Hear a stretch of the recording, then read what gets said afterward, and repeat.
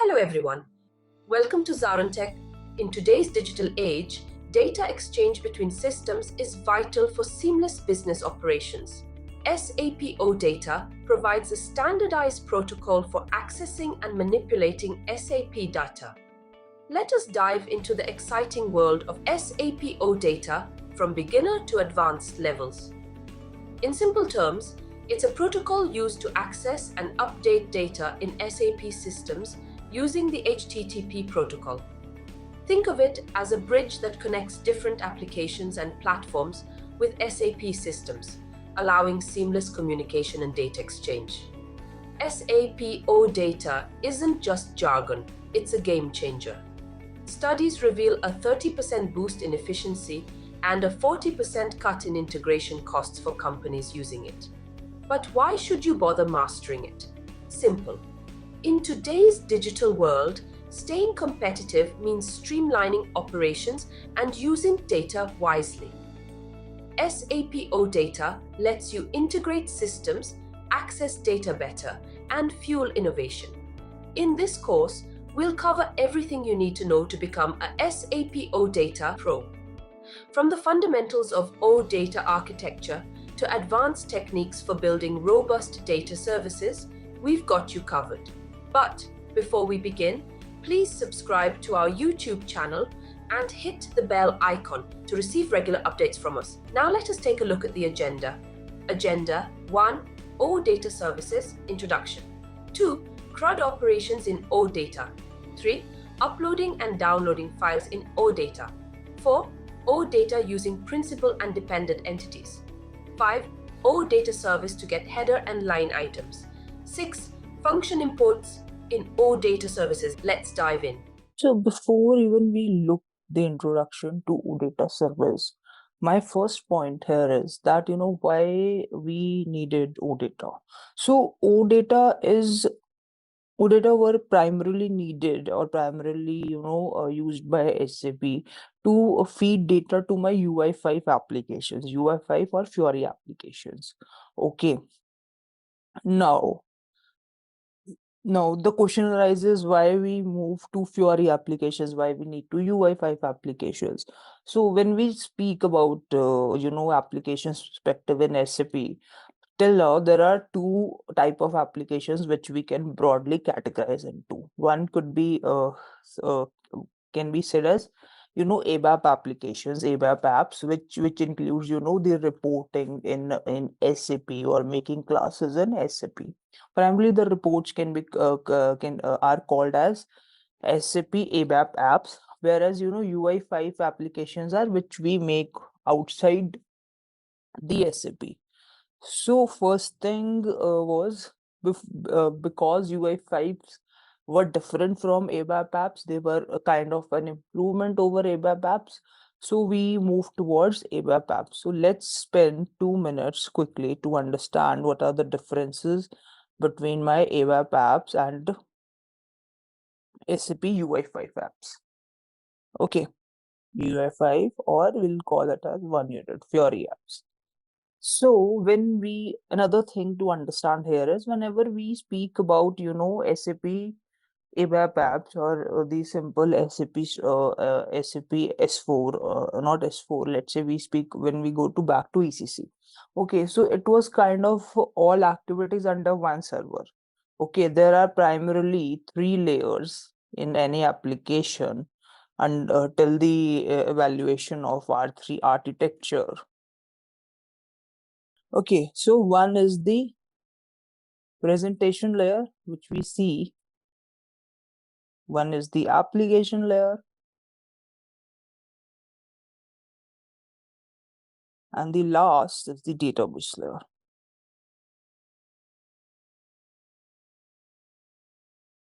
where the data resides. So this was under, one shed in SAP ABAP. Okay, whereas when we speak about UI5, we moved our presentation layer to a different server, which was our, which is, kind of browser app or the front end we call. Okay. So let's say in case of SAP ABAP apps, all these three layers or almost all functionalities were or still till date are executed under server, under one server, we can say it.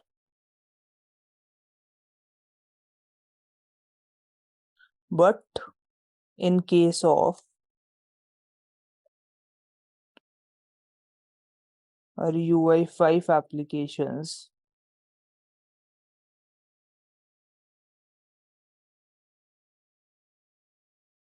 95% since, or let's say 90% functionalities are executed under client side, which is my front end. Since we design everything there, so the functionality, the load changes from back end to front end. And since we have, different front end, back end, the load decreases on servers in case of UI5 app, in case of my UI5 app, and the performance improves.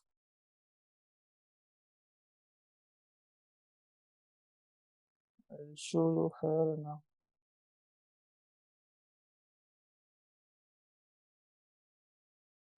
Poor performance because entire load is on one server. Okay, but here better performance because of load distribution.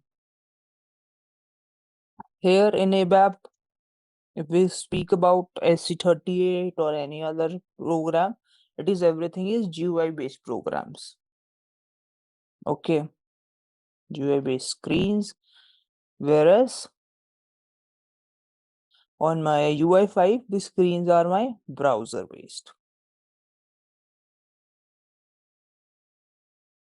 Then we can only use our ABAP apps on desktops or laptops, whereas UI5 apps or Fiori apps can be used on just like mobile applications or websites, desktop, laptops, mobiles, or even tablets. ABAP screens are heavy screens, whereas my Fiori apps screens are light screens because they are made by using HTML and CSS. They are lighter screens. Since they are heavy, they kind of consume and take time to load.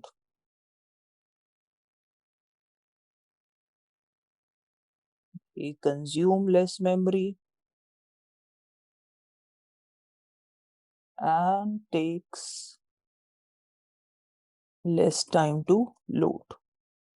When we speak about ABAP screens, if you can recall, we have several screen elements like parameters, select option, checkbox, radio buttons, right?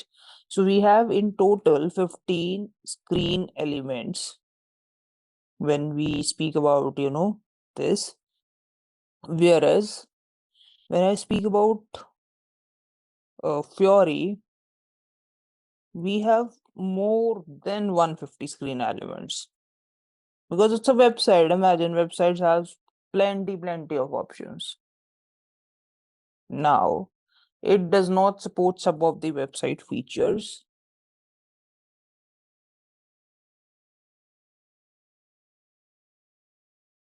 My SAP screen, let's say report. Whereas It supports, since it's a website, it supports all website features. Example could be playing a audio clip is possible on my UI5 screen. Also, my ABAP screens are pretty decent, or I would say poor in terms of appearance.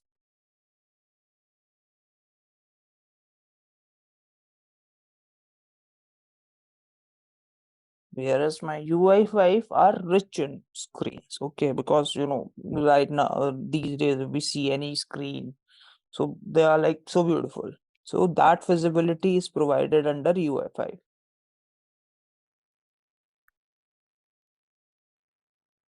AWeb screens are suitable for intranet. What is intranet? A local network within the organization. Whereas my UI5 and my Fiori screens are suitable for both intranet as well as internet. Okay, guys. So this was some of the differences why SAP felt the need to move towards, SAP Fiori apps, because it was quite better in terms of, SAP ABAP apps, which we were typically using, let's say 5 years ago or 10 years ago, but slowly and steadily everybody moved towards the SAP Fiori UI5 apps, where we have a better interface. Now, since we moved to a different client, to a different server. So now we need a connection to our database, which is still my SAP ECC system, or let's say the backend database is HANA. I would need something to connect. Then we felt the need for API. API is application programming interface. It could be understood as a connector between the front and my backend. My front end here will be my Fiori application, and my backend here is my database system, which could be either one ECC or HANA. So there we felt obviously we needed a connector to get the data from backend to front end and to send the data request from front end to backend.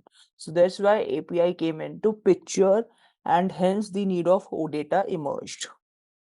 Now let's back to our main topic. What is OData?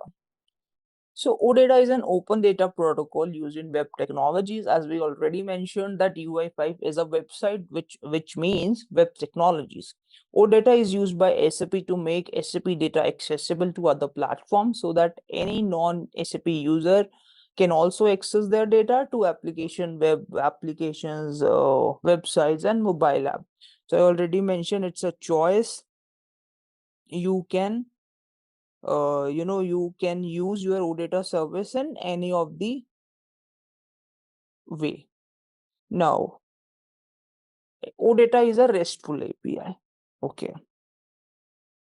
Before we understand RESTful API, we have already discussed what is API, application programming interface, connecting front end and back end.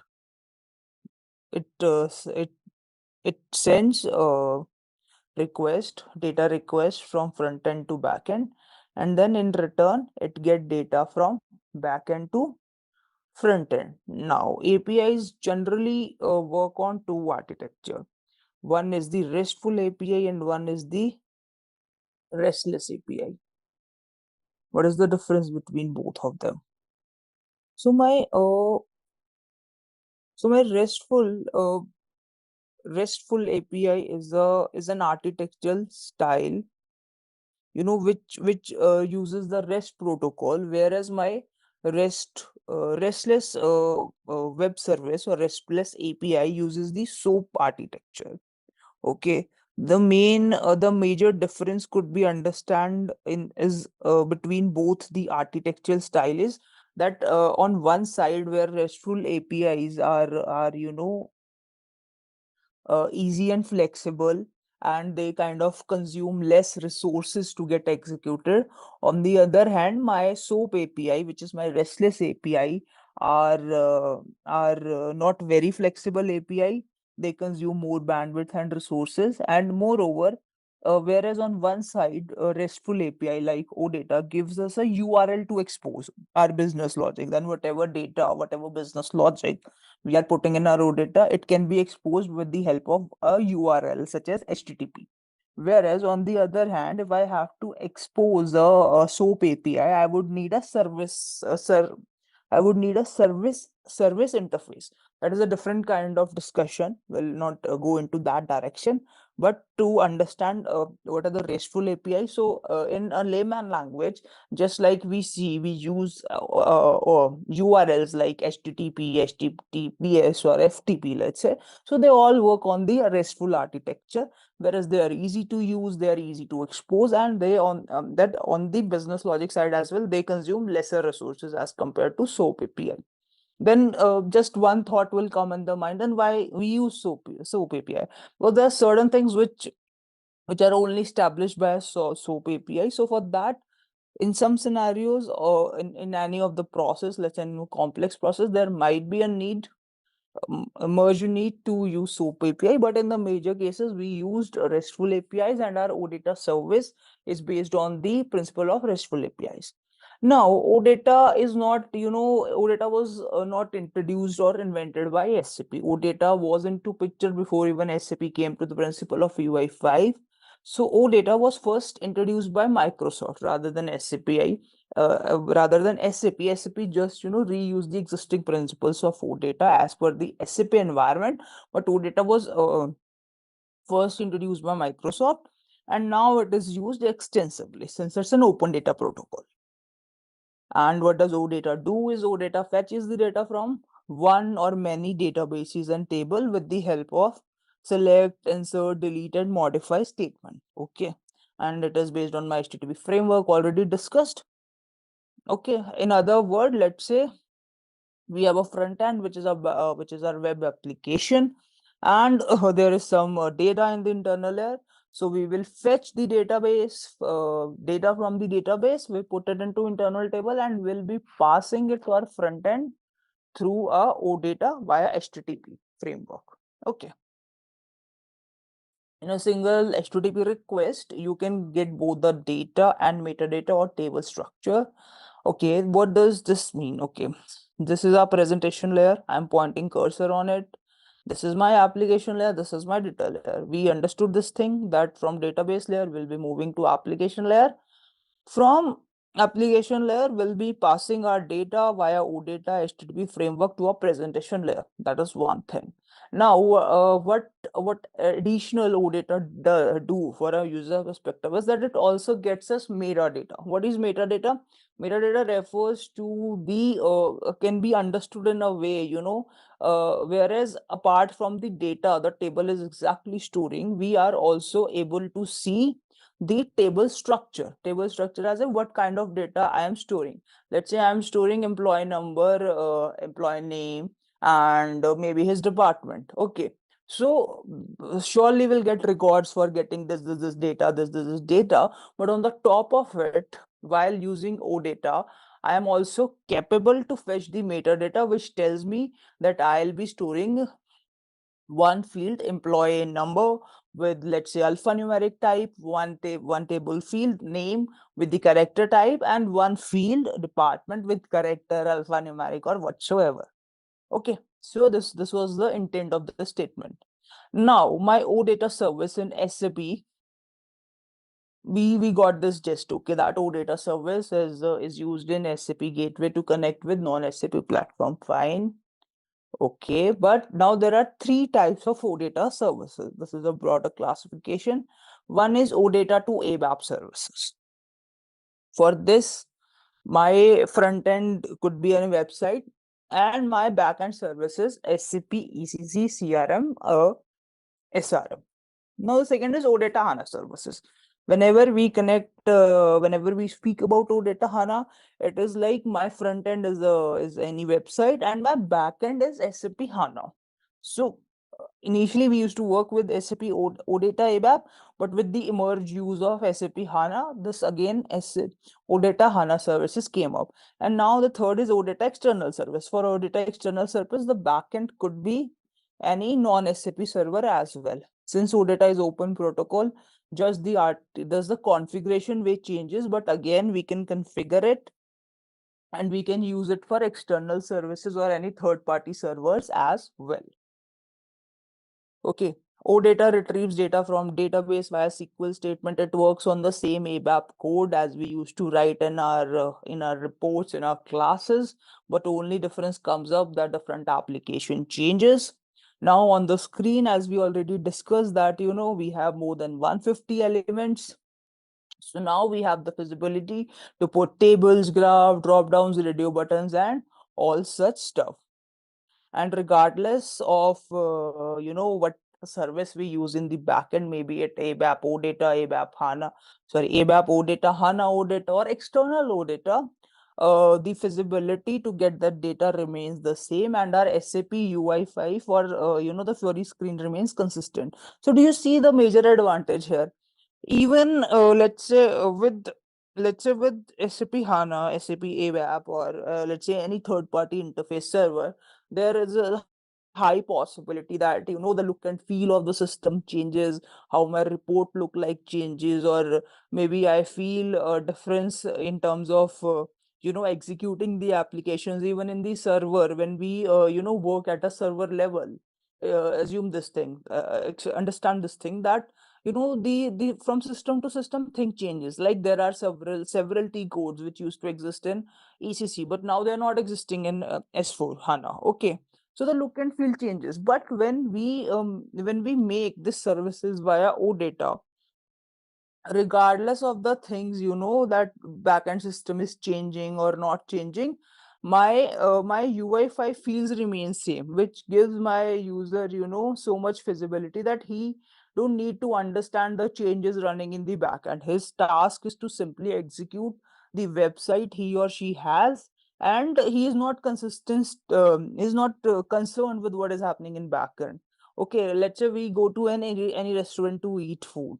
Okay, if the backend is like chef, okay, if the chef changes, do we really care? No. Okay, if every time the chef changes and I have to explicitly do something, it is a task for me. But let's say if just like restaurants, the similar way UI5 is now operating, you just go and put your order in the same manner, and whatsoever happens in backend is none of my concern. So that is the feasibility of OData is providing us. So the the backend system might keep changing, or whatever the system is upgraded or not, uh, my UI5 remains consistent, and it provides us additional a lot of benefits.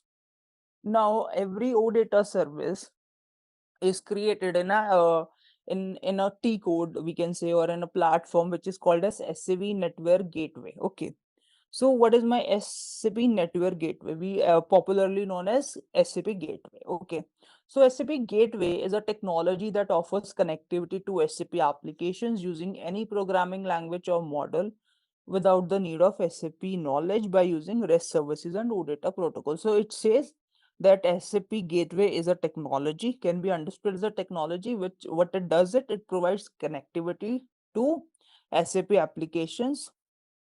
Even you don't have the knowledge of SAP applications, that's fine. You just should know that how to consume a REST service, and we can get the connectivity to our SAP system. So SAP Network is a technology which helps devices, environment, or platform, as I mentioned, to access SAP using OData service. You have to consume your OData. Whenever we use OData service, we call it as we are consuming a OData service. Okay, and it converts the internal table into OData format and then pass it to the outside world. Again, my database is there. I pass the data to the application layer, and then we can see it on any of the presentation layer. Now let's move toward SAP Gateway, and the T code to access SAP Gateway is SCGW. I'll be moving towards the system now. So this is our gateway builder look likes.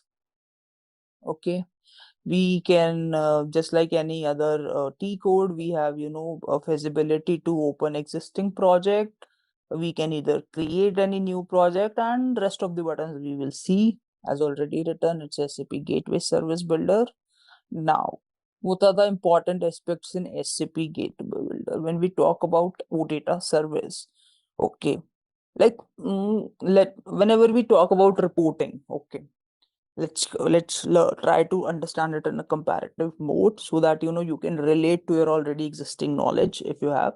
So or even not, let's say we all might have, since we are fetching data, okay, so there must be a database in the picture. Okay, so to get the data from the database, we need a structure to store it, right?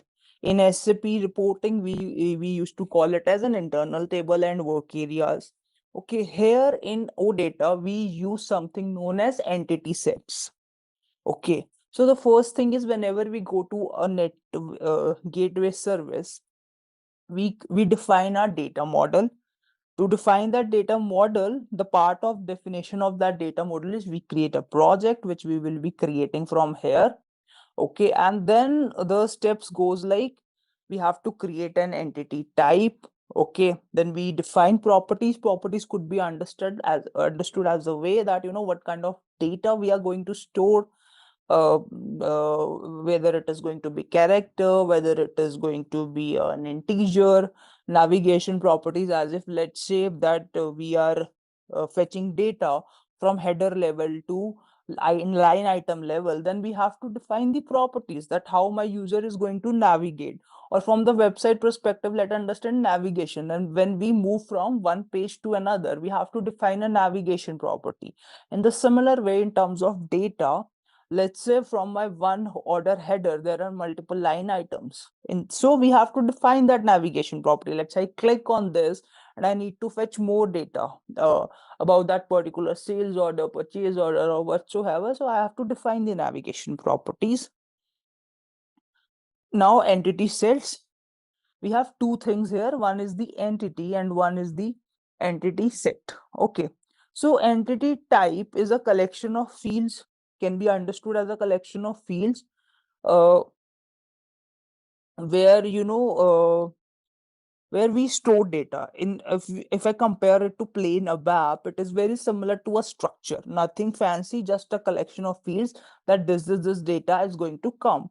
Whereas when we speak about entity set, it could be understood as a way of internal tables, that okay, with reference to this entity, I'll be storing multiple values in an entity set, and it is a collection of it is again a collection of fields, but it has a capability to hold multiple records.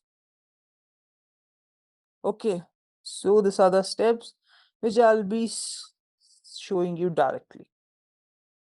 So what we have to do is we have to go to create, we have to give a name. Let's say I give a name here. We have to write a relevant description. You have to store a package in which you want to store. Here I'm selecting local object, but if you have a dedicated TR and a dedicated package, please provide that details there, and uh, and save it.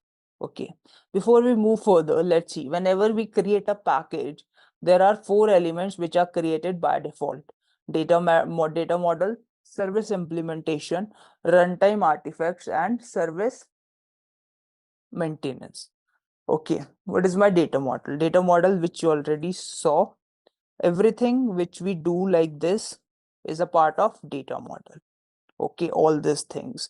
My create entity, their properties, the entity set, the navigation, the complex type, everything falls under the data model. Okay, then there's a service implementation, which we will see whenever we, okay, then there are some aspects of service implementation which we will see in upcoming videos, or we'll speak that in a while. Then is the runtime artifacts. Okay, Runtime artifacts is similar to generation, similar to activating a report. Whenever we activate our OData, it is called as generating runtime artifacts. Okay, to activate it, we have to generate it runtime artifacts. If you see at this particular moment, this is empty. Okay, but when I'll be activating my OData, or I'll say when I'll be activating my OData service, it will generate some runtime artifacts, which will I expand and show it to you. And then service maintenances, that it contains the service server details, that okay, which gateway I am using, where I'm going to consume it. So okay, let's do one thing quickly. Let's generate the first time runtime artifacts. So this thing will appear. There are some model classes and data provider classes executed in backend. You don't need to worry about it. You just have to click. Again, you have to give a package for the service.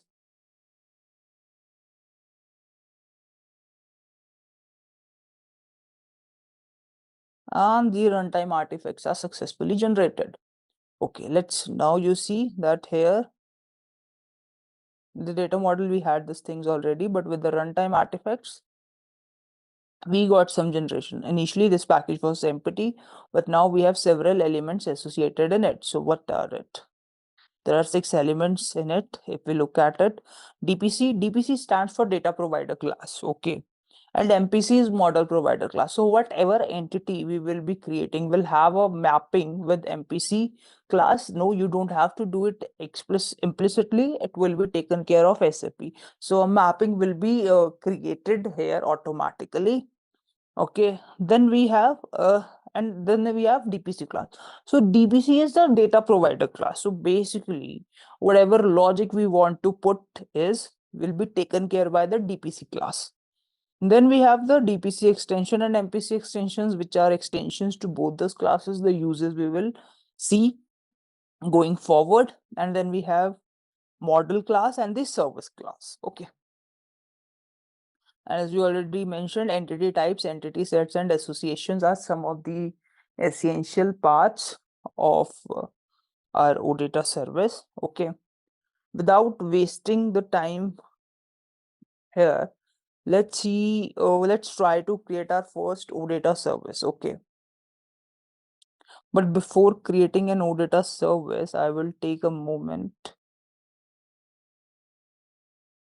There are 2 things which we should understand before going forward. What it is. Let's open the notepad again to see one more thing here. We got it that, we got data from database layer, we got data via HTTP server, but we got data into 2 formats, primarily 2 formats in OData service. Okay. You might have heard of these terms, or if not, I'm explaining from scratch. So just like every language, there are again 2 language formats which are given by SAP and in which data comes, JSON and XML format. Okay. So this both are just like, I would say, a data giving format. Both are more or less similar. They give same kind of data. The only difference comes in the look and feel. XML has a different structure, just like programming language, and JSON has a different kind of structure. Okay, some as a part of input websites, let's say maybe any third party where I'm consuming my OData would have a possibility that they only consume XML format. Okay, so in that scenario, we should know both the formats. But in that scenario, I might need to give only XML format data, and there might be scenario that in some cases we only need data in JSON. Like for one of the client I was working, it was a GRC app and it was an access authorization app. So that access authorization app used to accept data only in JSON format. Okay, that front end app does not understand XML format. Okay, so we gave them data in the JSON format. So SAP gives us visibility that we can fetch data in any format. It's our choice or requirement that okay, which data, which set we want to use. Okay. If we specify XML format, front-end entity data will come under XML format. As if we specify JSON format, it will come under JSON format. Okay. Let's have a rough idea that how a data looks under both the formats. And it is said that JSON format is little lighter, not very much heavier on the performance, but little lighter as compared to XML. But there are some scenarios where XML is unavoidable. Let's say we have a table like employee ID, employee name, and let's say age of the employee. Okay. So let's say we have an example like this. And the age of my programmer is 34. My employee is 34. Okay. So when we pass into the XML format, for every while passing it to XML format, we have to specify data like this, bracket, name of the field, employee ID, value of that particular field, and then a closing parenthesis for telling me that this field is closed, its data is closed. Same with, again, a closing bracket.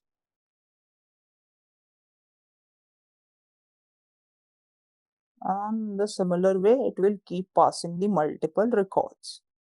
Let me change it for you here.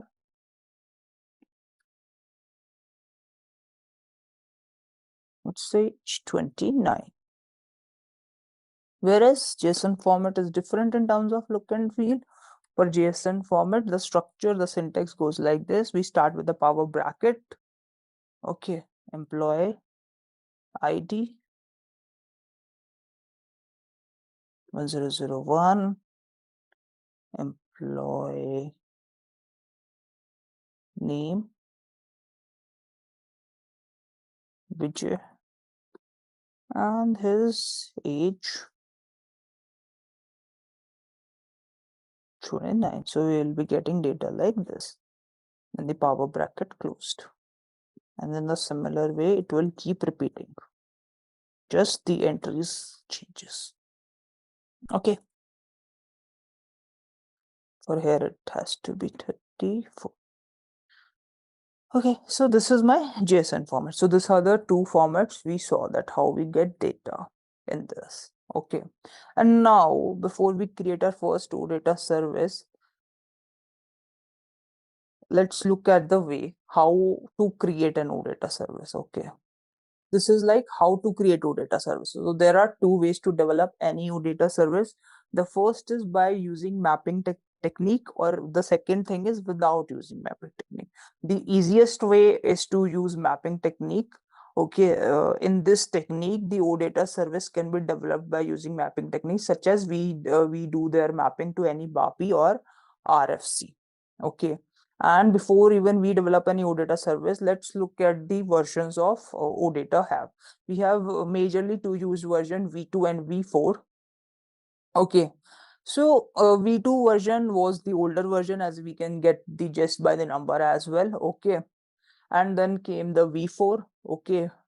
So what was the limitations of OData V2, so that we need to move to V4. So there was no support for the function imports. Okay. And there was the no concept of e-tags while using the OData, and modifying properties was not visible in the URL. Okay. Some of the limitations could be understood in the way that the properties were limited to this character, maximum length was not so much. Android, it has issues with some Android certificates as well, issues with Windows support as well, and the most important, deep insert, which was like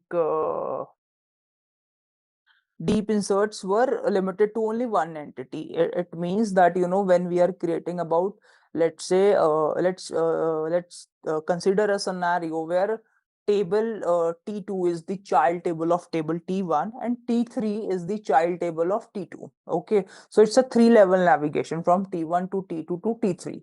Okay, so if we have to insert value with the V2, we were only capable to insert data up to 2 levels from T1 to T2. But with the new OData, this limitations ended, and now we can create entity, we can update data up to multiple levels, and media resources were quite unreadable in the OData V2. Okay, look, there were issues with the deep inserts, which I explained it to you. Okay, but again we came to V4, but it is not like that V4 is the ultimate end. No, it has its own limitations as well. The atom XML format is not supported, enum types are not supported, and even there are found and binds for collection navigation not supported. Again, there are some issues with V4, spatial types not supported, bound actions and functions not supported. Okay, even the stream property is not supported. Dollar filter, which is like passing further operations on the OData service, which we will seeing later on, are not supported. Or what we can do is we will definitely come back to this slide once we have a fair share knowledge of OData, so that we can discuss in details that why we moved from V2 to V4. And but let me tell you that V4 is again not a perfect version. It has its own set of limitations, and in some scenarios after developing V2 there emerged a need of revamping it back to V2 or maybe to other level to achieve the required functionality. Okay, so we will start getting deep with our first OData creation, where I will be creating an OData service. Please create it along with me, that how we will be creating our first OData service with the use of mapping technique. We will be mapping it to an existing BAPI RRC. So let's see how we do it. Now we'll be going to our project. This is a project already created. So to create a OData service with the mapping concept, the first thing we used to do is let's get a custom BAPI. Okay, so the T code for the BAPI is this. We will be using this BAPI flight get list RFC. BAPI, basically, it's in BAPI. We will be using this BAPI. So to get data from this BAPI, let's first look at its export parameter, that what values we are getting out of it. Okay, so in the export parameter, we have several. Okay, it's returning date. It's returning data into table. BAPI returns data via two ways. Either it is exporting or the values are returned via table. So here in table, let's say we try to fetch the flight list. Okay, since our data is getting to be of type flight list, so we need to create an internal type. We need to create a structure like this structure. Okay, let's where we can store our data. So how we do it is we'll go to SE11.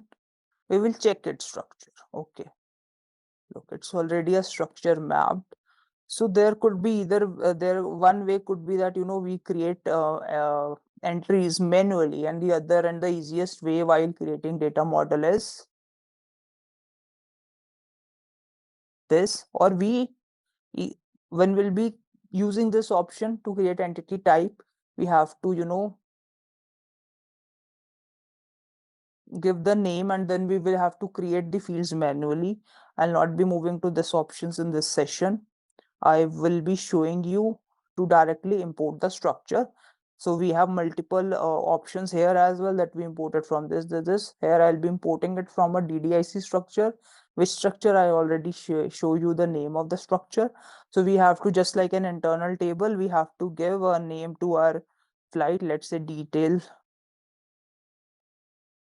or we call it, let's say, flight details. Here we have to give, and we'll be creating entity type here.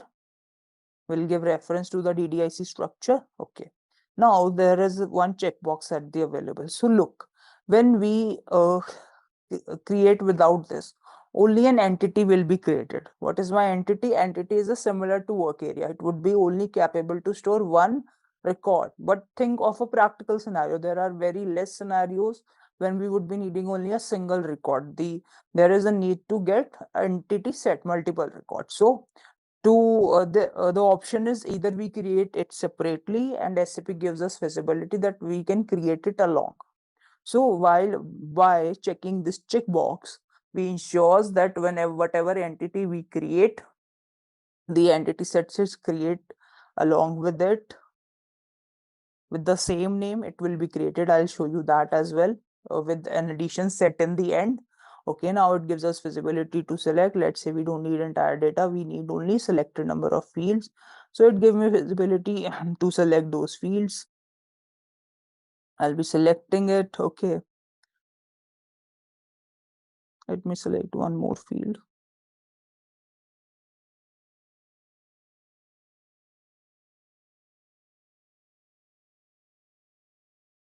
And we finish it. Okay, I did one mistake here. What it is? It is a deliberate mistake. I did it intentionally to make you understand that, okay, whatever comes in red is an error. Okay, so similar to a table, for the unique identification of data in the OData as well, one key is mandatory. Look, if when I'll be activating it again now, it will not give us error. So there is one thing which we have to give as a key. That could be done there as well, or can be mapped here. So now let's see, when we reactivate it, which is similar to regenerating artifacts, this error will run away. Look, the error went away. So we create entity type. Now with that checkbox selection, look, entity set it created by default. Look, apply detail set, as I already mentioned, with whatever name you will create entity, a set with the same name will be created by default. Okay, entity set is created by default here. Now we created the entity set. Now the next thing we have to do is, okay, with the entity set creation, if you look carefully, we got some options in the service implementation. Now what does my service implementation here? So in the service implementation, with every entity creation, you will get some options of its service to implement, which means that what crude operation basically you want to perform. Crude operation could be creation, deletion, or we are reading the data in the query like that. Okay, so with the crude operation, whatever crude operations we need to perform here.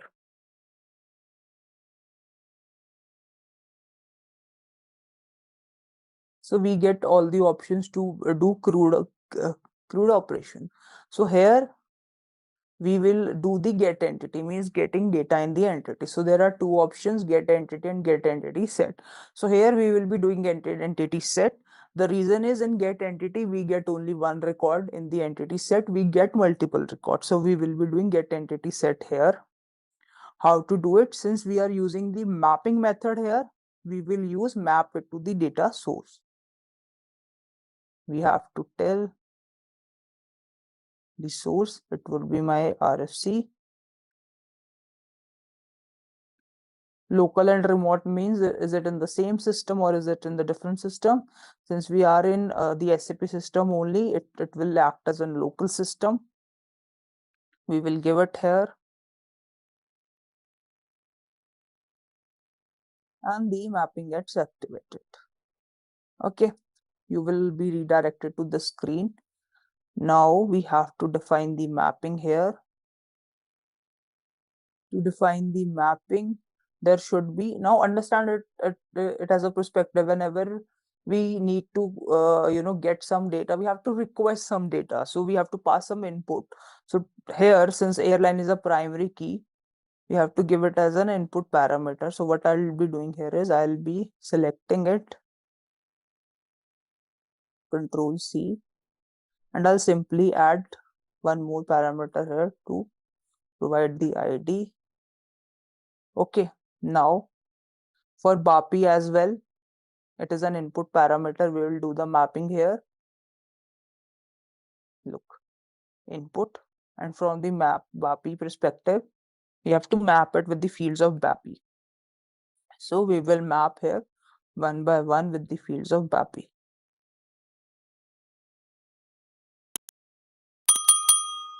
Just drag and drop, nothing to do.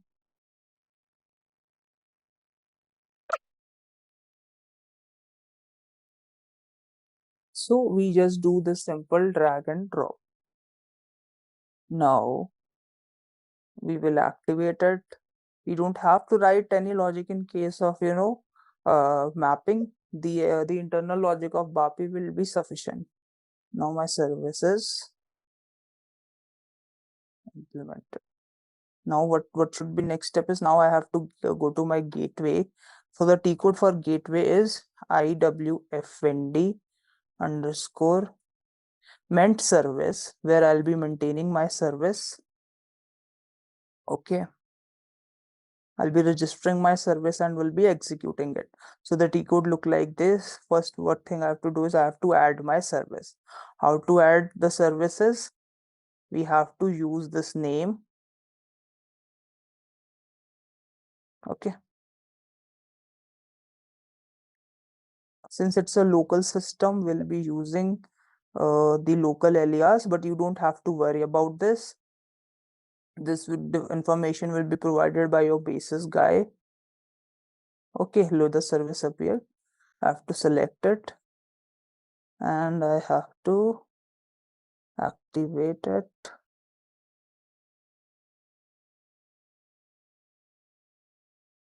And service was created and metadata loaded successfully.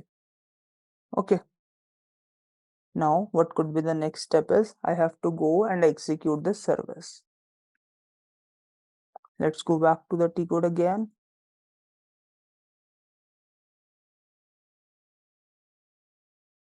I will search for my service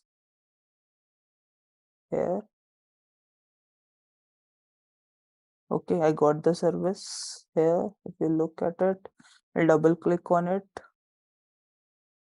It will load it and you have to open SAP Gateway client.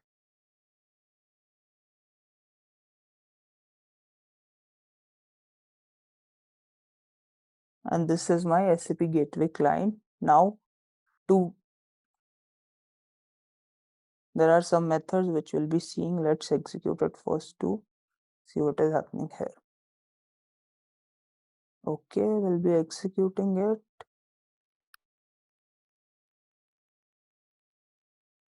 Press execute. So once you execute your OData service, you will look that you get several options here. So this is 200. 200 means status code. So we have different, just like a website, we have different status codes here as well.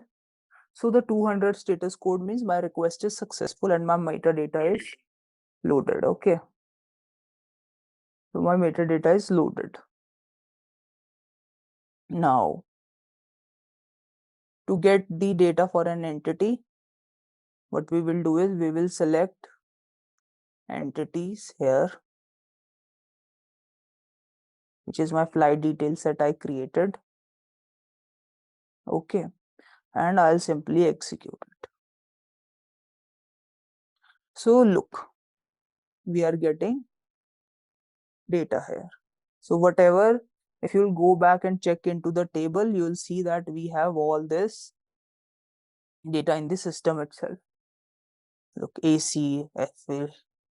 So we got all the data here from our internal table, with the table which contain flight details here, without writing a single piece of code. And how this is established? This is established with the help of mapping. So whenever we map it, we are able to do this. So the advantage of using mapping is that we can use already existing code, standard code especially. And even if you want to use a custom piece of code, you can create your custom RFC and then you can do mapping here as well. So the advantage is that you don't have to write any piece of code inside your OData service. SAP takes care of itself explicitly, and we got the data here. Right now we are getting data in the XML format, as I already show you how XML format works. Even you can understand the format from here. It is XML NS, which means we are using XML format. And look, OData was in Microsoft product, so it is showing us the Microsoft name as well. Okay. And there are some options even provided by SAP here, which we will be shortly seeing. This options format. Okay, look, even it gives us to format to XML, you just have to create, and if I load it now, I'll be seeing my data in the JSON format. All right, let's test your knowledge. Here's a question for you. What is the primary purpose of the OData protocol? Option A, to facilitate data exchange between client and server. Option B, to handle data encryption. Option C, to manage database queries. Option D, to perform data compression. Take a moment to think, and when you're ready, choose the correct option.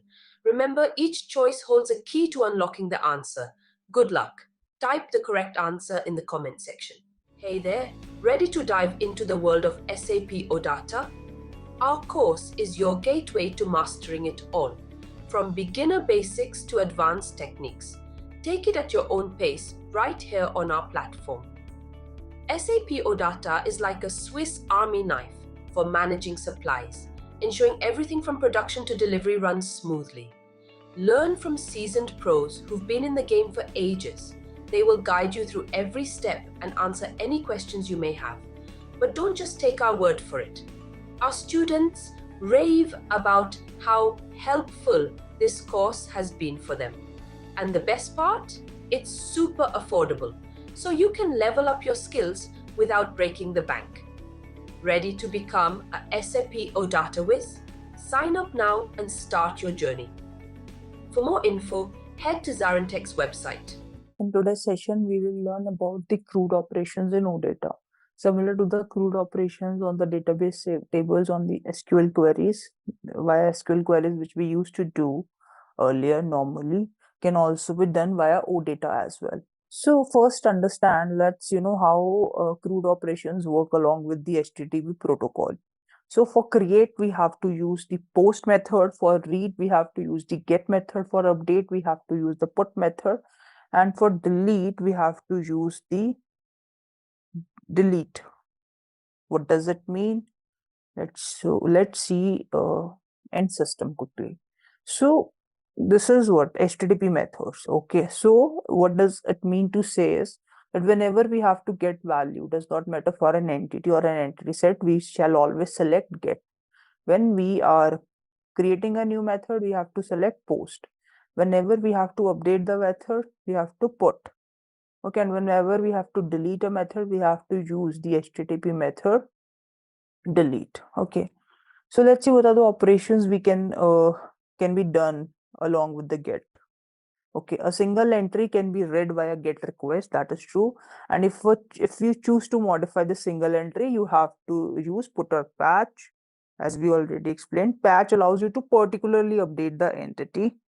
Okay, put is used for updating the whole entity, whereas patch allows you to partially update the entity. So let's say if you have to fully update the entity, you can use put, and then you can use patch, vice versa, if you have to update the partial records. If you want to get rid of an entity, just send the delete command to that entity. Okay. Then to take mapping approach means now we have to manually relate to the entities to their data source, whatever the data source is. It could be FM, BAPIs, or let's say DDIC structures. So we have to do the mapping. We can do it with mapping or without mapping. Okay, so how we map it to the data source is, let's say we associate the RFC with it, or we can simply associate it if we have to simply perform operations on any DDIC table without the mapping, we can also do that.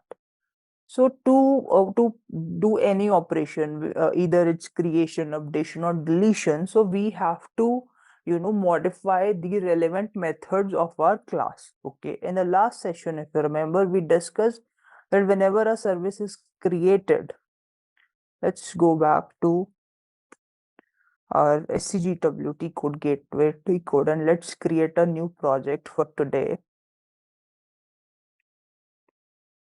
Z OData proved. Okay. I'm sorry, my bad. I'm trying to open it, but all I have to do is to create a project. Okay. OData service for crude operations. And we'll get it. So if you remember it, when we generate any OData service, we by default get some runtime artifacts as discussed. Okay.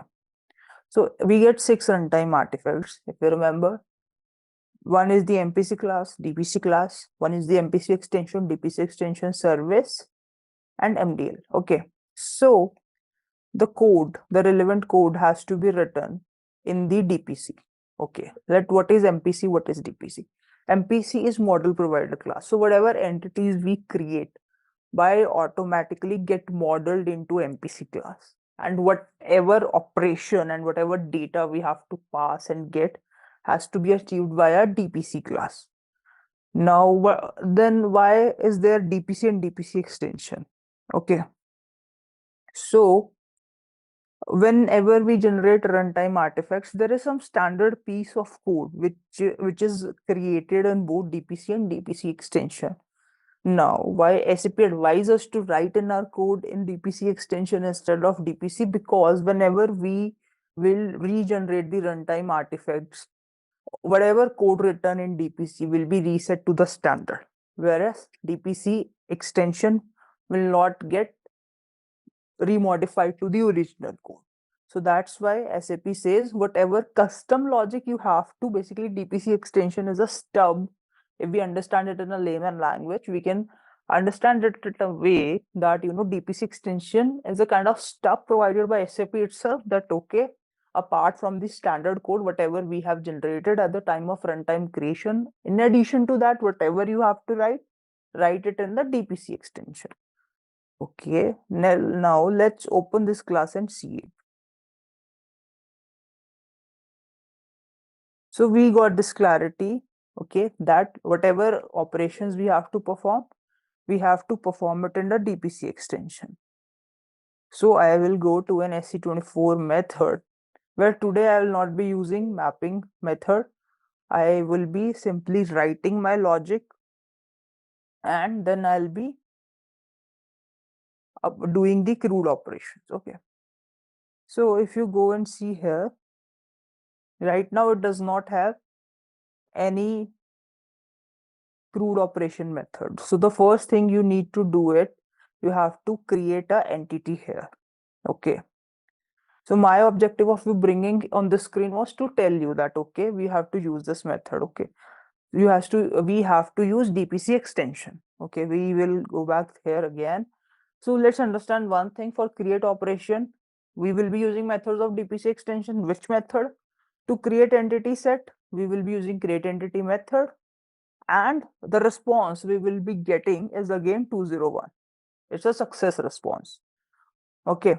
For update operation, we will be using update methods. Very simple, nothing to remember. Okay. So what we need in our DPC extension to update entity, we will be using update entity method, and there is one I would say one parameter available in signature which we have to use, which is IO data provider, and the response code here will be 204. Okay, let's do one thing. Instead of just understanding it from here, let's go back to the screen, see it there, and then come back here and see what is written.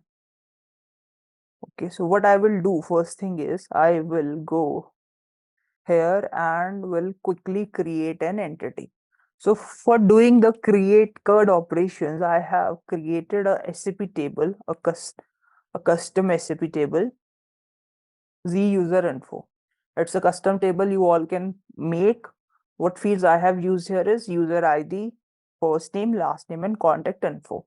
And for the record, I'll show you I have created 3-4 records so far, so that we can see it. Okay, we have 3 records. So what is the first thing I'll do is I will create a entity type here. Let me name it as a user info. Create related entity set. Yes, I choose to create it. That will create my user info set as well at the same time. Okay. Now I have to import the structure here.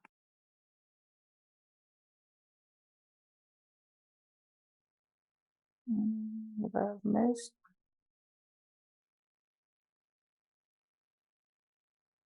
Okay, I created it wrong way. Sorry, my bad.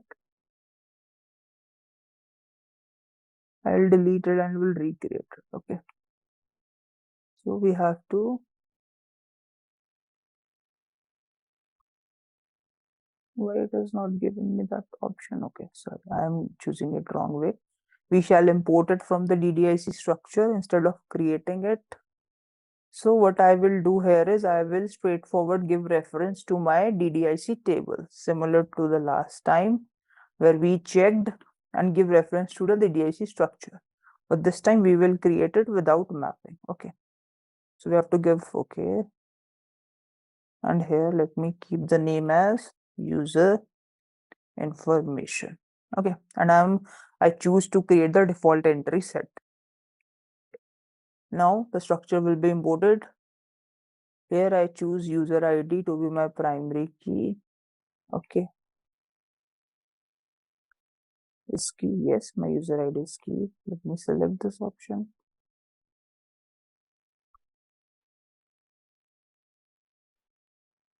Okay, and I made the structure. Now let me regenerate my gateway.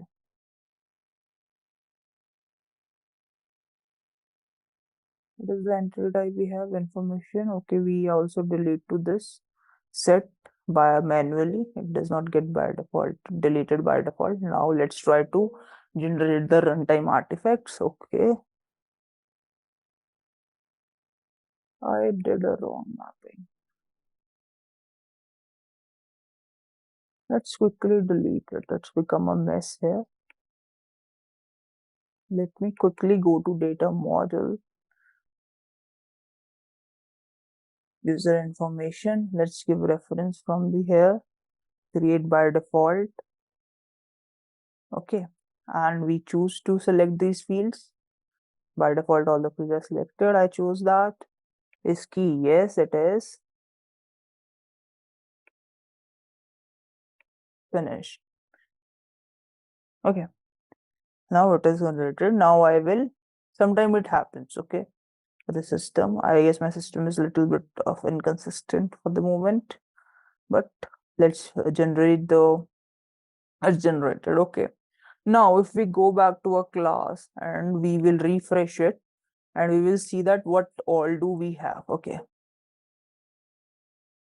Now, if you'll go back and see here, you will see a couple of crude methods as well, which is as we discussed.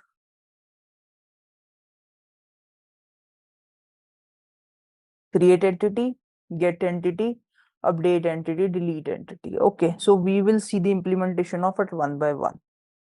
Now first, let's try to get the full entity set. So what we have to do is we have to select the method and we have to open it in edit mode and we have to go to redefine method. We have to redefine this existing method. This is a step for redefinition. You get entity set. Okay. So for getting entity set is the simplest one. What we have to do is we have to put a select star. Let's try to get all the records with whatsoever is present in my table. User info, which is the name of my table, into corresponding fields of. Now here, I guess we already discussed this in the last class, but let's rediscuss this.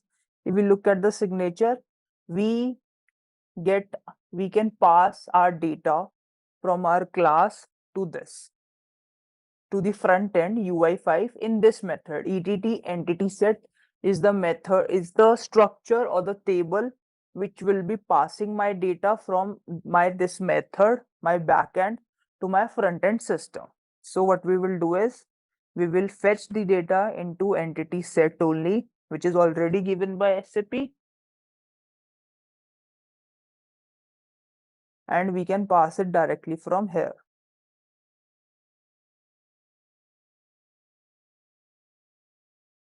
Okay, let's activate it.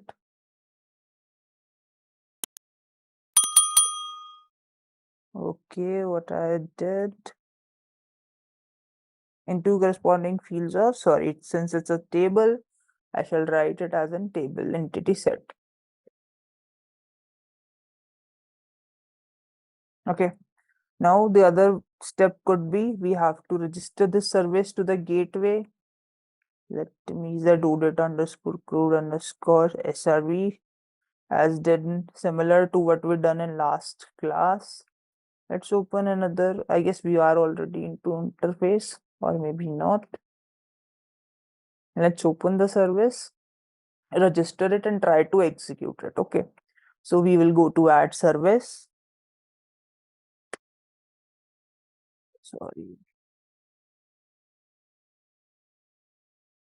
what's the name of my service here? Is Z OData underscore crude underscore SRV. Okay, we will save it, local object,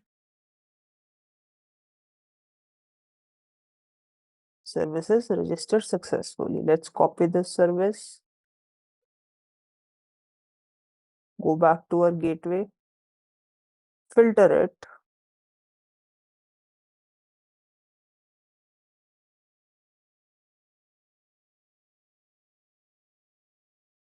Okay, so let's get all the entity sets in the service.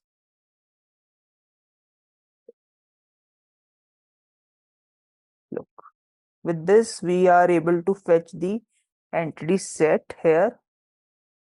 So it gets me 3 records: user 1, user 2, user 3. Since it's an entity set, whatever data I have in my table, I am able to see here. Look.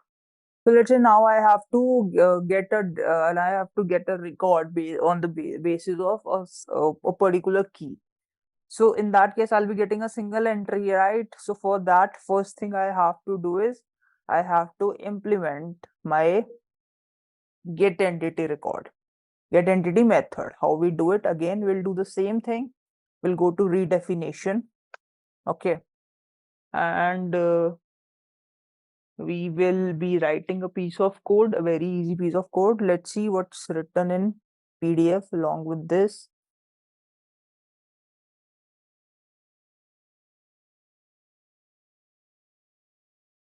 Okay, so for get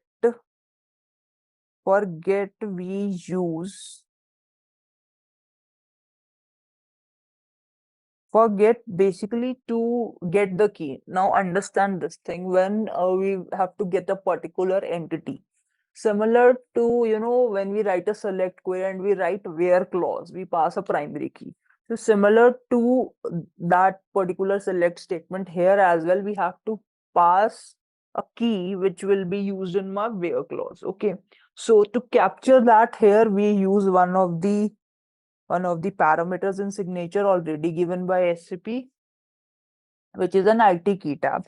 So whatever, you know, condition you'll be passing there would be automatically mapped here. We will also see that in debugger. I'll also show you. So first, I have copied the structure here. Let's go and see what structure is exactly provided here. It's a type structure, table type.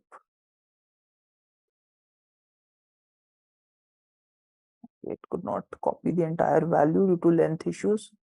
Pair. Okay, you'll see it's a table type. So the value will be captured here. Okay, how? Why? Since it's an IT key tab, table type something, so we will get input as a table. Okay. Now let's create a work area. First, we will capture its value. So to capture its value, let's create a work area. Here, since I have to create a work area, I am giving reference directly to the line structure instead of giving to the type structure table type. And what I will do is I will read table Now in IT, since IT key is a table, IT key tab, I'm using only this parameter given by SAP itself into work area data index 1. Okay.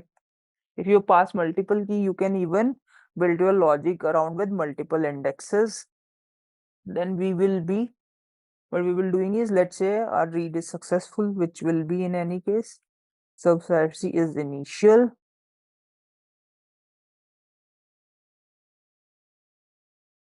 Then what we do is select single star from Z user info into corresponding fields of ER entity, since here we will be passing as an entity as a single record. So here we have ER entity already mapped by SAP. For tables, it has given ETT entity. For work area, it has given ER entity, which will be passing my result set to my front end. Okay, where now what's my primary key in the table? It's user ID, where user ID is. So we will be fetching that record directly into ER entity. Let's activate it. First, I'll show you directly and then I'll show you in debugger.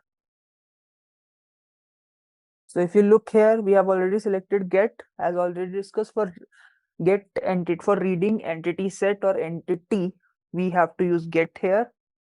Then I'll be passing one value here. Let me use USSR03 only. So we have to pass it in this comma and using inverted commas, and let's execute it.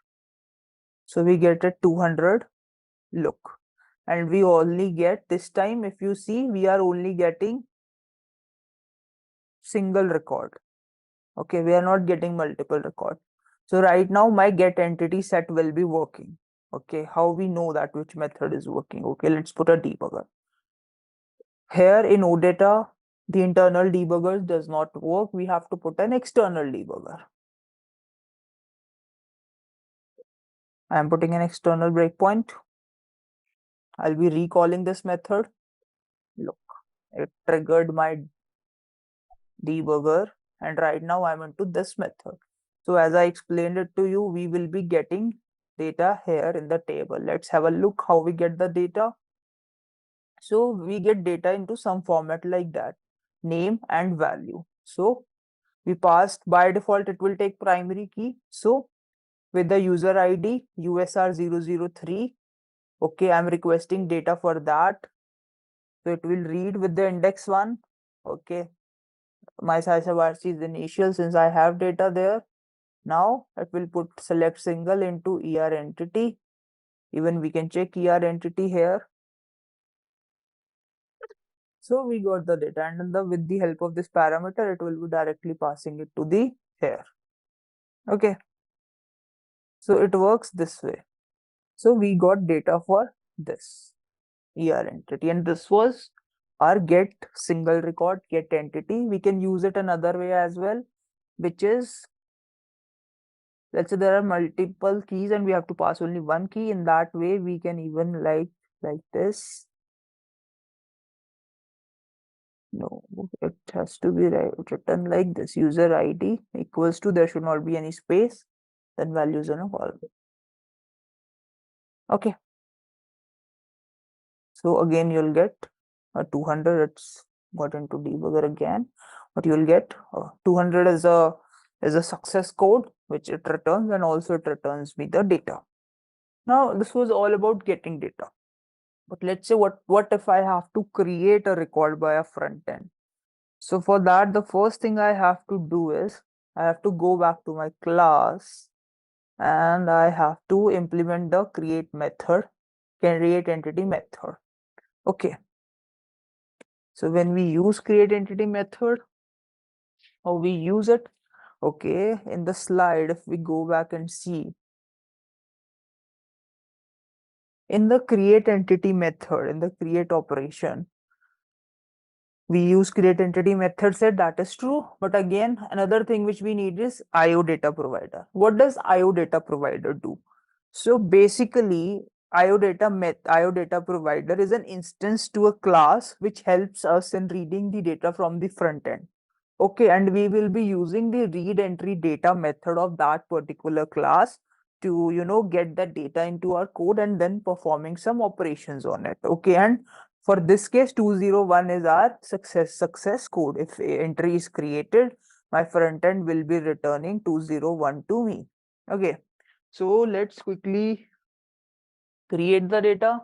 We are already into create entity method. So what type of data we will, let's say we put a complete table record at the front end. Okay, whatever the fields I have in the table, I put that record in the front end. So first is I have to create a data, I have to create a work area to hold that data, right? So I'll be creating, how would I know that type? Here there are two types, either I create an internal structure, or since my entity is already of that type, I can refer to that information here. How? I already mentioned that whatever entity we create is automatically mapped to the MPC class. Okay. So here we will be using that. How?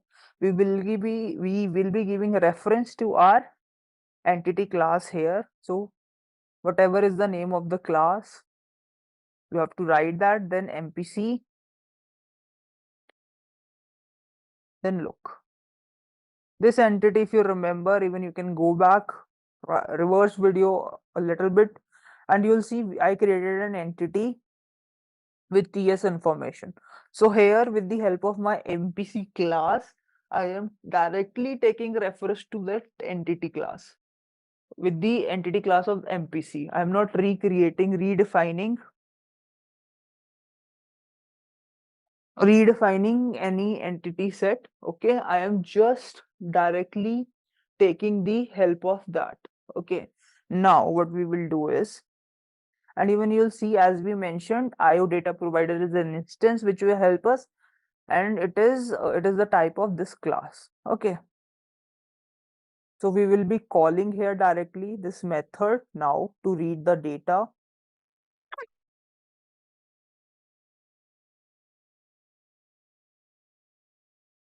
We got this. Let's put the name of the instance as well here. It's IO data provider.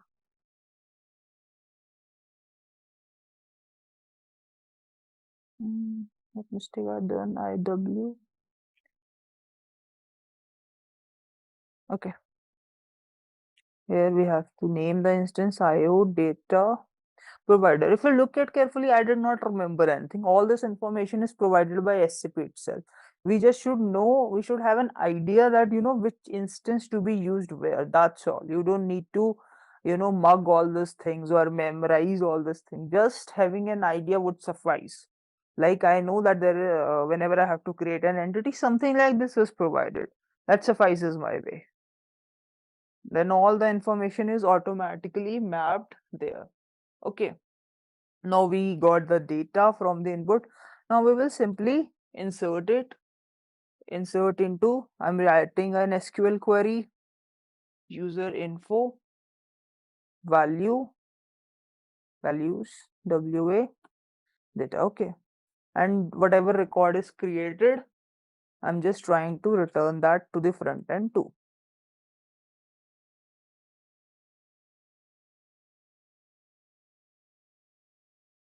which I'll be passing via the same variable, ER entity. Okay. Now I'm activating the method.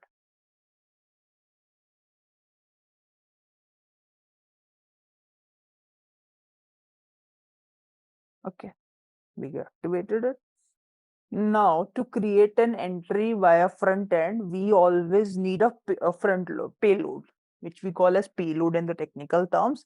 Since we are getting data in the output in the XML format, we also need to pass the data to the system in the XML format. How we generate our payload is very simple. You don't need to memorize again anything. just when first thing to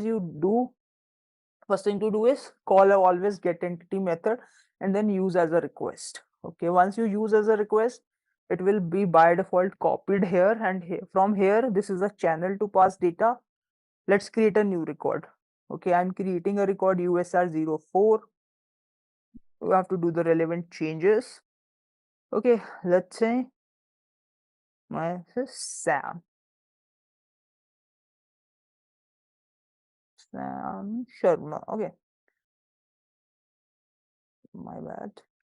And as we recalled already, we have to use post here, and this has to be removed, which has no spare here. For the create, we just have to pass the entity name. Let's execute it. Look, it first thing to see here is it's green, it means operation successful.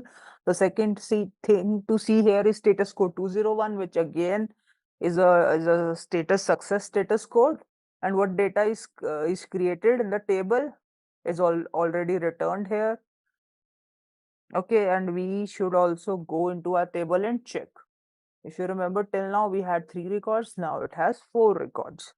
So this is my create entity method. Now let's say the record I just created, I need to update it. So how we update it? For update, I have to re-implement the update method. Not direct clicking will not work. You have to always select it and you have to redefine the method. Okay. Now let's quickly have a glance of what update methods. For update operation, update entity set will be called. Okay,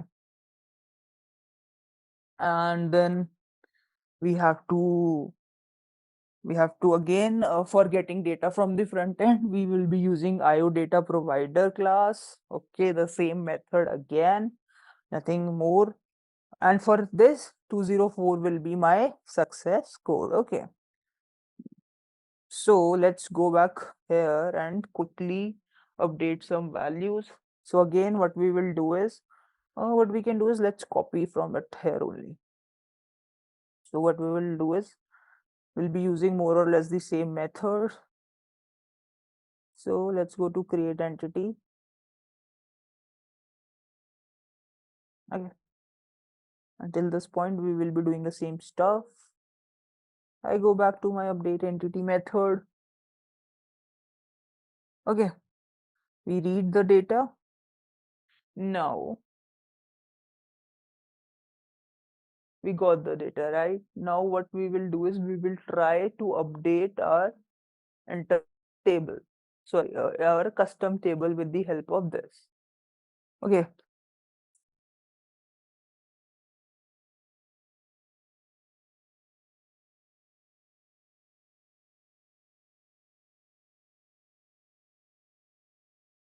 update, what we will do is we will write an update query.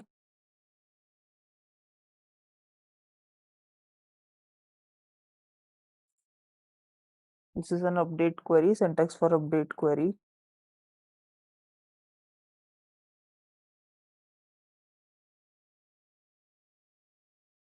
I'm setting the first name change. You can change anything.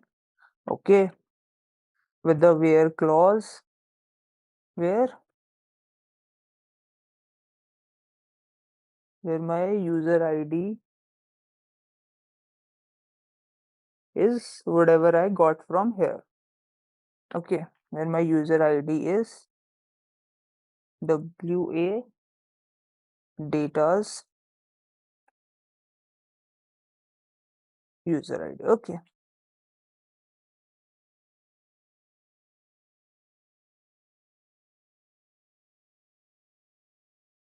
now let's go back for this method. Even we need not need to regenerate the payload.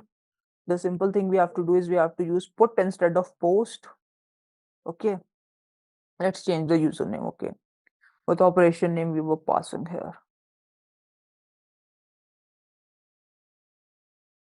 Till here we were passing here as Sam. Let's make it Shyam.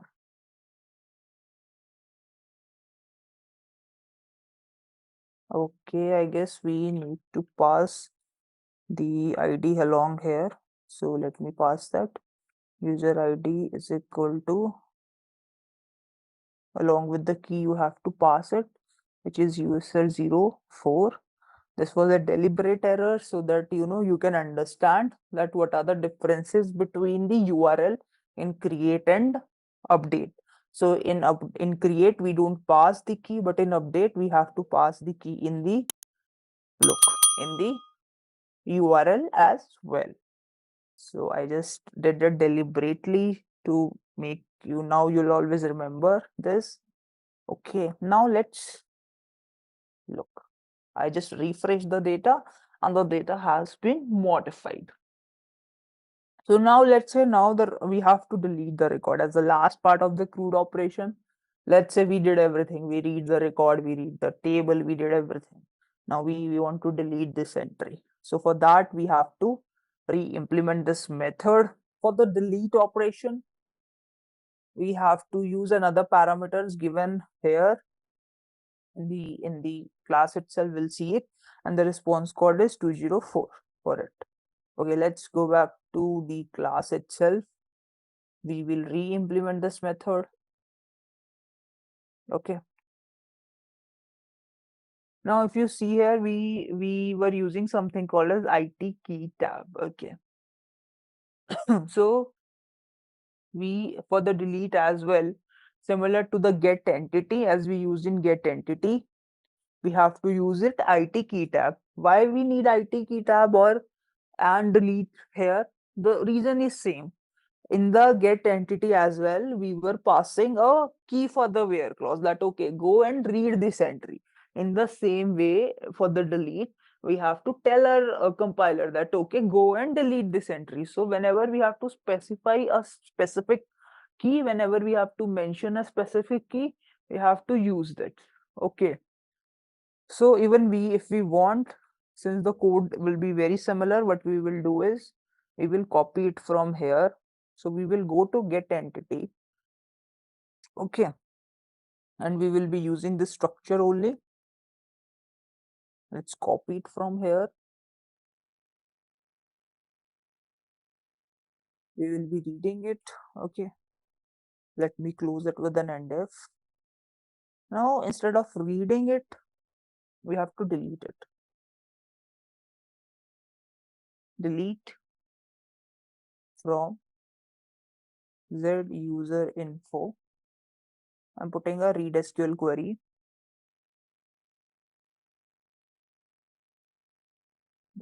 What's the name of the table? Value. Okay. I already show you how we get data into this IT value. So in the similar way, we will be getting the value here. In the delete as well, we have to pass the key in the here in my URL, and we have to select the delete method. Okay. So the success code, the status is success code 204, which implies it is deleted. You can even pass some message here. Okay, let's go back to table and check. It's deleted. Okay. So this way we do all the CRUD operations around OData. Again, to mention, you don't need to remember anything. You should just be familiar or having an idea of what parameters to use. And you can always put a debugger and to see what values are coming where. Hey there, ready to dive into the world of SAP OData? Our course is your gateway to mastering it all, from beginner basics to advanced techniques. Take it at your own pace right here on our platform. SAP OData is like a Swiss Army knife for managing supplies, ensuring everything from production to delivery runs smoothly. Learn from seasoned pros who've been in the game for ages. They will guide you through every step and answer any questions you may have. But don't just take our word for it. Our students rave about how helpful this course has been for them. And the best part? It's super affordable, so you can level up your skills without breaking the bank. Ready to become a SAP OData whiz? Sign up now and start your journey. For more info, head to ZaranTech's website. We will be learning that how to upload and download any file via the SAP gateway. It means that how we can upload a file from front end and store it in our database table, and the vice versa, how we can view any file from the database table from the SAP system onto the gateway service. So as similar to the way we have to create an SCGW project, then we will create entity set. So the first thing which is different here from the typical method is that uh, download and upload file, we will be using methods like update stream and get stream. Okay, and the second thing which is important here in the second thing which is important here in the file download upload is that we will be here making a custom table first to store the tables, to store the files. So to store the files here, I've already made a table. So you should have a database table like this, where you will be storing file name, which is a normal file name, then file type, basically whatever is the file type, and then file content. File content is a very important field which is having type raw string. So what does raw string basically is? It is capable of storing, any file, any format, and any data. So it's a very powerful data type, and we will be needing here in to store our data. So let's first try to understand that what exactly would be a flow of control and how we will be doing it. So the first thing is that we need a database table of the type of closely to this type, not exactly all the fields, but at least these three fields are needed to store the file name, file type, and the file content. User ID I have created for the unique identification. Okay, and sci date and sci time, obviously to distinguish the file. So let's say we created this table.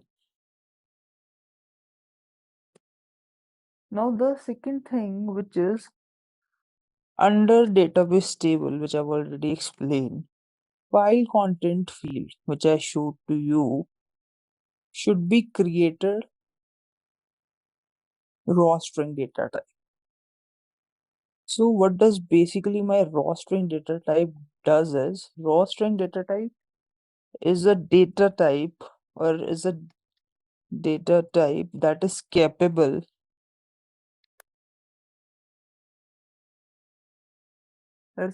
of storing any type of field content.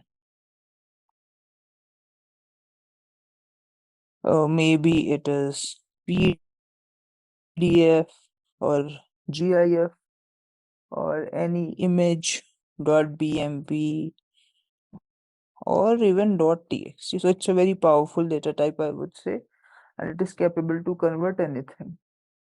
Okay, and the important thing to note here is, as I told you, that here we will be using upstream, create stream,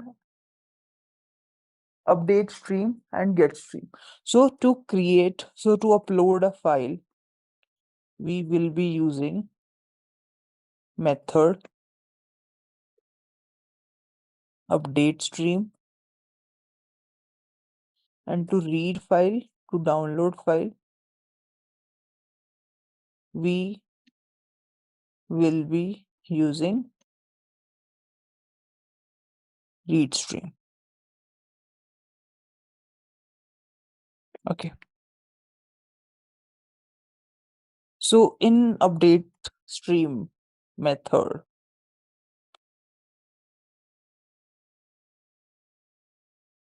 we have two important parameters to deal with. One is the IT key tab, which we have been using for some time now. So what it will do is, it will capture the input key field value from front end app. Okay. So whatever field we will pass at the front end, it will capture that. And the second important parameter here is media resource parameter. that will capture the file type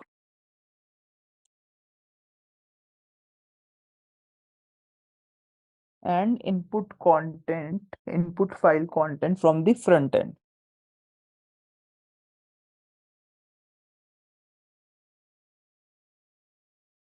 Okay. Now, one another thing to mention here is that my is media resource is of a special type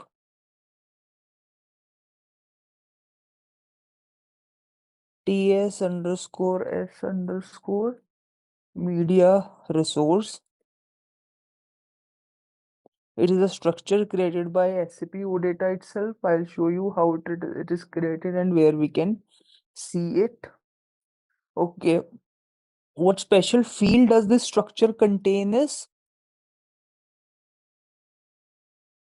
MIME type field. Okay.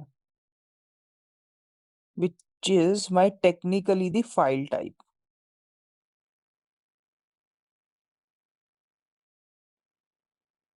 Okay. Now, we already discussed, and to download the file we will be using read stream method basically. Sorry, my bad, it is not read stream, it will be get stream. Okay, so and in get stream method,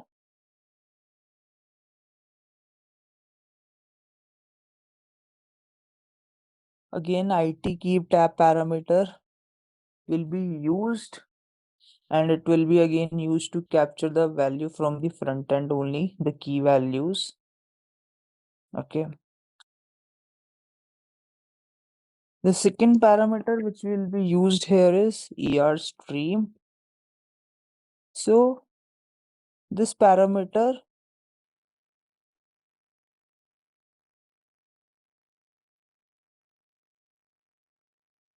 is an output field type, and it will send the my file to the front end. It will basically pass my file to the front end application.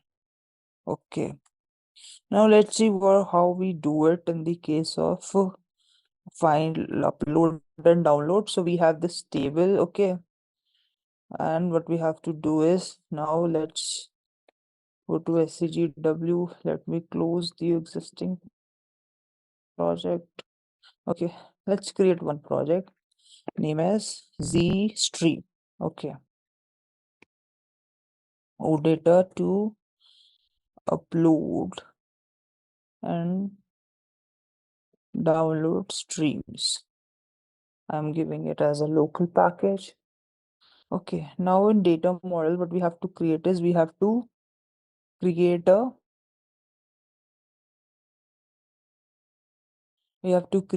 a file type for this table with the reference to this table. Okay, so how we'll do it is we'll go here, we will create an entity.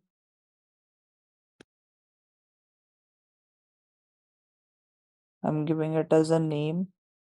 Okay, no, this is not the right way. We have to import the structure. So I will go to import capital DSC structure. Let me create a file type. Okay. And I'll give a reference to the file. Create default entity. Yes, I'll select the structure as we are going till so far. Finish. Okay. Now, what additional thing I have to do here is, since there's a file upload, download, and it comes under the category of media, I have to click on my file, go to it, and here we have a additional field media. So I have to mark this. I have to tell my system that this entity is going to handle the media content, and then I'll generate a runtime artifacts for this program. Local object.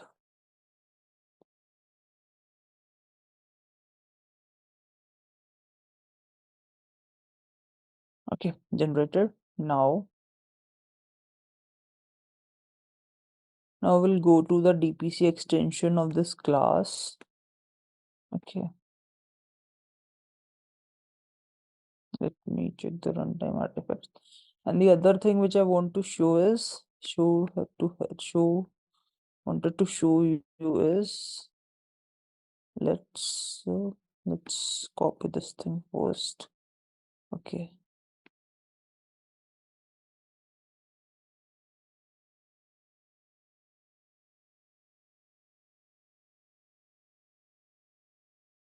Okay, this is the type I wanted to show. Okay, whenever we mention it as a media file, so it gives us an type to handle this media resource. Okay, and if you go to this type,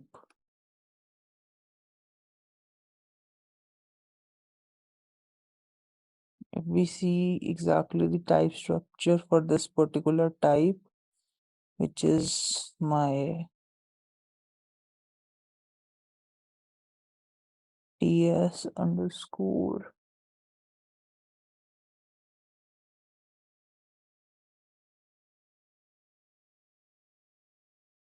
Okay,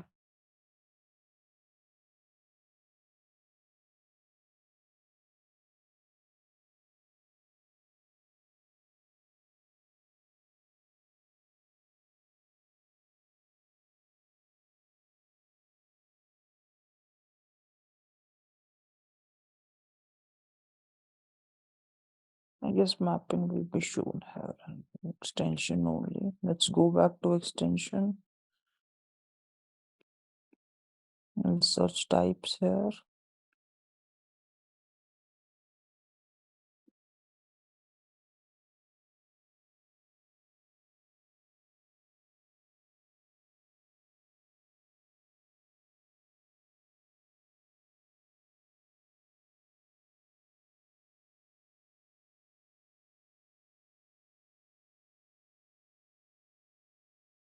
Okay, sorry, I was navigating it to the wrong thing.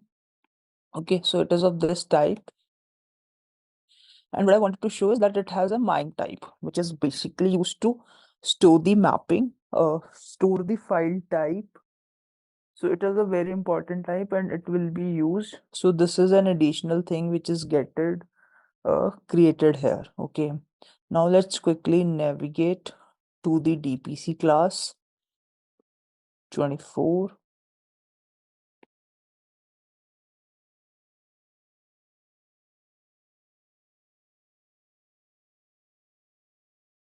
This DPC it will be.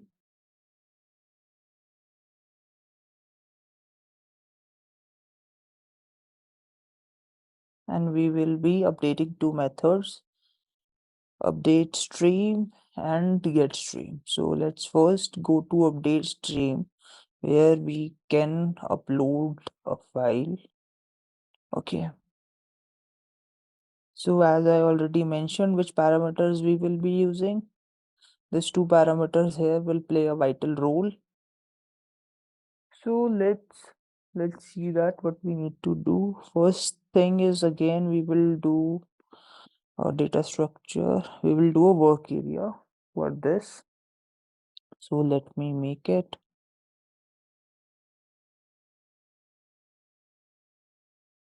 Type to this IT key tab. Okay.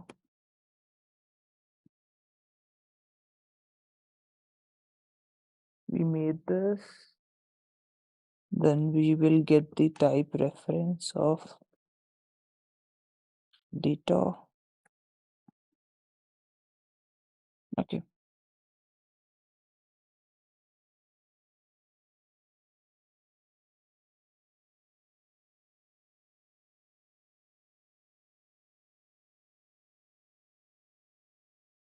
I'll take this reference from MPC extension as we keep doing till time. TS underscore file. Okay, now again, read table IT key tab into key tab index 1. Okay. Now we will upload the data. So my work area data, which is of my files entity type, whatever file I've created. So we will populate the fields here one by one.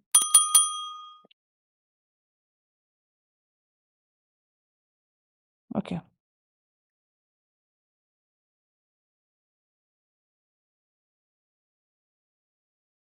I am populating side datum here. In the side time, I will be using side time, which is stored in variable this. Okay. Now then we will be getting the file type,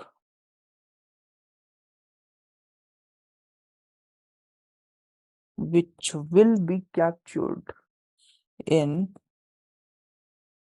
IS media resource. If you'll see, it has a direct reference here. Okay. MIME type. Okay. And then we will be giving file content.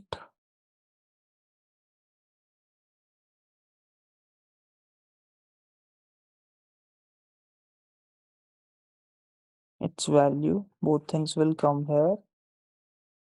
And then let's say the file is uploaded, we will insert into our custom table, which is my zdetail uploads into this case from value work area data. Okay.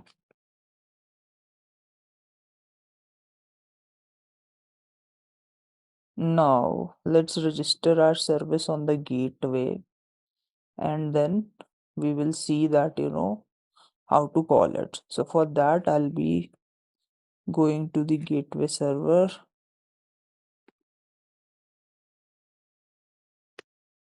Okay. I'll be adding my service ZCL underscore Z.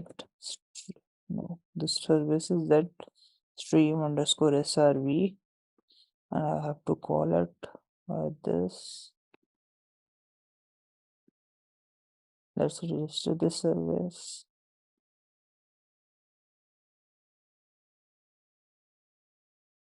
Okay.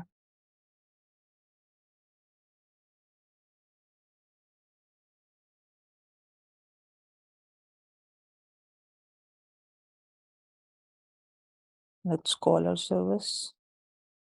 Now let's execute an gateway client.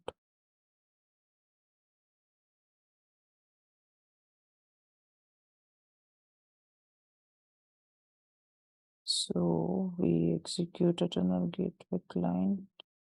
Let me see if gateway client has opened. Okay. So to call my service, we would be using put method. Here we will be using entity. Okay.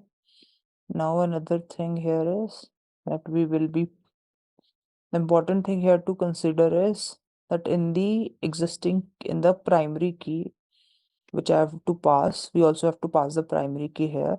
So what to pass? So you can, at this moment, you can see here we have one entry. So you can pass any entry which is not in the table. Okay. So right now I'm passing, let's say 112, and then we have to again put this value.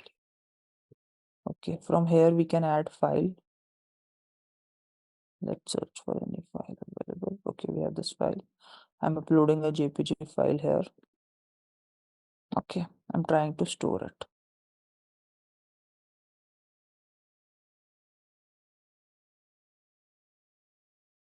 So if you see, I get a success code 204, which is a success code for put method.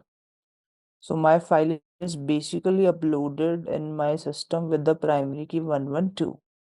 Let's go and see if my data table has been modified.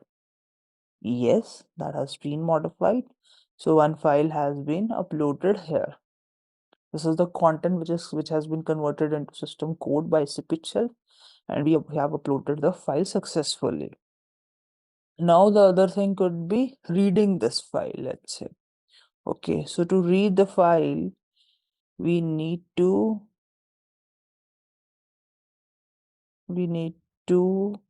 call the method which is getString. Okay, so let's redefine this method. So it would be something similar. First thing is we have to, yes, again call the IT key tab. So we will quickly create a work area for that. IT key tab, type.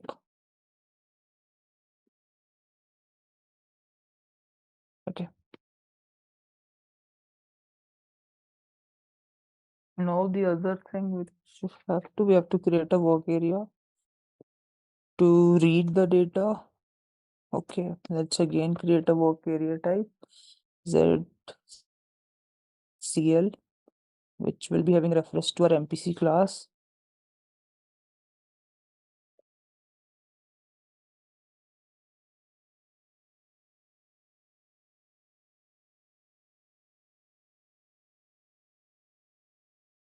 Okay.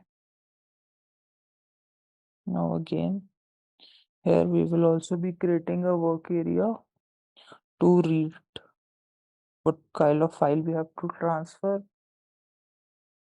Let me name it WS stream, which will be having this type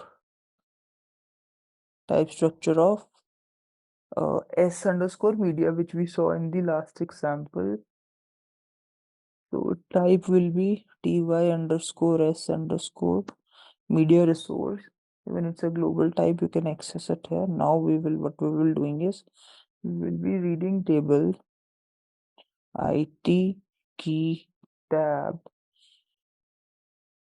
into work area key tab index 1. Okay. Now select single star from our table, which is our custom table.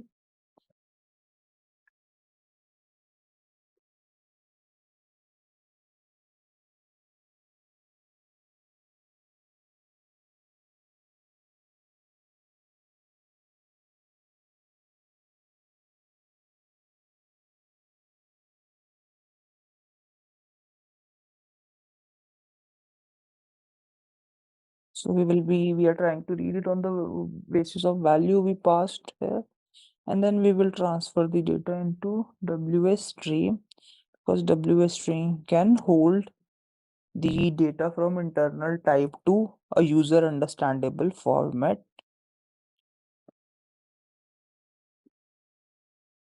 So its MIME type is file type and value is the file content.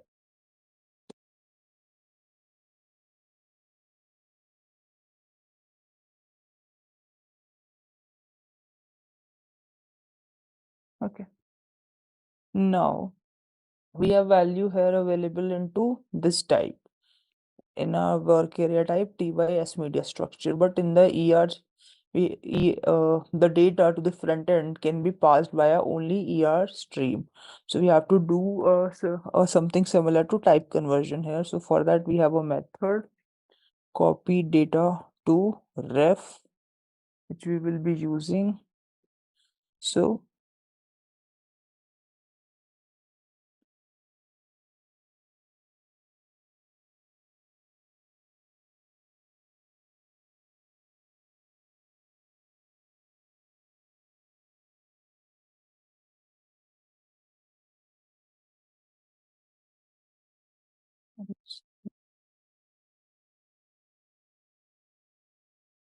okay, so we have some exporting parameter here, which is is data. For this method here we will pass WA stream And in the changing parameter, which is, I guess, CR data, we will be passing our ER string. So it will basically change the data of WA stream to ER string. Okay. And we will be closing it. Let's activate this method. Activator. Now the key for this is WW112. And let's say now we want to get the same field at our response tab. Instead of updating any value, we need to get this value. Okay, so what we will do is, now we will select get. The method of calling it, the URL remains same. We will execute it.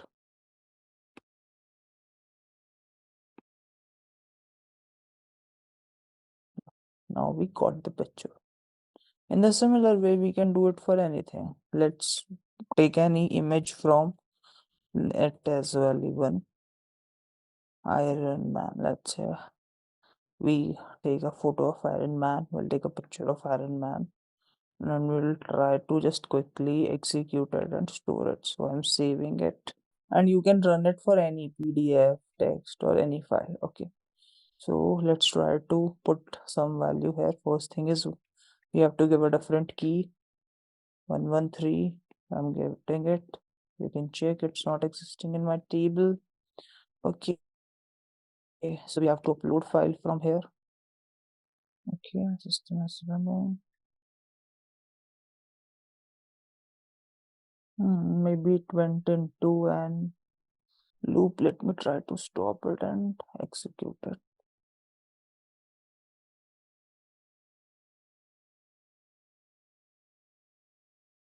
Let's try to open gateway somewhere else. Okay.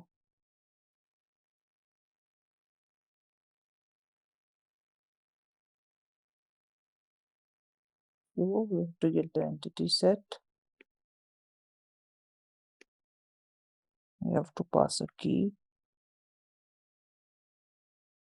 And then we have to call it $value. Value being all in small cases. Okay, even if you like put say it in one word capital and the other one small, it will give you an error.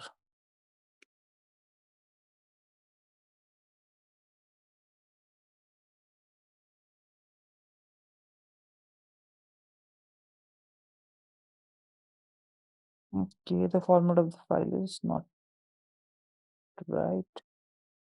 Okay, first we have to download an image file because this is not an understandable format. Yeah, it's PNG. Let's go back here. Let's remove this file. Okay, let's try to add new file.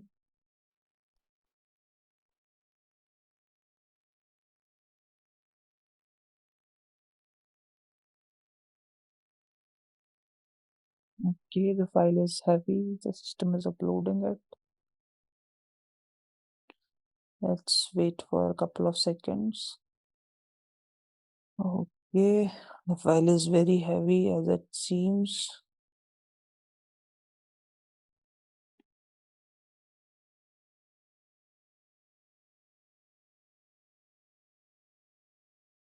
Let's try to execute it here as well. If we have any other picture, but I don't see any picture in my desktop. Let me try to search.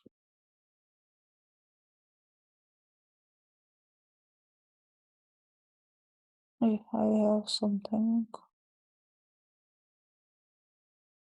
Some details here in the notepad file. Okay, let me try to execute it. Let me try to upload it. Okay, even look, whatever the details were there in file got uploaded. Okay, let's retry to execute this.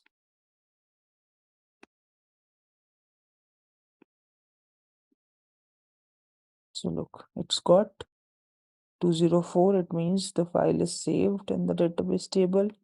Let's update it. Let's check it here. Okay, it is updated.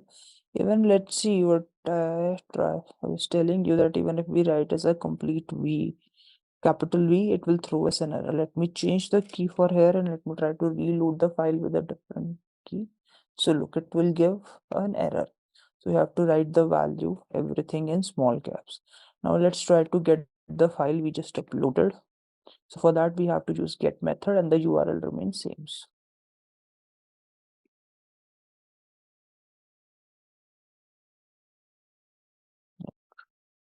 We got the data. Okay, so this is how my upload and download works. Hey there, ready to dive into the world of SAP OData? Our course is your gateway to mastering it all, from beginner basics to advanced techniques. Take it at your own pace right here on our platform. SAP OData is like a Swiss Army knife for managing supplies, ensuring everything from production to delivery runs smoothly. Learn from seasoned pros who've been in the game for ages. They will guide you through every step and answer any questions you may have. But don't just take our word for it. Our students rave about how helpful this course has been for them. And the best part? It's super affordable, so you can level up your skills without breaking the bank. Ready to become a SAP OData whiz? Sign up now and start your journey. For more info, head to ZaranTech's website. We will be discussing about dependent set, entity set, principal entity set, and how we deal around with them in our OData. Okay. So let's start with the concept. For today, we will go in reverse order. First, we will see it on the system, and then we will comment on the slides. Okay. And before we discuss principal set and entity set, I would like to start with one more concept, which is that, till today, till video lectures today, we were seeing that, how we are creating an entity set using any DDIC structure or any FM. But again, there is another method to create entity type or entity set, which is by manual method. Okay, so let's see that method first. Okay, for that I'll take the help of one FM, one product FM. Okay, it's a BAPI. So the name of the BAPI is it's a BAPI underscore EPM underscore. You'll get a lot of BAPIs. You can use any BAPI. Okay, so this is in BAPI underscore EPM underscore product underscore get list. So we will be using this FM to because today I'll not be writing any piece of code. I'll be again getting data through the mapping method, which we have probably seen in module 1. Okay, so before we map any OData service to any BAPI or any FM or any data source, we should analyze that data source properly. Okay, so let's analyze its importing exporting parameters. So if it does not have an exporting parameter, the importing parameters, which is just a maximum rows, is also an optional parameter, which means that even if we don't give any input to this BAPI, okay, it will still fetch us data. And in the table data, we are getting header data and some line item data. Okay, so, and this is source code. So let's execute the BAPI first to see the result set. Okay, so when I'm executing the BAPI without any data record, it is simply fetching me 123 records. So today, the intent of first concept would be getting some of this data, but I'll not take reference to any DDIC structure. I'll create the entity in front of you manually, so you also learn that how we can create entity manually. Okay, so for that we'll go to SCGW. Let's close this project and let's create another OData. Let me create a BAPI. Again, we will do local objects. So a BAPI is created. So again, as in data model, we have entity types, association, and entity set. So let's create an entity set. Till now, if you remember, we were using data model and then import. Okay, and we were importing the structure from any of this method. Now, what we will do is we will create. So to create, we have to go to entity types, create. Here you have to give the name of the entity. So let me create a product. Again, here you have to select the entity set. It is not selected by default. And a product and an entity of name product has been created. Now, unlike the mapping method, if we used to import the fields, though there were automatically fields. Okay, now we have to manually create field one by one. Let's see how we do that. So to do that, you have to go there. You have to go to basically entity set and double click on this. Okay, sorry. We have to go to product and double click on the properties. So when we click on the properties, we will get a screen like this. Okay, if you do the same thing when you import from the DDIC structure, you'll see a lot of fields coming here naturally because the structure has been imported from the DDIC itself. Okay, whatever field we select at the screen, they get imported naturally. But in this case, we have to create fields manually, and let's see how we create it and how we give a relevant data type to it. So to go to it, we have to go to create button. Okay, this is the create button. With this, you can add or delete row. Okay, you should just get a gist of it, how it looks like. Okay, with this display change mode, okay, you can do the needful. So let's create.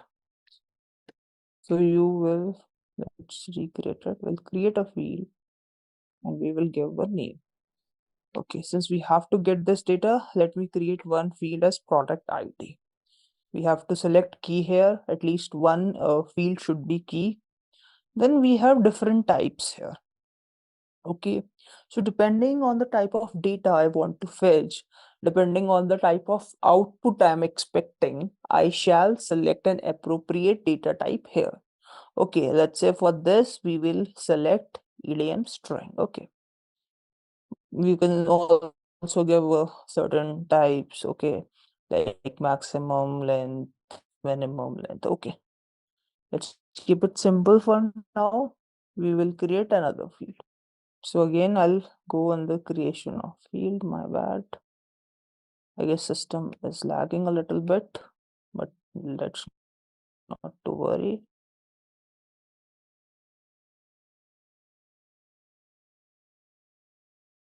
Product ID is key. We will be selecting a string. Okay.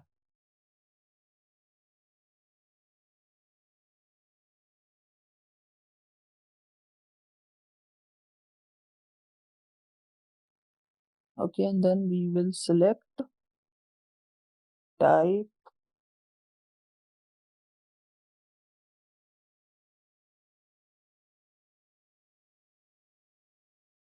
We have to select the type again.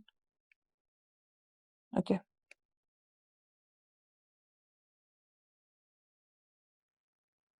Okay, so we have created this entity. Now let's save it and generate runtime artifacts for us.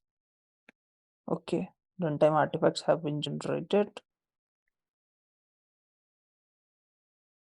Okay, now we will go to service implementation and we will see we have get this methods. Okay, now let's do the data mapping.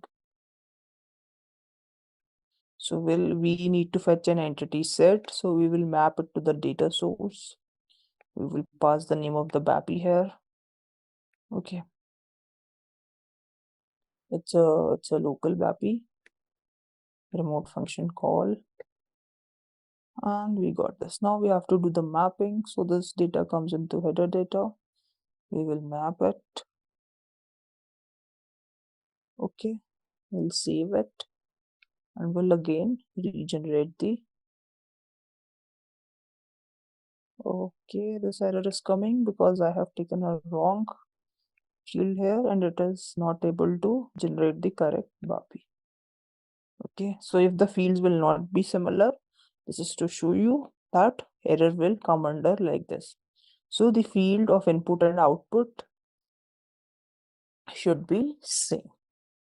Okay, now we did the mapping. Now let's register this service on the gateway. and then we'll execute it.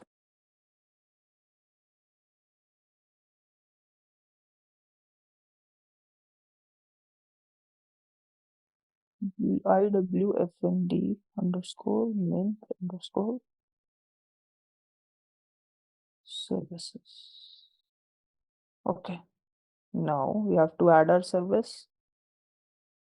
What is my name of the service? It is, we can get the name of the service from here.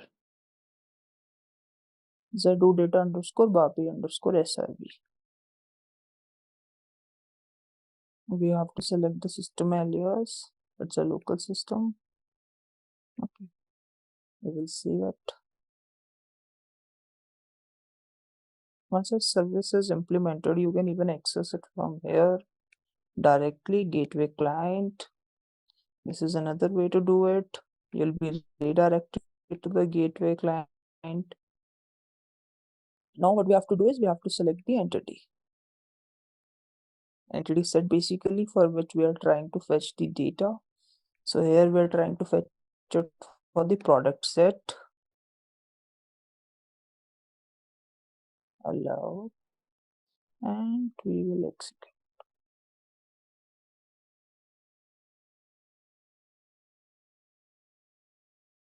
Look, we got the data. Okay, we can even check it.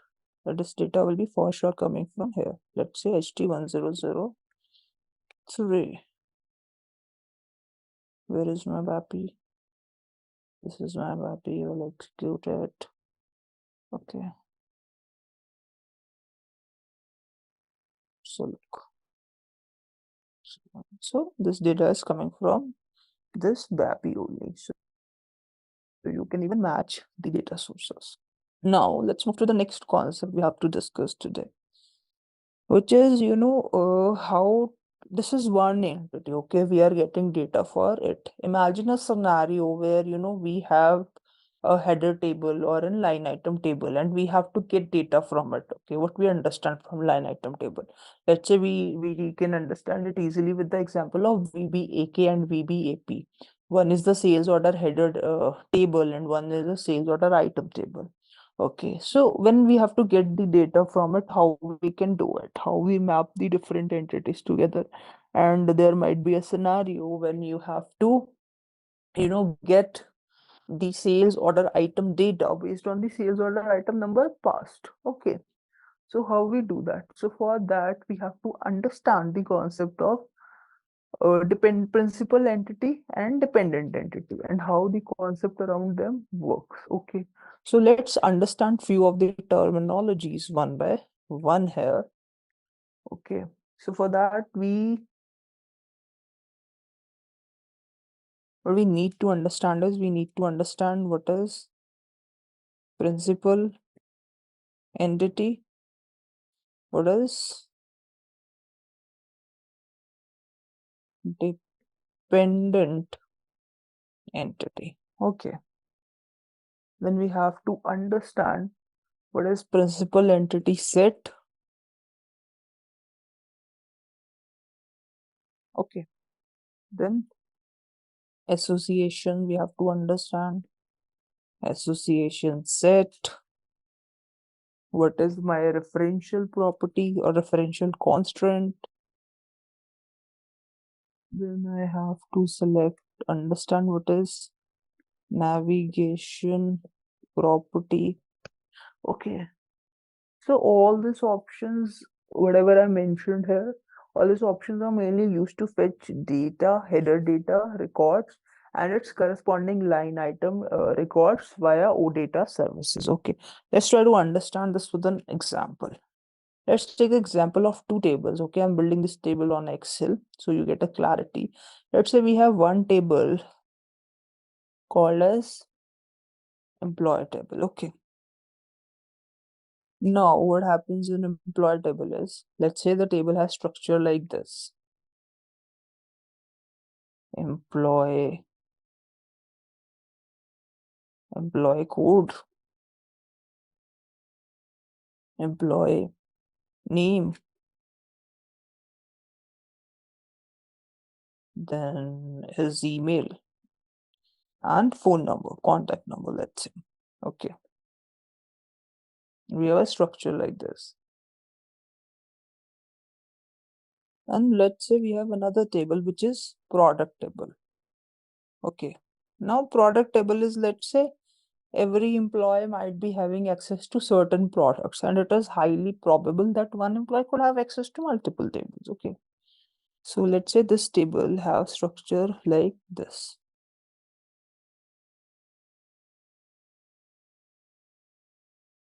Product description. Okay,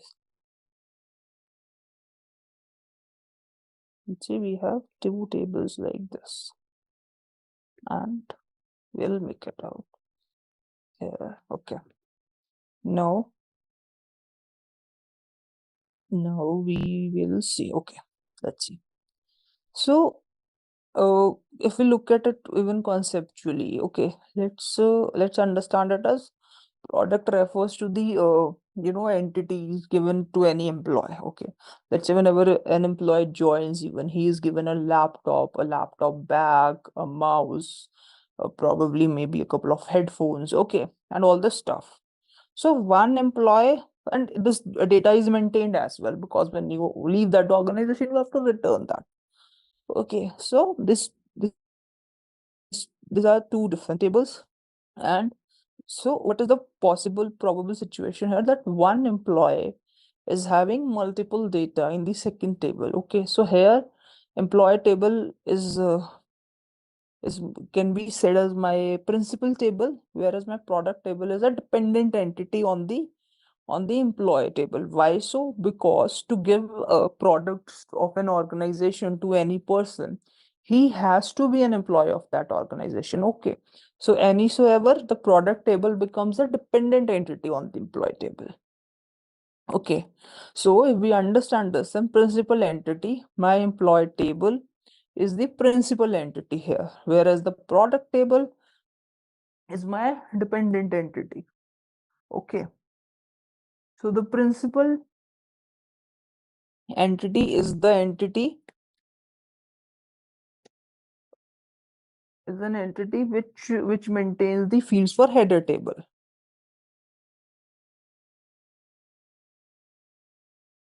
Okay, whereas dependent entity is an entity which maintains the fields for, as the name suggests, only dependent table or line item table, we can say. Okay, now what is principal entity set and line entity set? So the combination of records, because set itself denotes a combination of records. Okay, so the set which contains the combination of records will be my principal entity set, and the entity set which will be containing the combination of records for my line item table will be my dependent entity set. Okay, let's quickly create some data around it.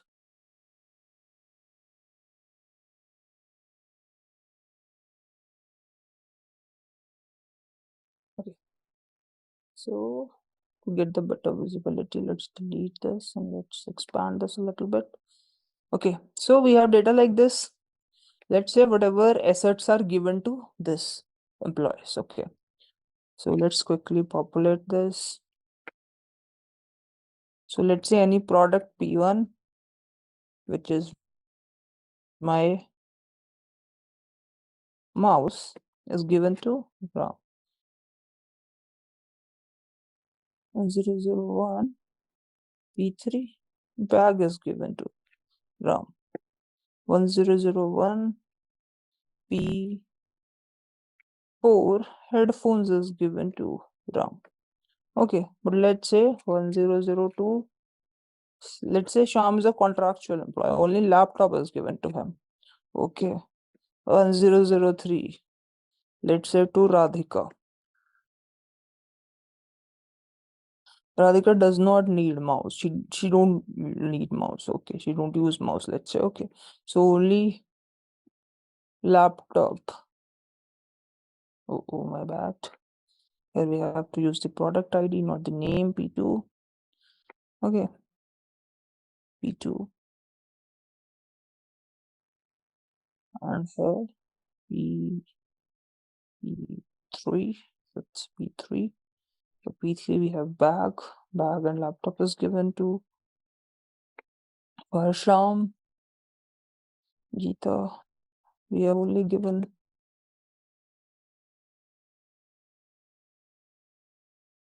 so for here, let's say Radhika is also given laptop. Okay.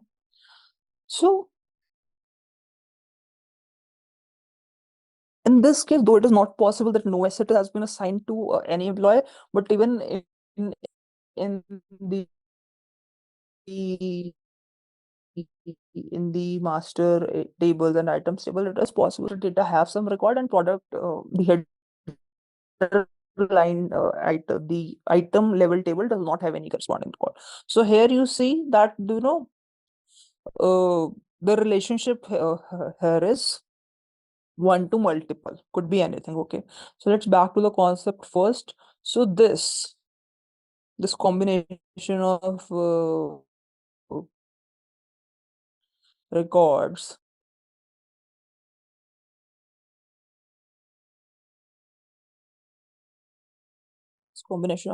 is my principal entity set, and this combination of records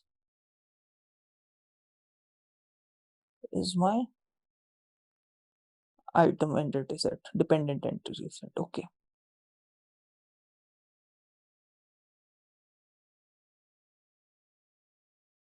set which contains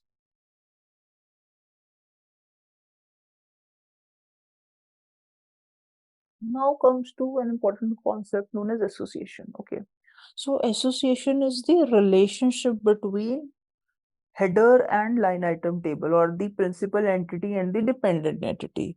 Okay, so they have an association, they are connected. Okay, so how they are connected, what kind of relationship they have, okay, is known as my association. That how they are associated basically.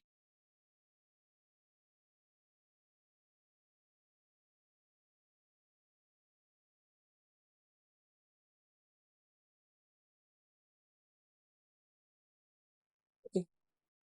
Whereas association set is the set which defines the relationship between principal entity set and dependent entity set. Nothing, or just the relationships between set. It's the relationship between simple entities, and it is the relationship between entity sets.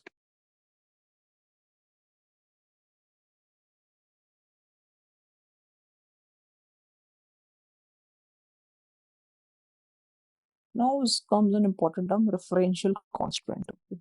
So my referential constant is a field. A referential constant refers to the field which is interlinked between principal and dependent entity, okay, which connects them basically, which is a common field. In layman term, you can say the common. So in this case, as you can say, employee code. So employee code is my referential constraint. Okay, so the field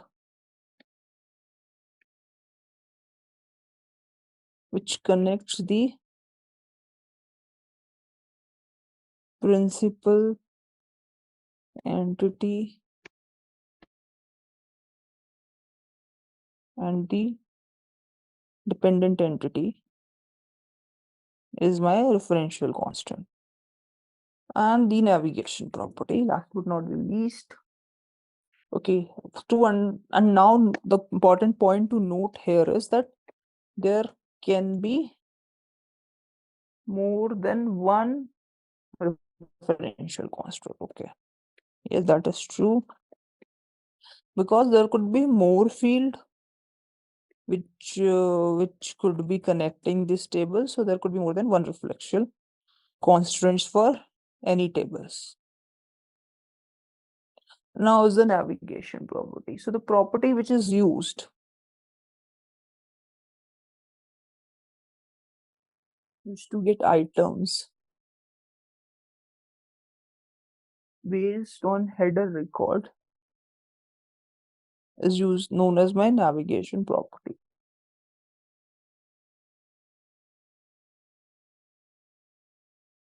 Example.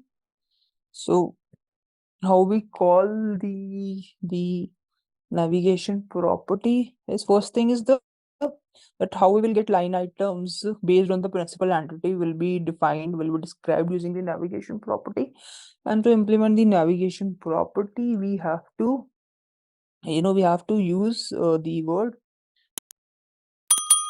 expand in the inner URL to make use of the navigation property.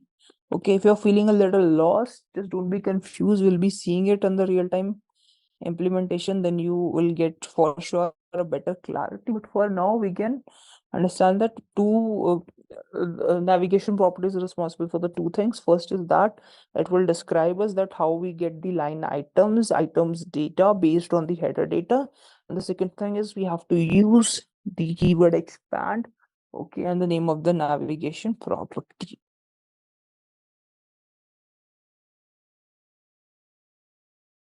Okay, so the URL becomes this. And the important thing to notice that all the above options are generally used to fetch the principal entity along with the dependent entities. Now, one other important thing is to fetch the header records, the principal records and its dependent records in one OData service. There are two methods. Okay, there are methods like we can fetch them separately, but we are trying to fetch the records. There are two methods,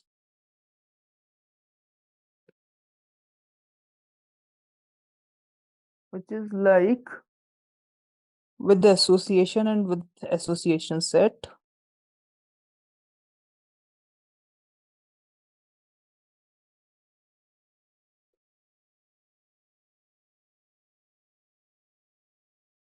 And the other is without association and association set.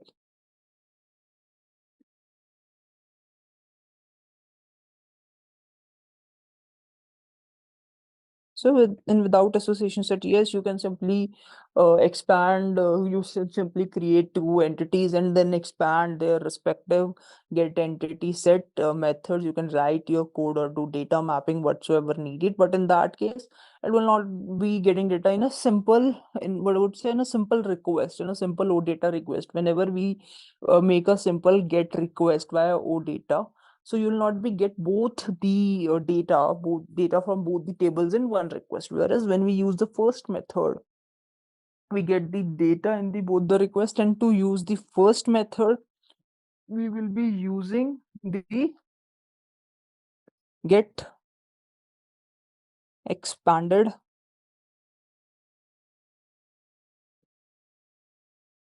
entity set method.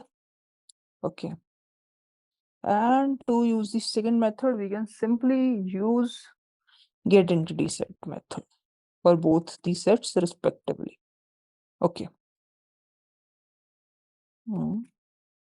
For both the methods respectively. So if you have to work with the principal and dependent entities, you should know all this all these terms, that what is principal entity, what is dependent entity, what are their respective sets, what is association, what is navigation, what is my referential constraint. Okay, so let's quickly see final theory around it, which is very important to know. Okay, so we already had a word around this, but let's look into this more from a definition perspective. So as I already explained, the relationships between a principal resource and a dependent resource are defined using association and navigation properties. An association is a relationship between two entities where one entity is the principal entity and other entity is a dependent entity.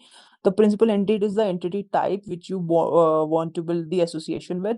The dependent entity is the entity type from which you want to get the data based on the association. Okay. So example, as I already explained, VBAK and VBAP sales order and order item table. Okay. So the common field is sales order ID, which you can understand that it is a referential constraint here. Let me highlight it. My bad. Not able. Okay. So this is my referential constraint. Okay. And it allows you to access order items based on the order numbers by adding the name of the navigation property using the expand keyword in the URL as already explained. Okay, so to get it without association, use get entity set methods. Okay, the important thing is we also need to understand the cardinality. Okay, in the example we show the cardinality was 1 to n, but it could be anything 1 to 1, 1 to 0. Okay, 1 to n. Okay, so we have to understand the cardinality looking at the number of records. Okay, the cardinality of the association determines the occurrence of number of records. For example, if we define association as 1-to-1 association, we will be only getting one principal record and one dependent record. Whereas if in the association, when we will be defining association, if we define the association type to be 1-to-n association, so there could be multiple dependent records for each entity records. Okay. So, and what are the additional features of this OData is, in addition to OData navigation property, OData also, provides supports to other features such as query option, metadata documentation, and data validation. Yes, again, we will be seeing query options also allow us to filter data, okay, sort the data, and page throughout the data, and as we have already established that metadata documentation, when we load metadata in any OData service, it provides us the detailed documentation information about the data model and the relationship. And when we define different association and navigations, the metadata gets more detailed because it will contain the information of data model, the entities we define in the data model, and its relationship across the various entities, which we will be defining in associations and navigations. Okay. And we should also do data validation. Data validation, it's just not about the OData, but data validation in any code ensures that the data we are building, data we are putting is quite consistent and accurate. Benefits of using OData service. Undoubtedly, OData is a very powerful way to expose data models. Okay, we can probably get OData in any of the front end by using OData service through an SAP service working in background. You can define a relationship between resources, yes, using association and navigations property. Okay, OData definitely benefits on the semantic interoperability between systems. The end user does not need to know that which system is running in the background. It provides you to run your application on any system. Okay, OData is a widely adopted standard with a support from multiple vendors and platforms. Okay, so OData is just not about SAP, it's a globally accepted way of getting data, way of connecting applications. OData is easy to learn and use with a simple and intuitive syntax. We are already learning OData, and we can see that it is a very easy language, very easy. I would not say it's a language, but it's a very easy technology to learn. Okay. And OData enables data-driven applications and services to be built quickly and efficiently. So you can, obviously you are getting data from SAP, which is one of the very well established ERP, and you can build services around it where you are fetching data from the SAP, and you can build around it quickly and efficiently. All right, let's test your knowledge. Here's a question for you. Which of the following is a valid HTTP method used in OData? Option A, GET. Option B, POST. Option C, PUT. Option D, all of the above. Take a moment to think, and when you're ready, choose the correct option. Remember, each choice holds a key to unlocking the answer. Good luck. Type the correct answer in the comment section. Hey there, ready to dive into the world of SAP OData? Our course is your gateway to mastering it all, from beginner basics to advanced techniques. Take it at your own pace right here on our platform. SAP OData is like a Swiss Army knife for managing supplies, ensuring everything from production to delivery runs smoothly. Learn from seasoned pros who've been in the game for ages. They will guide you through every step and answer any questions you may have. But don't just take our word for it. Our students rave about how helpful this course has been for them. And the best part? It's super affordable, so you can level up your skills without breaking the bank. Ready to become a SAP OData whiz? Sign up now and start your journey. For more info, head to ZaranTech's website. As we discuss about the principal entity and the dependent entity. So today we will be seeing that how we fetch data from the dependent entity, principal entity, or as we say, header and item data in one go. Okay, so before we go ahead, let's revise further. What are the approaches to create OData? SCGW. The T code is SCGW. Okay, we need to define entities, entity set names, field, and we have to generate the service. The service is created through the T code /iwfnd /ment underscore service. Create and this is the manual approach as we saw. Then again, there is an import approach where you can import the entity from a DDIC fields and generate the runtime object. Okay, there are other things. You can also expose OData to you can also expose CDS to OData. You can create leverage CDS annotations for service creation. Then you can also use RFC with import parameters, and you can even use RFCs for mapping. Okay, each approach out of all the approaches, each approach offers different flexibility and leverage existing data models, applications, and framework.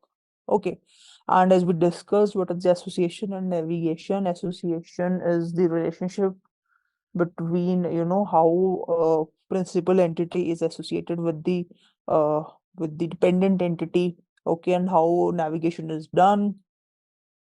Okay, and with this with the concept of principal entity and the child entity, basically it's a deep entity creation. Because it becomes deep entity, I'll show you that in the debugger, that how deep entity works. But this was already established in the last session, that whenever we fetch principals entity and the dependent entity in one go, it becomes, we use the get expanded method. Okay, so that is an expand entity.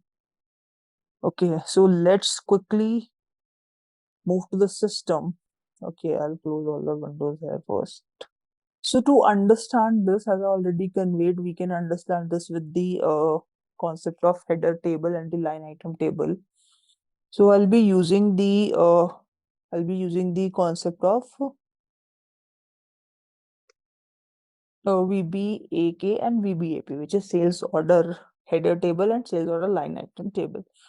For the better understanding here, I have created two custom tables which are very similar to the VBAK and VBAP. Okay, it has fewer fields of VBAK. And similarly, I had done one from VBAP. Okay, so we will try to fetch the data from VBAK and its corresponding line item from VBAP, and will show to will expose this to gateway in just one go. Okay, how to do that? Okay, before we move ahead, let's keep writing the steps we have to do. Okay, so what we have to do is we have to first create principal entity, as we discussed in last class as well. Then we will be creating principal entity set.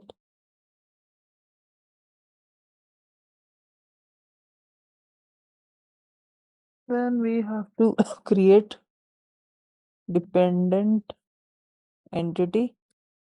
Then we will be creating dependent entity set. Okay, and then we will create association. We will create association set. Okay, and we will make use of referential constraint.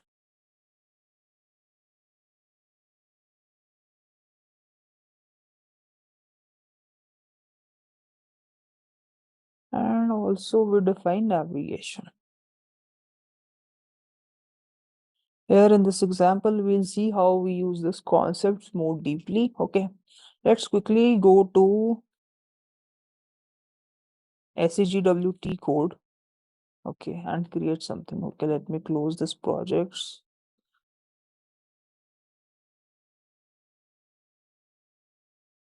Let's create a new project. Let's say Z OData. Okay, we are getting line item. So let's call it as a deep entity. Okay.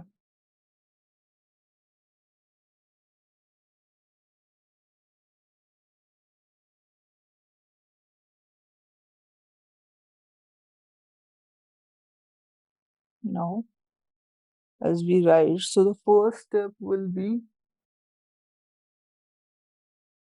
here to create the principal entity. So we will be using import method from data structure. Let's call it sales order header. Okay.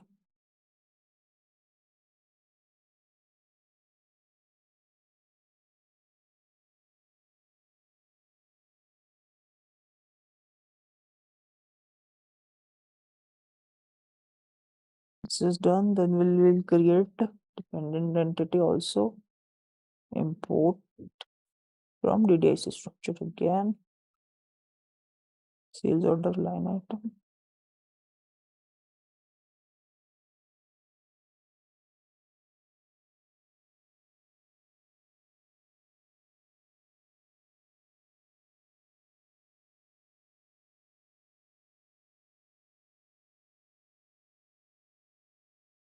Okay, done. We are done with both the structures.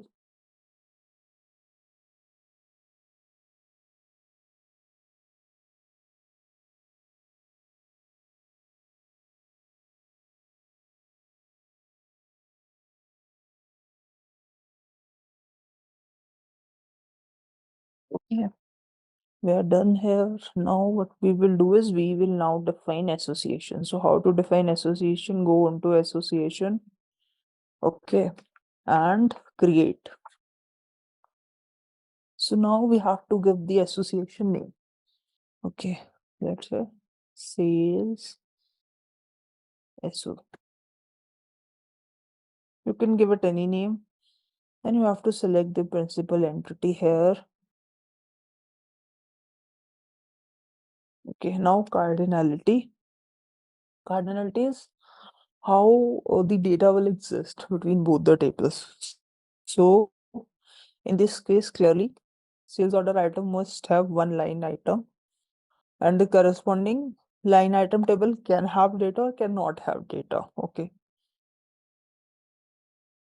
No, we have to go back. We also have to define the navigation property. Let's say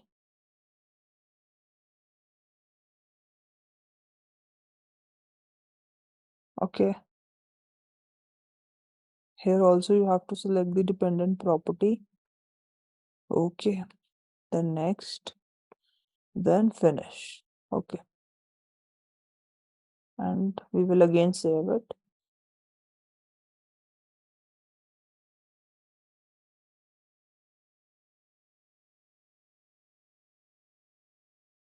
Okay, now let's go back to let's see the service implementation. Okay, so each sales order, each entity will get its own method.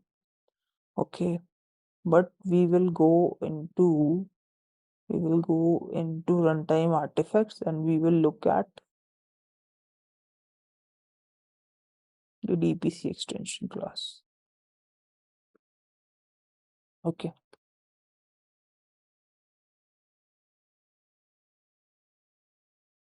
So to get principal entity and line entity in one go, we make use of a method.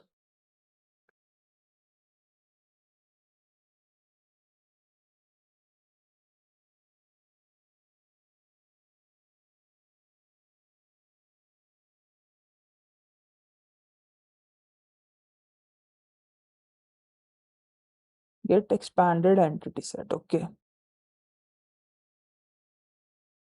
But there is one thing to notice. Then, unlike the get entity and get entity set, which are created separately for each entity, the entity set is only available once throughout the one OData service. Okay.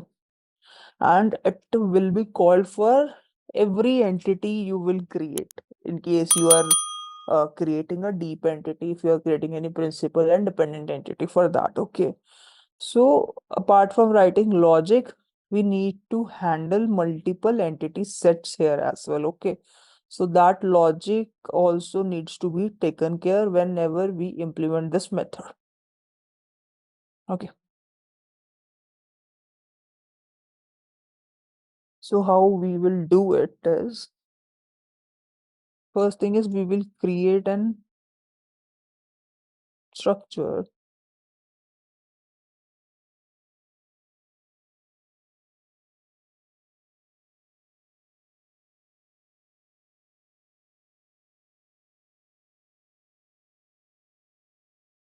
and we will give reference to, as we used to give, MPC extension. First thing is we will take reference of header. Okay. Then we will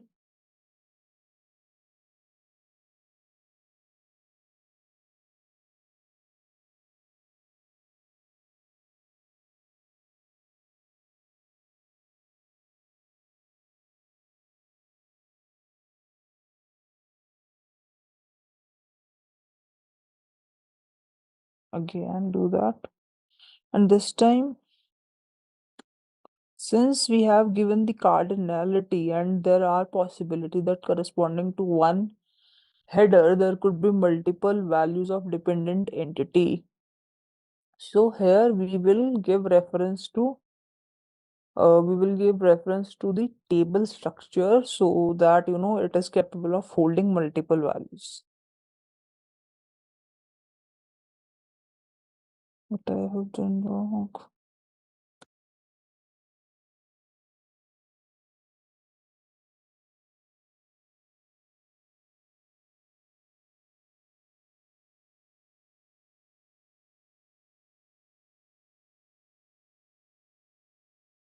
So here we will give instead of giving reference to TS, we will give reference of TT, which is table type.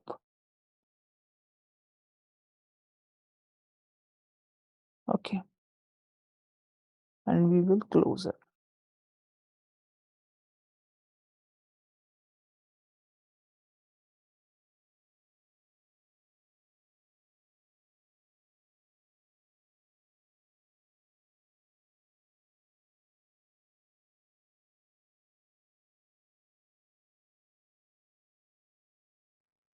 Okay. Now we will create some type structures to hold data from table.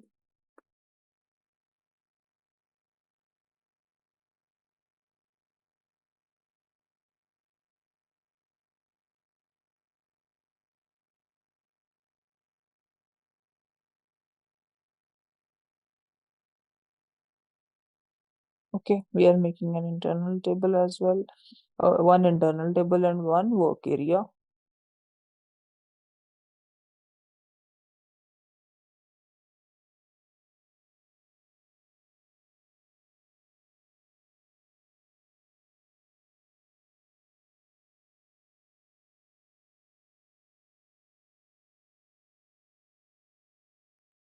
Now we made the work areas, we made the internal tables to store the data. Now we will declare one another variable as a part of it, constants.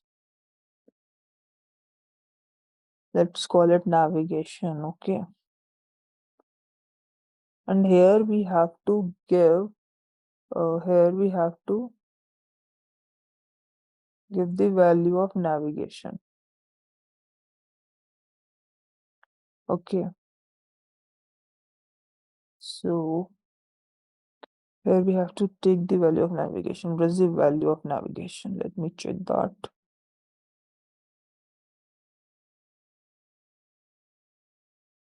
Nav sales. Okay. We have to write it as it is. This is case sensitive.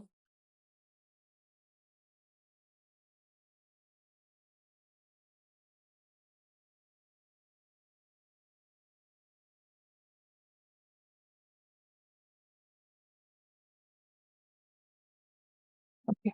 Nav sales, we did it. And then now we will try to fetch the data and put into the internal table.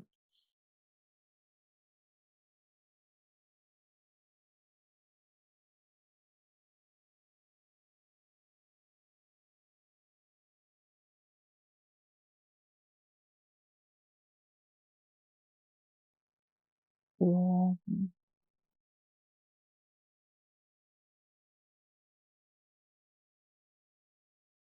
corresponding fields of table. I'm just putting a query up to 10 rows. Okay.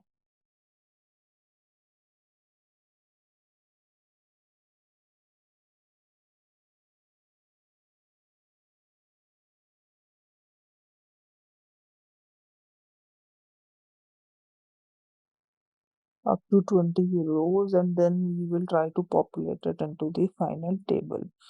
So loop at sales order into sales order again. Then we will move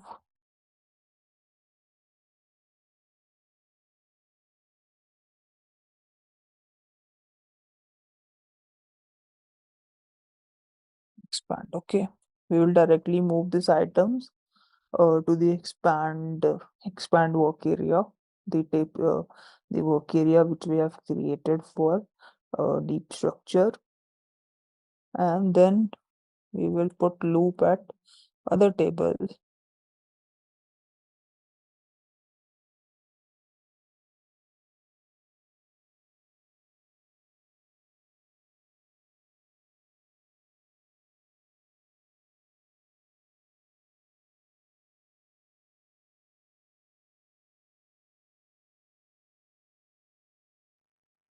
Sales orders Veblen, it is equal to sales order Veblen. Basically, out of all the line items we have, we are basically trying to find the corresponding items of line item corresponding to that particular header value.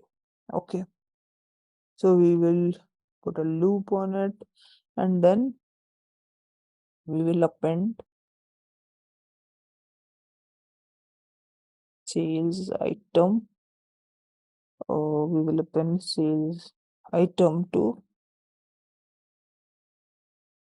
is expands sales item. Okay, with every loop iteration, once it is closed, we will append is expand to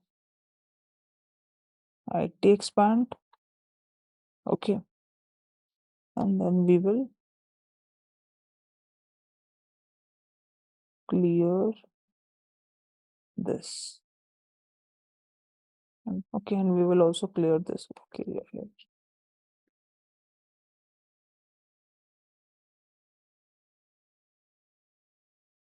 No, the another thing which we have to do here is we have to append the value of LC navigation we created to one of the parameters here.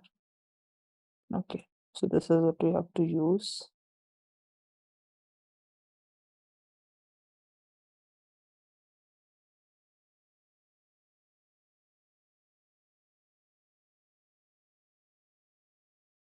Now there is another thing we have to do. We already created the data. We get the data, we fetch the data, we make it in the entity set. But again, to pass it the front end, we have to pass it to ER entity set. And to pass it to ER entity set, we have to make use of another method, which is copy ref data. Okay. So I'll show you where that method even exists. So this is the method of this interface. Okay. In copy ref data, it's method only. Okay, this interface is by default inherited. So we have to call this method. Okay. We can directly write it if we remember it, or the other way to do so could be we go to predictor. Okay. Sorry, we go to pattern.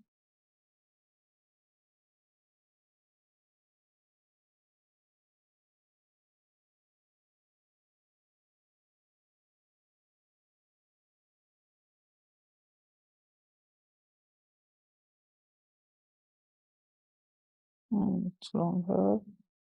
Let's go back and check.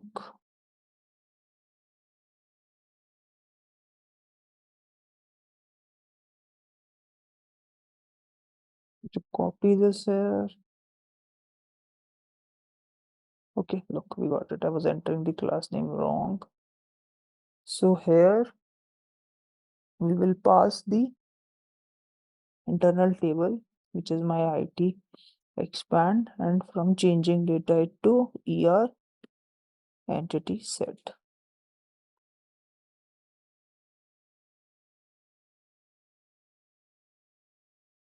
We will activate it. Now we will register our service to the gateway.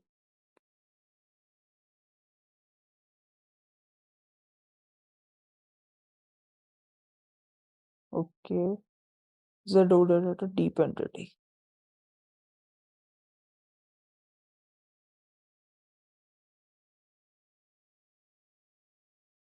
SRV local.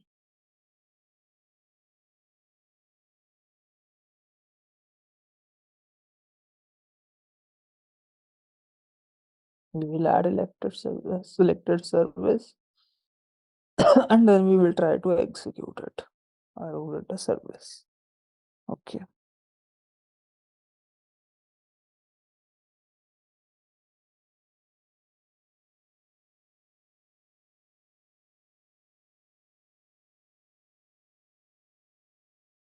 So let's try to get the metadata first.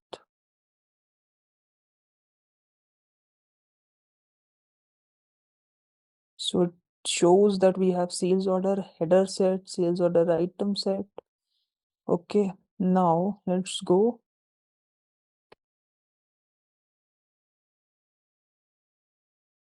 Okay.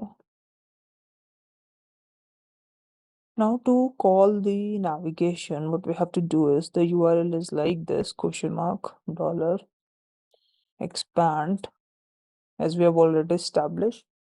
Whenever we call the principal entity and the dependent entity, we always have to make use of keyword nav, and then we have to write the navigation, and the navigation name here in URL as well is case sensitive, to write it in the similar way, as we have given it in the method, and then we will execute it. So you'll see we get the status code as 200. It means the data fetch is successful. Now let's see how we got the data. Okay, let's have a record. Okay, so this will look.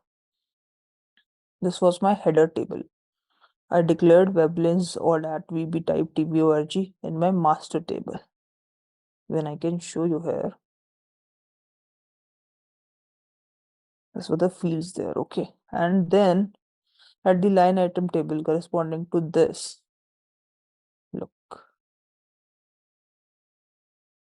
it might not have that corresponding line items table, or whatsoever will be displayed here. Okay.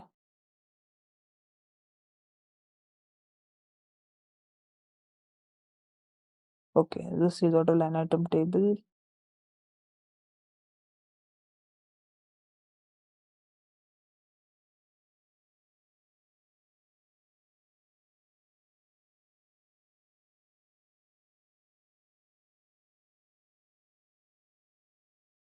So we are getting sales order item data, sales order address 6. We are getting the values.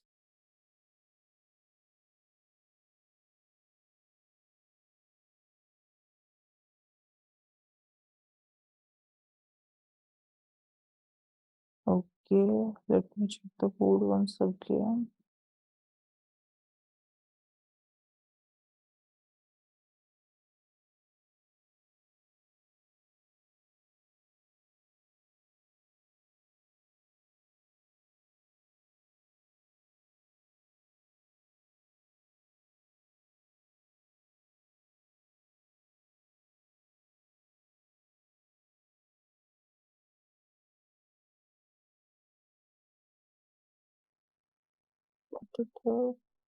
Let's execute this. No.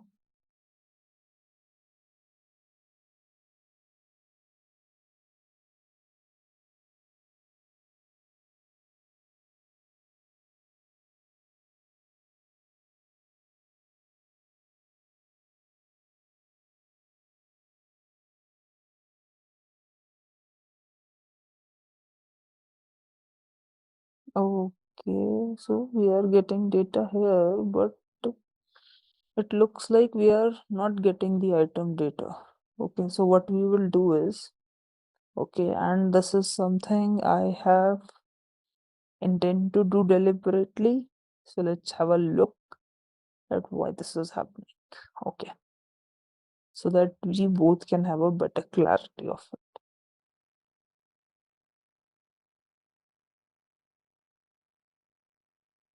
So we got into debugger.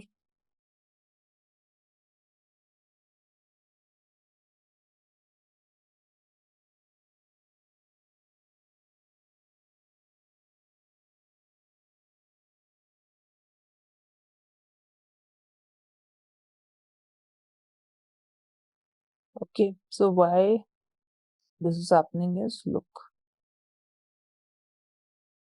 we have quite a multiple data set we are retrieving in both the cases. So that is why it is not able to show us the data. How can we tackle this situation is,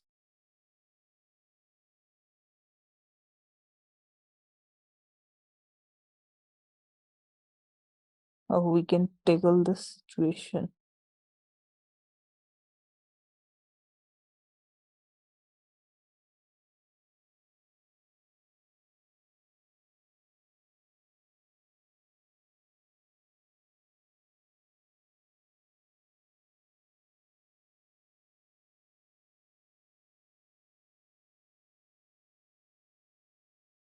So basically the fields, it's not the fields, but I would say rather the data.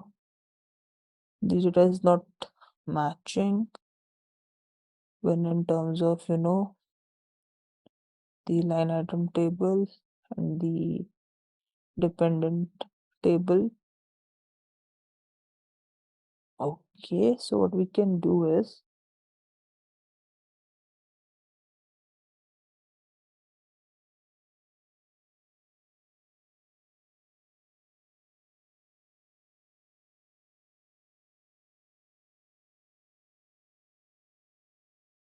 for all entries in IT sales order,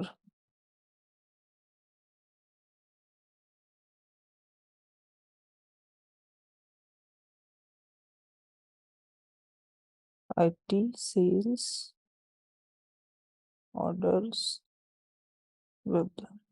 Okay.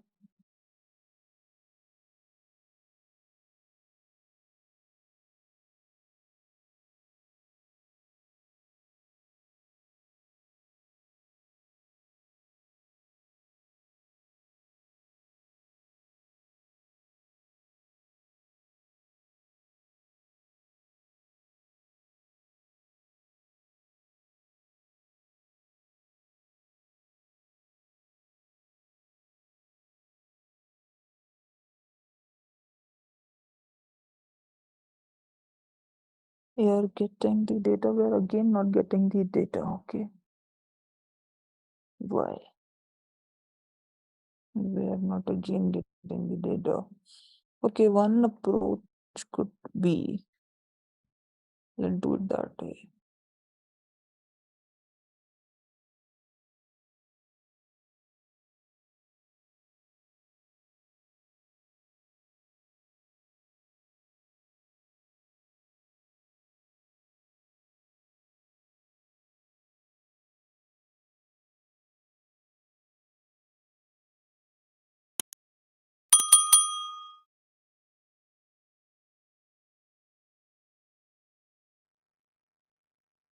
Sometimes what happens, it does not take it directly. So we give the name of that and we are executing it. Let's see what happens now. Okay. So this was the mistake I was making, and I was deliberately making it kind of so that you can always remember this, that whenever we have to create an entry set, look, in this contest, every time we are getting this either line item table as well as header table. And this is every time because we should always give the name of navigation at the time of data declaration, because you just saw that when we don't give it, like, my compiler gets confused and the data does not get populated correctly. So we should always give the name of the navigation used for creating that type of internal table. Okay, so this is how we create it. We get the data from dependent set and principal entity, and in the next session we will see how we get with another example. We will see one more time the get expanded entity. Then we will see how we create payload for the creating a deep entity, and then we will create deep entity and we will push data from one query into multiple tables. Hey there, ready to dive into the world of SAP OData? Our course is your gateway to mastering it all, from beginner basics to advanced techniques. Take it at your own pace right here on our platform. SAP OData is like a Swiss Army knife for managing supplies, ensuring everything from production to delivery runs smoothly. Learn from seasoned pros who've been in the game for ages. They will guide you through every step and answer any questions you may have. But don't just take our word for it. Our students rave about how helpful this course has been for them. And the best part? It's super affordable, so you can level up your skills without breaking the bank. Ready to become a SAP OData whiz? Sign up now and start your journey. For more info, head to ZaranTech's website. The functionality of function import in SAP OData. Okay, so whenever the first thing to understand here is that whenever we say function import, it does not means that we are importing a functional module. Okay, this concept is quite different from the function modules concept. Okay, so then the question arises that why do we need function import? So the answer is straightforward. Anything which cannot be done with the help of CRUD operations in SAP OData can be achieved with the help of functions import. Okay, what is function import? Function imports are used to perform an action on the business object that cannot be executed by using CRUD operations, CRUD query operations. Okay, so whatever cannot be done via simple entities, deep entities are achieved by a CRUD operation. The simple examples could be understood as the release of a sales order. Okay, let's say that we have to release a sales order. So how we can do this with the CRUD operations? No, we cannot do it. We cannot get the data. We cannot post it because it is a releasing of a sales order. Just not simply means changing the property status in an entity. It is rather a back-end process. It's a complicated process. So for such processes where defining various entities and then relationships between them is difficult to handle, they can be easily done by function imports. Confirming an order or performing an availability check. So what is the process where how the function import works? What is the data model definition for it? So you can define the function import and parameters with the following data. So what we have to do is we have to define a function import. We have to give it a name. We have to define its return type basically. Okay. So we have three type of return types. I'll also show in the system. One is the complex type, entry type, and no return. So basically either you don't return anything, either you are returning a complex type, or simply you are returning the entity type which you will be defining for your data. Now return type kind, you will give the entity name, then you have to also map the cardinality. The cardinality is simple uh, as you know that what kind of relationship it will have. HTTP method, okay. So the function import supports two HTTP method, get and post. Unlike the CRUD operation, it does not get, post, put, patch, delete, and all stuff. Only two operations are allowed, get and post, which you have to define at the time of URL as well as within the entity as well. And then you have to define the function import parameters. That is fine, that whatever value you want to import in the function. Okay, you import function in the name in one of the methods called as execute action. Okay, there you have to get the function import name, you have to get the value from one of the parameters which will be used which we will be using, which is io underscore tech underscore request context. Okay, so we will be using this method in our front end to get the value of the function import. So in the similar way we will implement it. So execute action is our method, and it is a global method, means for all entities it is only present once. Okay, so we have to use it.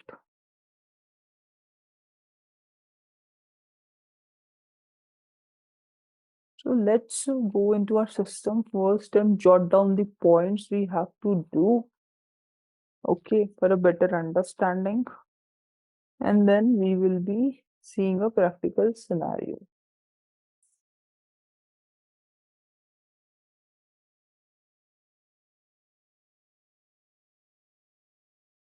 So anything which cannot be done via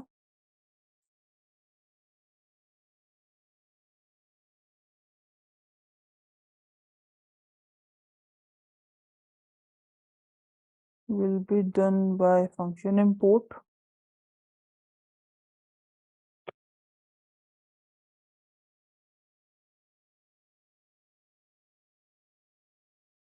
Okay,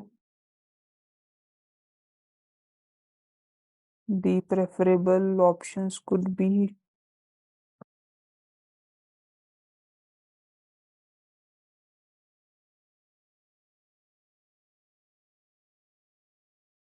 confirmation of a work item,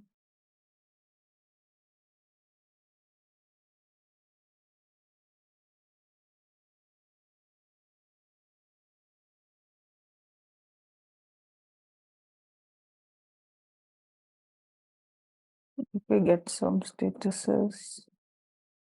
So this could be some of the examples for the function imports, in which scenario we use it. So in today's requirement, let's try to create a scenario where we'll be implementing the function import. So let's say we have to get the sales order statuses for a particular vendor. Okay, so for this we have a table called as VBuck.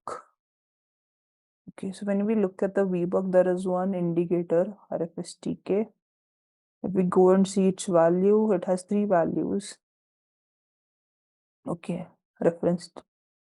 Okay, let me go to here. So it has three values: not released, not yet processed, partially processed, and completely processed. Okay, so let's say we have to get statuses for all the sales orders. We have to see that how many sales order are completely processed, how many sales orders are partially processed, or how many sales orders are not yet processed. Okay. So, and for getting data for, sales order related to a particular customer, we have to go to here. So VBAK contains the relationship between this table. So we'll be putting for all entries for both the table, and then we will getting the data. So let's say we create an function import by name, so count status. Okay. So what we will be doing is, okay, we will be passing customer number on our Fiori app gateway. Let's say gateway here, and we will be getting status count for all the sales orders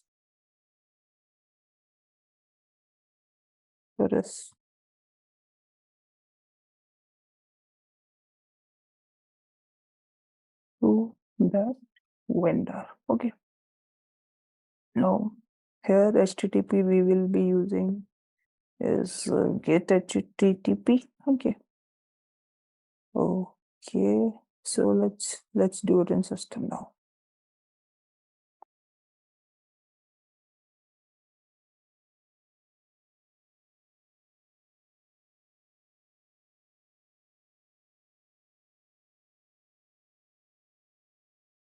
Close this.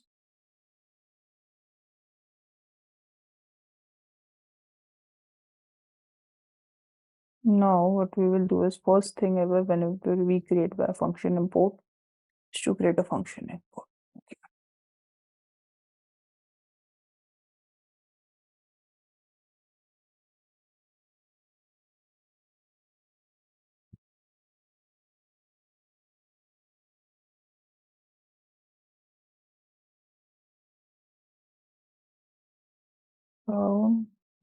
So by status. Okay.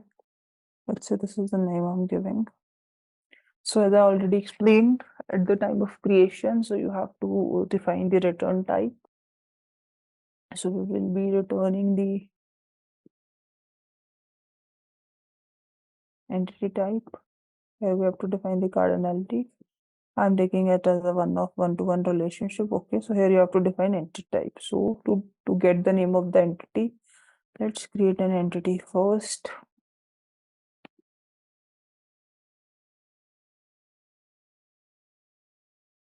Yeah, let's create a status only.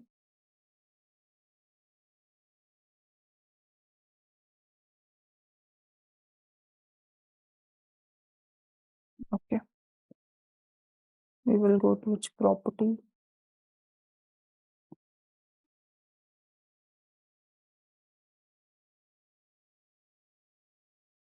Let's say completely processed.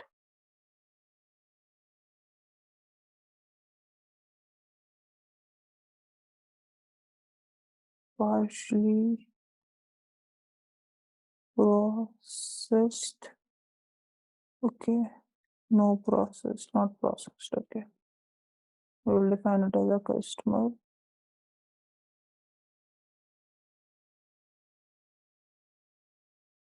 We will give types to each and every field of the entity.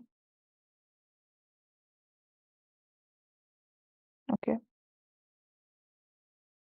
Now we got it, we save it. Now we will come here again, we will give the type.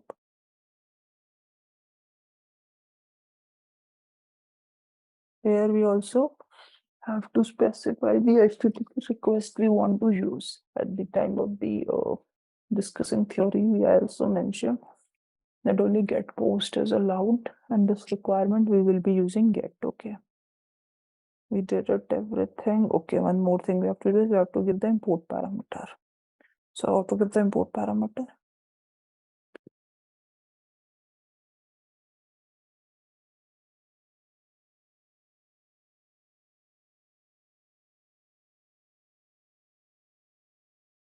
give it type. Okay.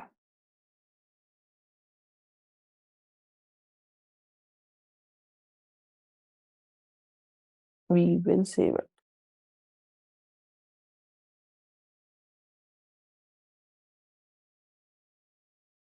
Okay. The project is the OData service is successfully implemented. Now what we have to do is we will write the code now. Okay, so we have to write code and execute action method. Okay, so let's quickly go to the DPC extension class and see the data there.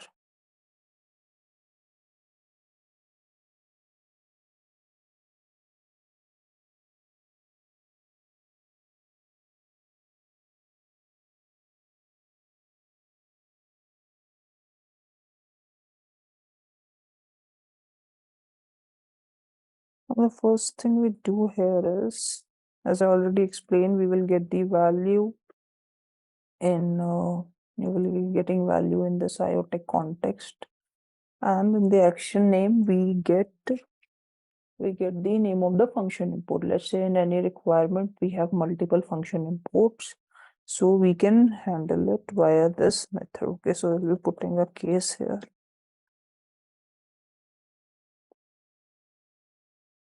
Okay, let's go back and check what is the name of account SO by status.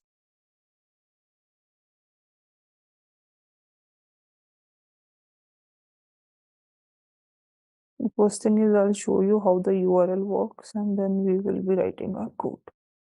So I'll be activating this method and I'll be putting a breakpoint here. To do that also we have to register our service. So let's quickly go to the gateway. Our service, what is the name of our service? G function SOCOM.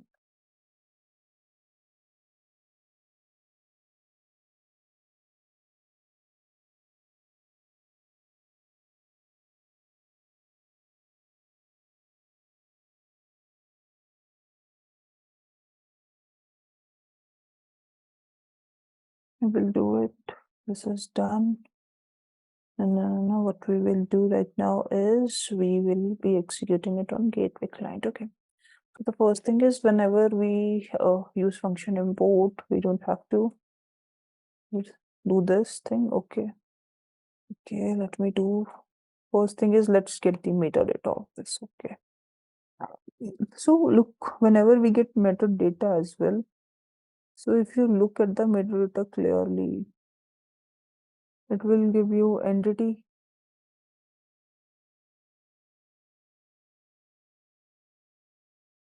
SO status, data, SO status set, which is my set entity, and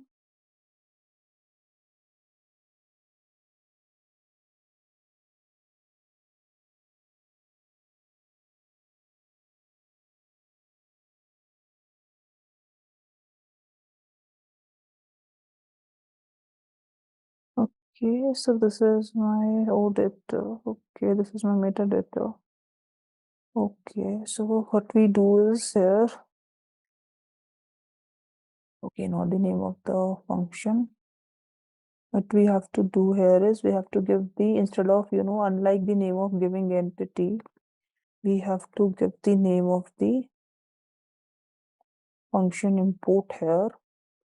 Okay, with its import parameter and the value.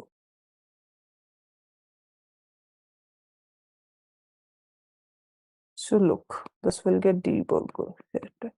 And what is the name you're getting? So count. Okay.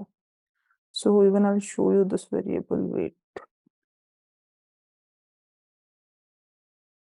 If you look at IoTech count,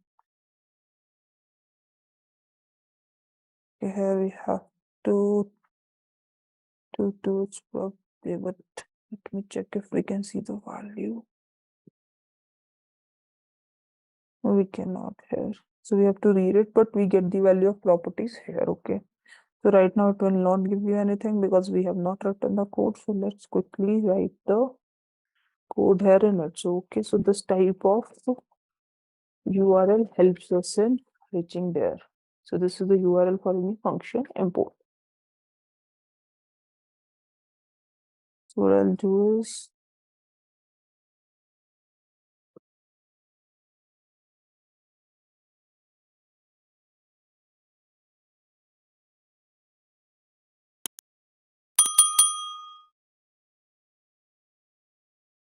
get parameters. Okay, this is fine. Then we will store it.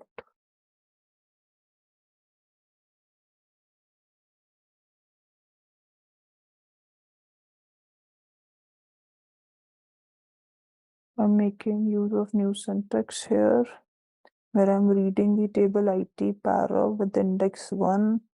If you don't understand new syntax, I would request you to write simple read statement, reading with index 1. Okay, that will also get you the same results.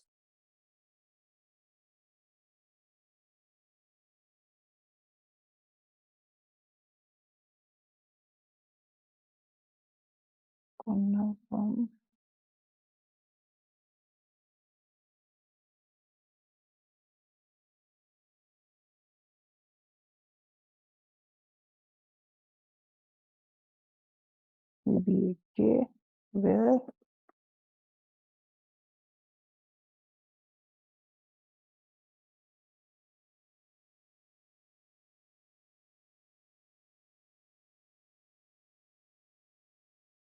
recognize is equal to LV now. Okay.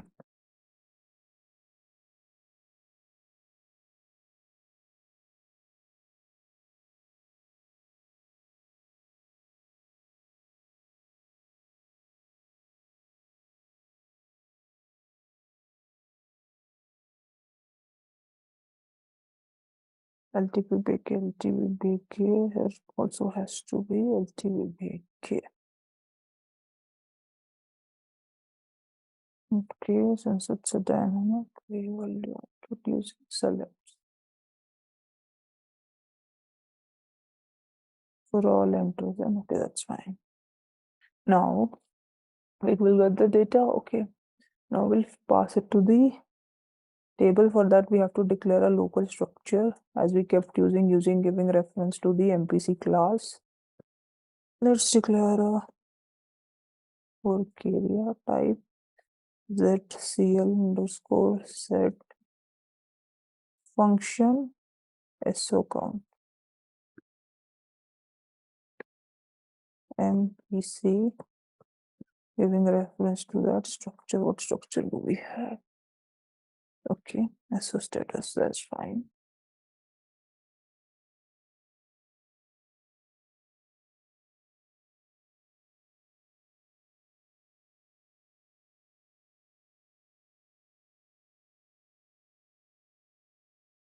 List counts and customer, we will put the value of LV Punar.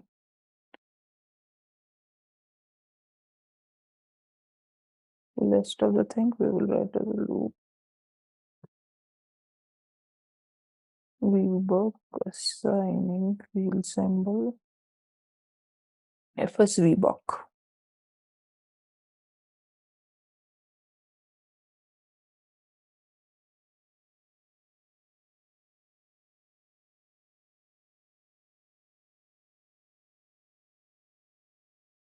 Okay, again, I wrote the name of the table wrong. It has to be LTV buck.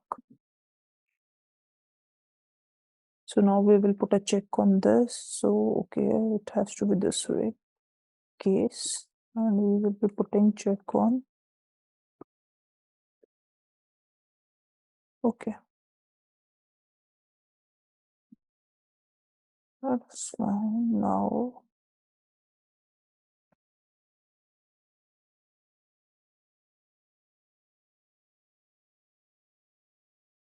let's close the signature for a while.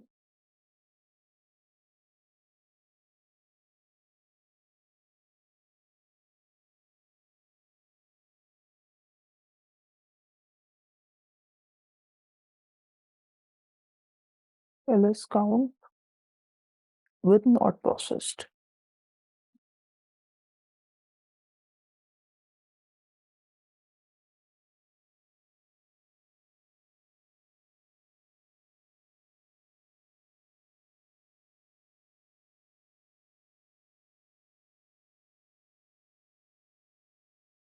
Then what we have to do is we have to pass this work area to our ER entity structure. Okay, we have already done it many times.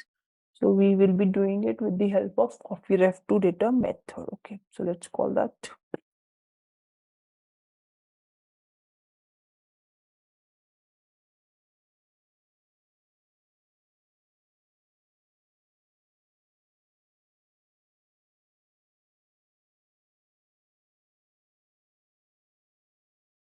Yeah, this method. Okay. Can it would work like this? Over.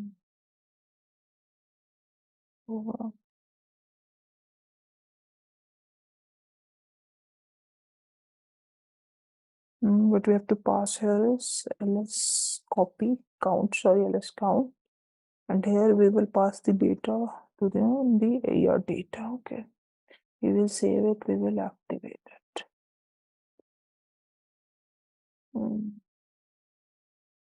Okay, okay.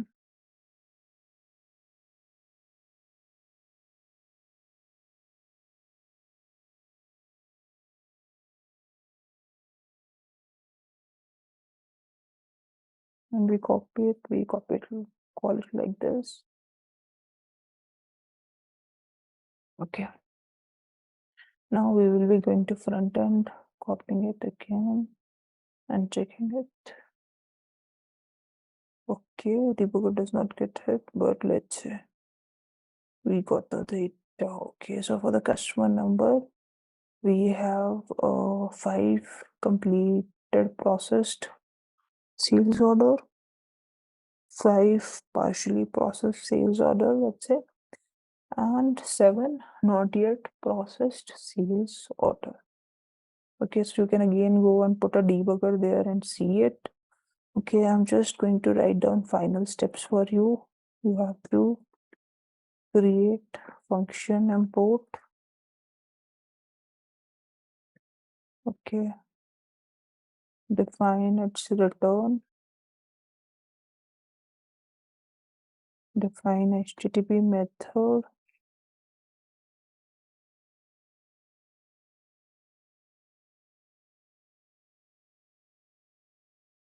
and you have to create a related entity. Okay, use it in FM.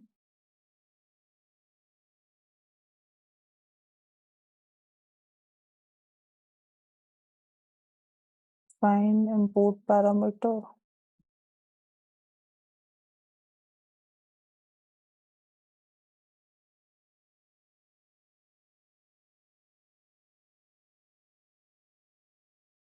Okay, and then we have to use execute action method.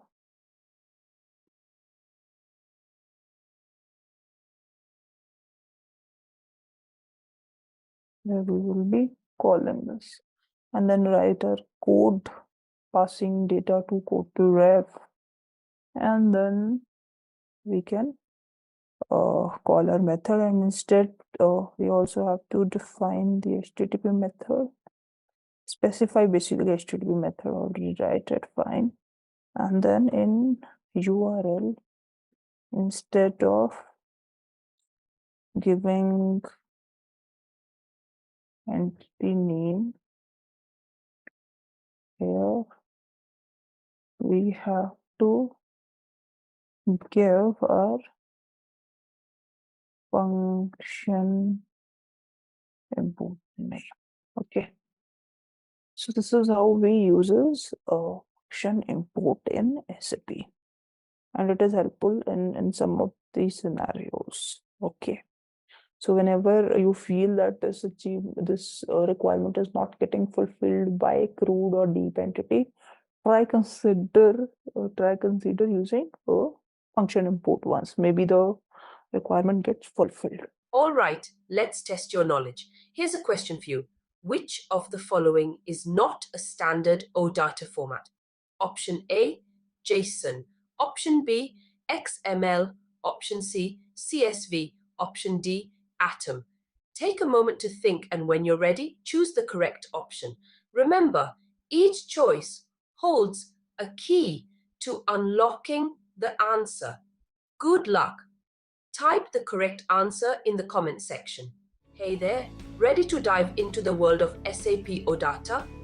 Our course is your gateway to mastering it all, from beginner basics to advanced techniques. Take it at your own pace right here on our platform. SAP OData is like a Swiss Army knife for managing supplies, ensuring everything from production to delivery runs smoothly. Learn from seasoned pros who've been in the game for ages. They will guide you through every step and answer any questions you may have. But don't just take our word for it. Our students rave about how helpful this course has been for them. And the best part? It's super affordable, so you can level up your skills without breaking the bank. Ready to become a SAP OData whiz? Sign up now and start your journey. For more info, head to ZaranTech's website. We will be, seeing that how we create deep entity, expanding deep entity as a we will be implementing deep entity. So basically what happens is, let's say we have, multiple tables which are connected to each other. Okay, then there are multiple ways to, navigate through them to maintain them. I guess in the earlier session, we also saw that, we saw one example of that, how we can create a deep entity, how we basically implement that method for basically parent-child relationship. Okay. So why this method is so important is, let's say in a project in real-time scenario, this generally happens that, we have 10, 15 entities throughout the project. Okay. So now there are two methods to get data from each entity.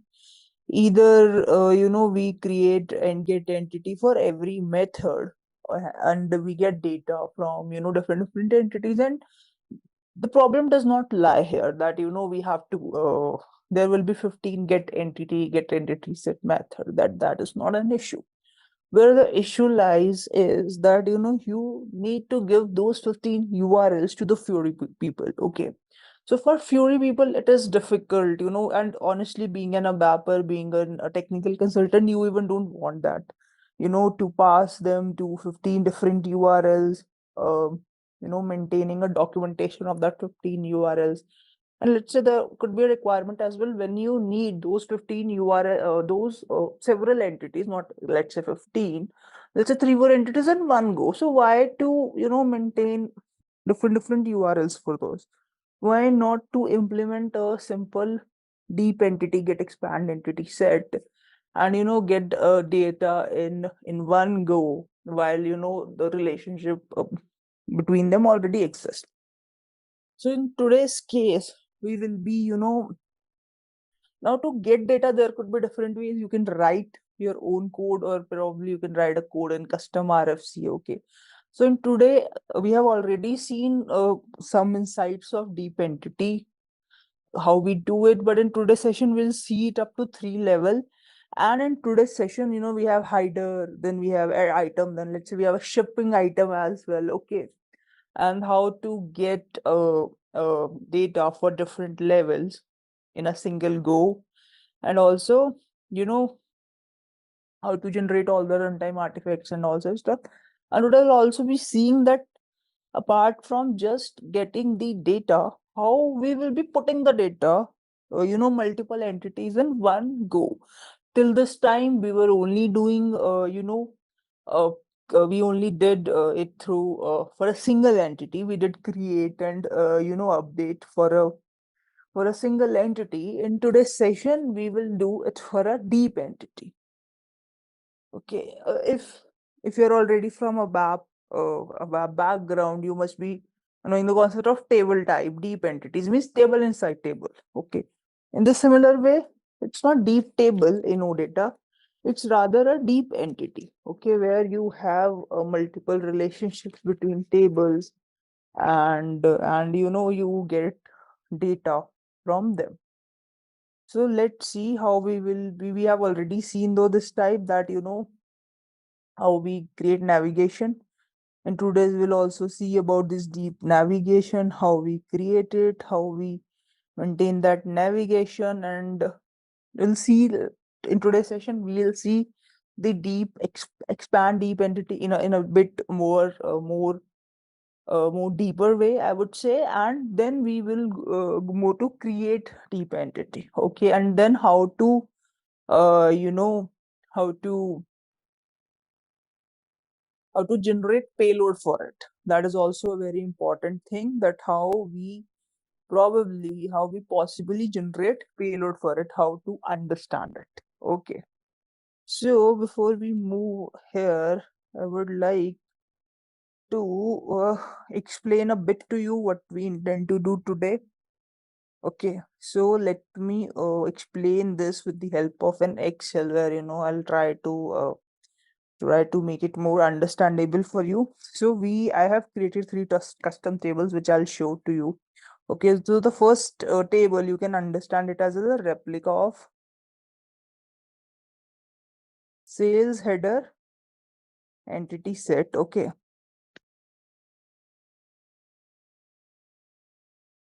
and the second is, let's say, sales item entity set, and the third is sales shipment entity set. Okay,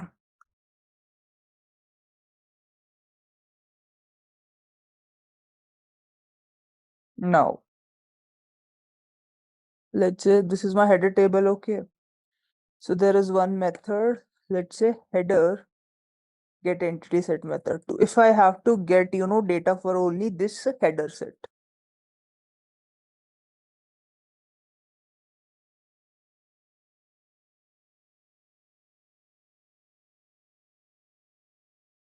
you must have item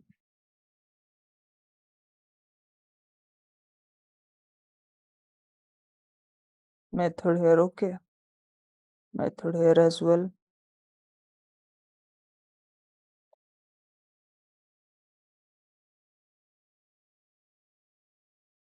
Okay, so this is sorted, this is sorted. What it gets is, its the output here is we get sales header details here. Okay,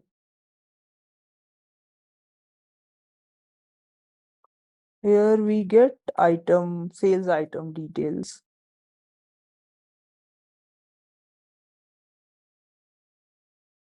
and here we get sales shipment detail.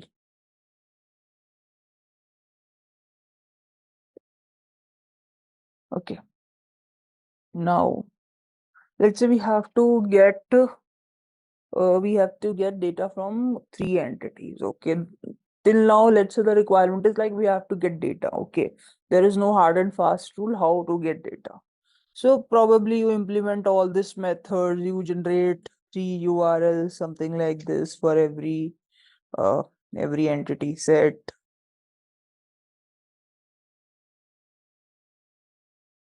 something whatsoever is a server, and then sales header.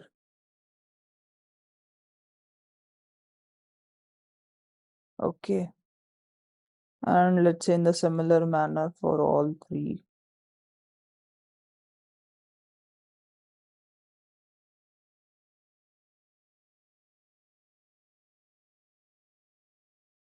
Okay, but now is it a very feasible way?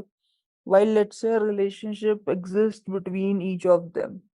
Okay, then why not to get data in one go? It would be, instead of handling three URLs, isn't it be easy to get data from all three tables in one go? Okay, so let me show you the three tables.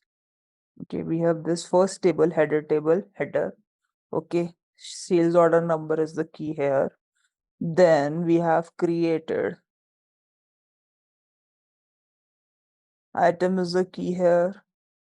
Okay, the combination of both, so it is possible that they can have multiple entries. Then we have shipment table here. Okay, with shipment number and all such stuff. So we can obviously get data from all these three tables in one go. So what we will do here is we will create an entity sales header SID. We have three for now, which is like this. Okay.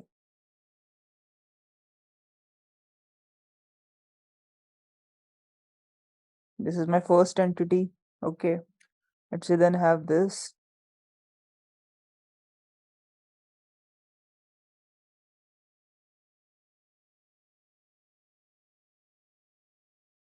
Then this is our second entity.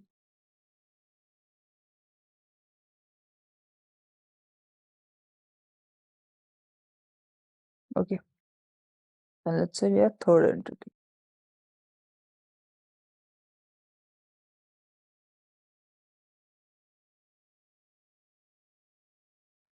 Let's maintain the relationship between them.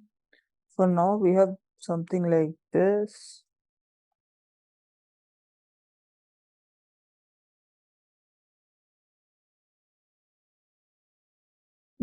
Let's not keep all borders. Let's only keep the outside borders. Okay. So we have three structures like this for now. Okay.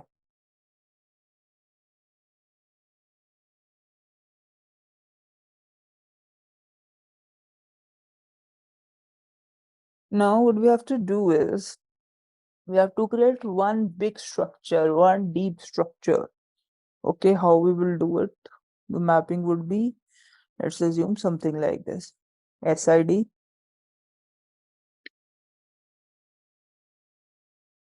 Sorry, my bad. Let's say this is our deep entity which we will be creating.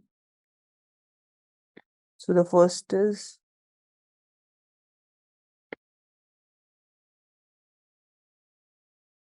SID. The second would be order type. And the third would be sales item, underlying which we would have further details like SID, which will help us in mapping item number, math. Then again, the fourth column, I would say, which would be my shipment details.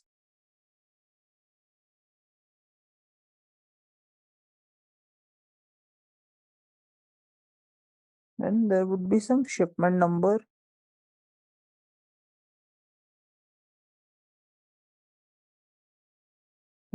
It's okay, and this will come as a one entity with one URL. We don't need to create multiple URLs. We don't need to remember anything. In just one go, we will be getting this entire deep entity, the data of entire deep entity. So for this, we will be creating associations and navigations as we have already seen in the last lecture, but again, we'll be repeating. And today we'll be going up to 3 levels, how we get for 3 levels. Okay.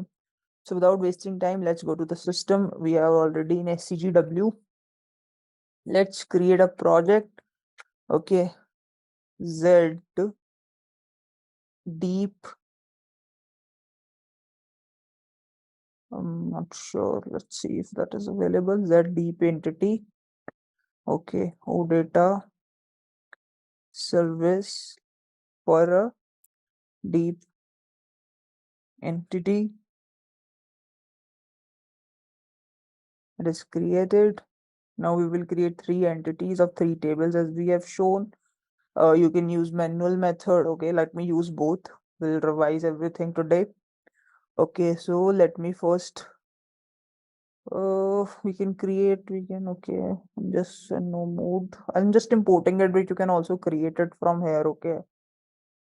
Just to, do quickly, I'm directly importing, but I guess we have already discussed how we can manually create them as well. So we will be importing structure. Let me name it as an sales header, okay.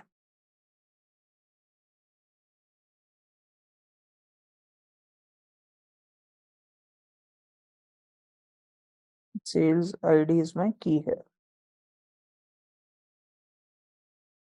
One entity is created. Now we are creating second importer. Did I see structure? Let's go back and check the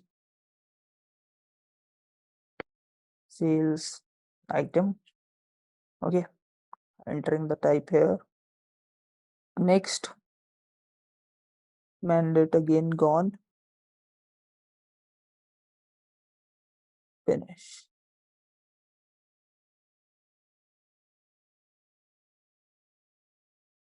Then again we will do import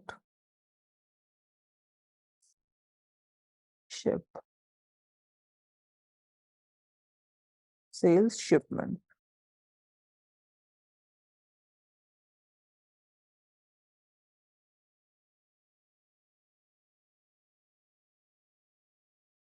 I did a mistake in sales shipment, which is I did not maintain a primary key. So let's go here and let's quickly correct that.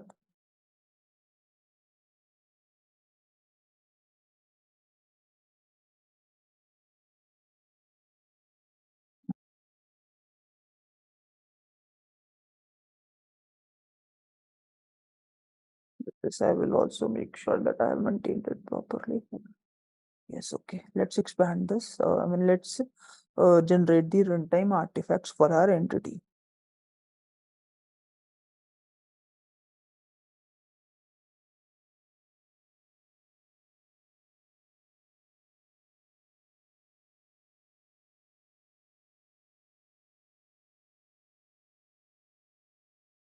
It's generated. Okay.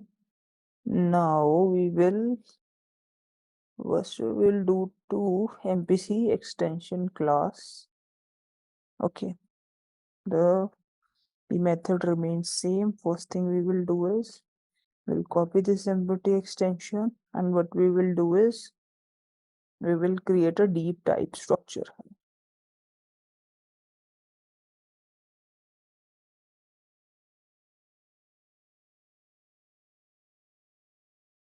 My bad, I have to go here.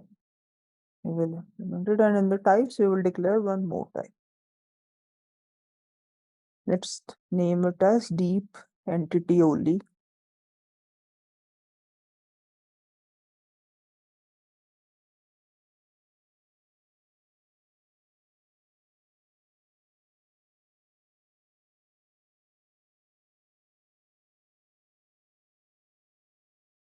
The two fields in first header structure.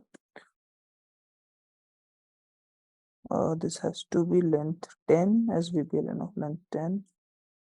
Okay. Then we will declare two items. Item type table of TS item sales item. Okay. And then we will do one thing, which is shipment, and we have forgot to declare associations and navigations. Let's go back. Okay, create that sales shipment. Okay, so first thing we will do is we will create the association and navigation. Let's go to SEGW. Okay, let's close this service implementation. No, we will go in association, create.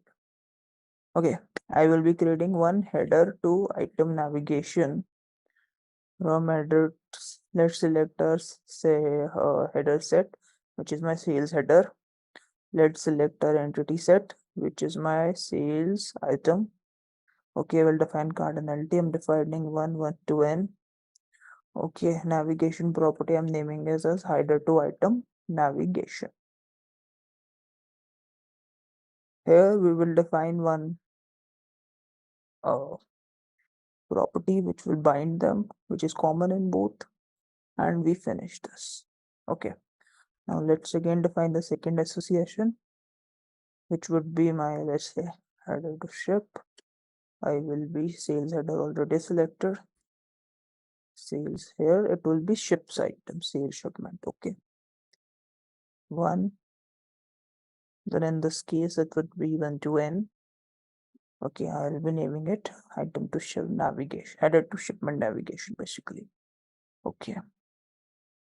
Then again, we would be selecting here sales order ID, which is binding in both the tables. And here we are done.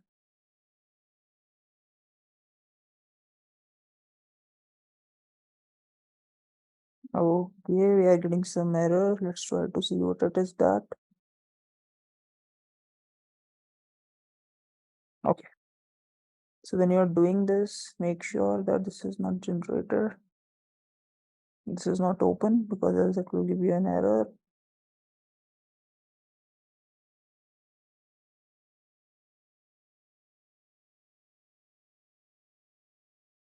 Okay, and with navigation defined, sometimes the code here gets changed. So let's make sure we still have a deep entity. Okay, so deep entity is gone.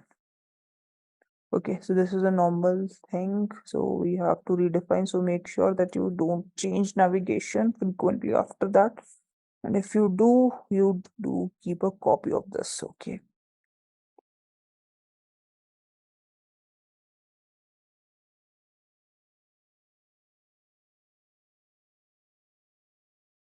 starting with TS and I'm ending with the PY entity. Okay, then let's do one thing. SID type C length 10. Okay, we have OD type C length 4. Then we have item type table of TS sales item with default key. Okay,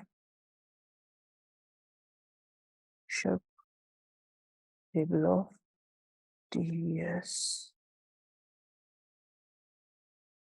sales shipment with default key. Okay, and the last thing you have to do is you have to just to go to the navigation name. Okay, then whatever name you have given here, make sure to give the same name here.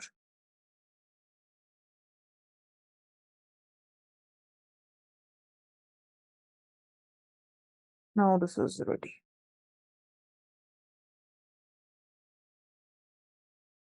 It does not get copied properly. Let's replace it manually. Ship nav. Okay. Okay, then this is done. This is done. Why this is giving error now? This is not fair.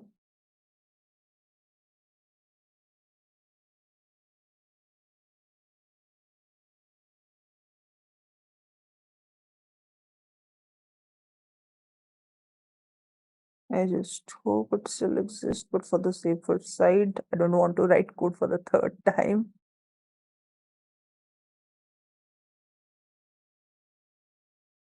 And again, it's gone. That's pretty cruel. I don't know.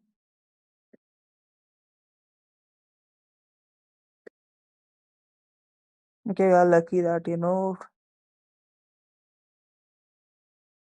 because though we are doing change in MPC extension, we have opened like MPC extension, but we are kind of redirecting to MPC. So every time we redirect, DPC and MPC get changed. Okay, so just be careful about things. Now let's go to DPC extension class. Okay, and we will change it. What we will do is we will simply, we will be simply changing the implementing the get entity set method. Without wasting time, let's go back quickly here. So we'll be doing data declarations. First, we will be creating a table for the entity type, table of ZCL class name, ZCL Z deep entity MPC extension. We'll give reference to the type structure we have just created, TS deep entity. Perfect. Then we will be creating an work area for it, which would be my, let's say, work area deep entity like line of IT deep entity. Okay. Then we will be doing declaration for type structure, declarations for table.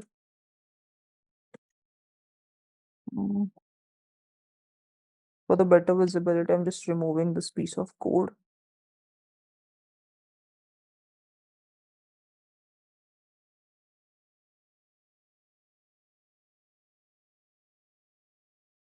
Okay, buddy, delete it. Then what we'll be doing is data IT header type table of ZZ tab underscore S. Header is the table I've created for sales order header. Then I am creating an internal table for item.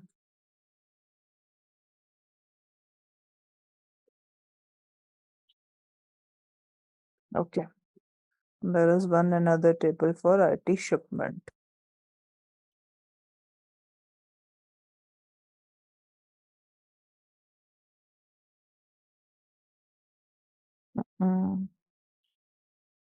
Okay. Then what we will be doing is we have created an internal structure. We'll create two more work areas for the structure inside structure. Okay.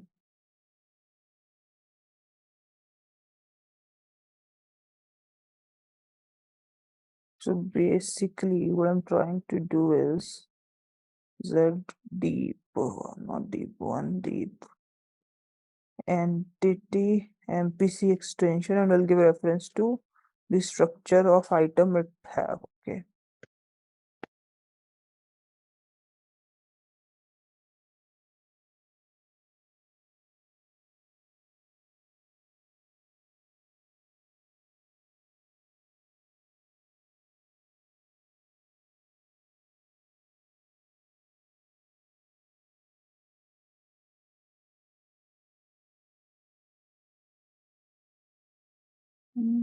So they are good. Also, we have to declare two navigation units here.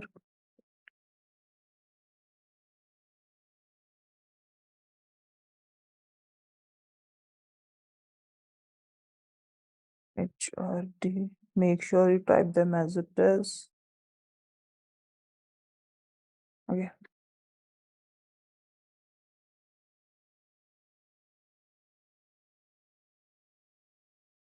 Type string must be the type.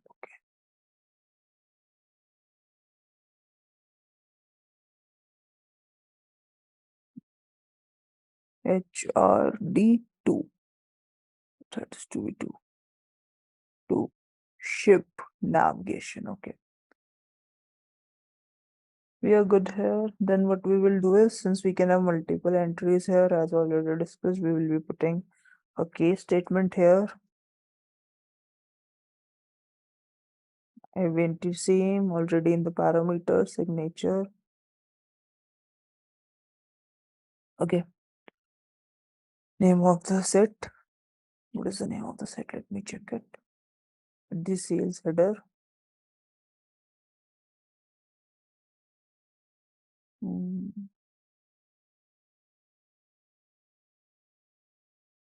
Sales header. Since it's set, we have to put set in the end. We'll close it. Okay. Let's write a piece of code.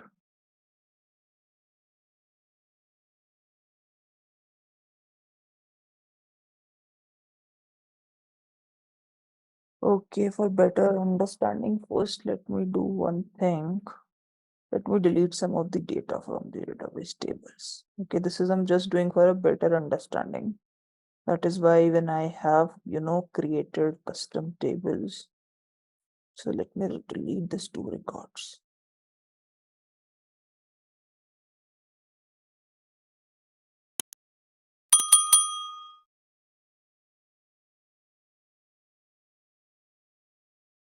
Yes, this button disabled.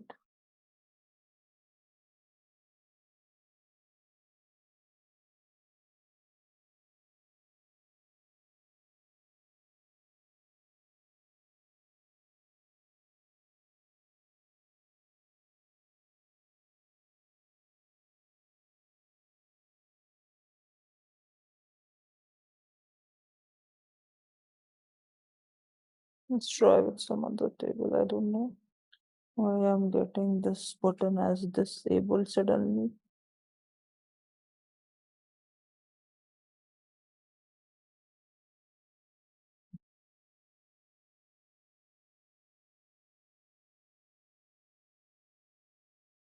No, no, no, no, no, no, no. Don't delete all, just delete this. Okay. And put the better readability here as well.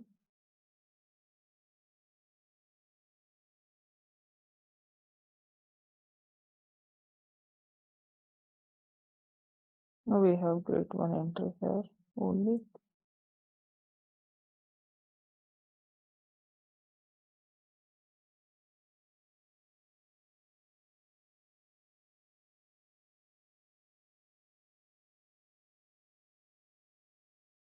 I am unfortunately not able to understand why this is happening suddenly.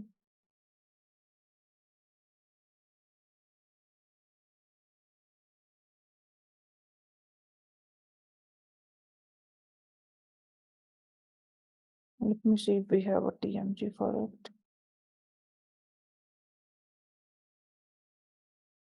Let's delete from patch. Okay.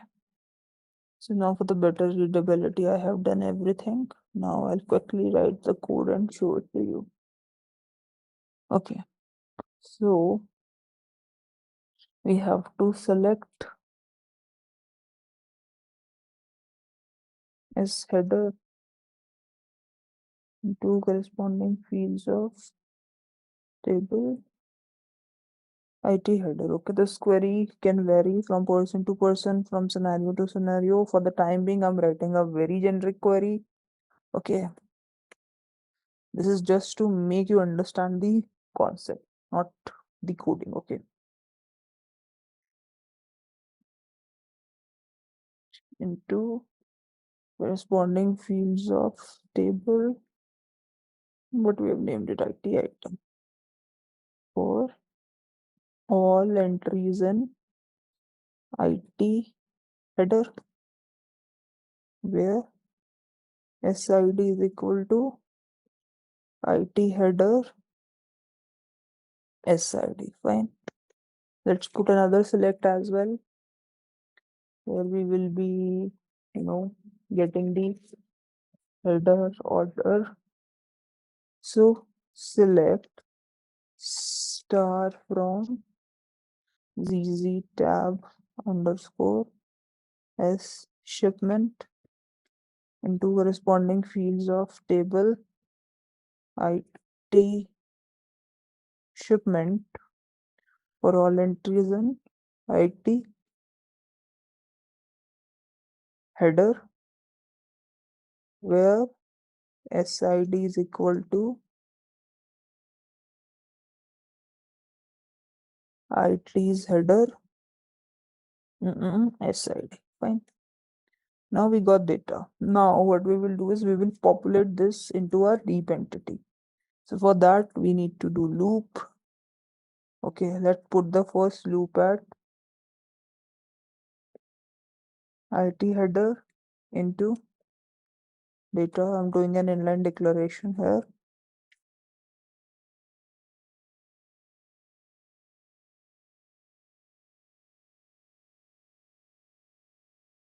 Now move corresponding WA header to W deep entity. Then since these are two other internal tables, so what we will do is IT at item into data WA item,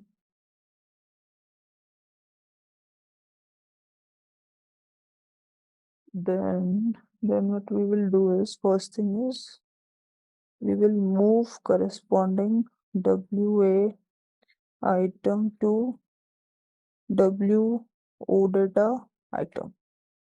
Okay, as we have created of that type, and then we will append our WA OData item to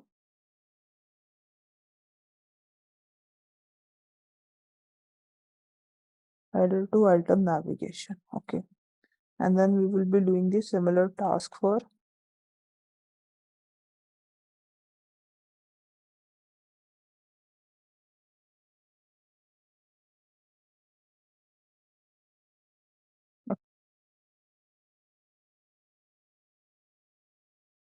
move corresponding WA shipment to WA. So basically OData's shipment part, we will be moving it, and then we will be appending this OData shipment to deep entity structure. Okay, now this is done. This is done.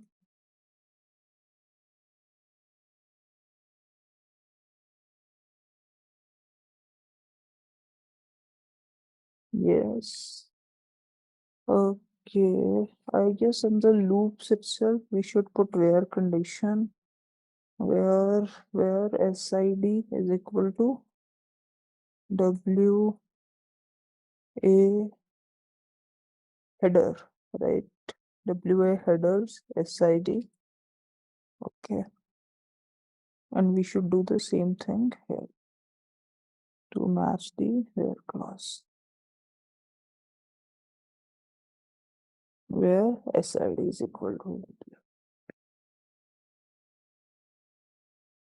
We are good. Then what we will do is we did this. Okay, then what we should do next is we populated item, we populated shipment. Okay, then we have our deep entity ready. Okay, then we should basically append this work area now, deep entity work area.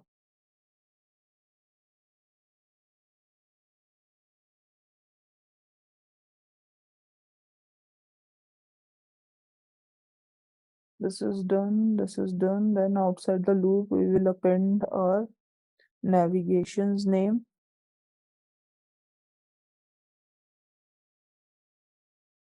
clauses. We will be doing same thing again, but just changing the name. Okay, then we will be calling copy ref to data.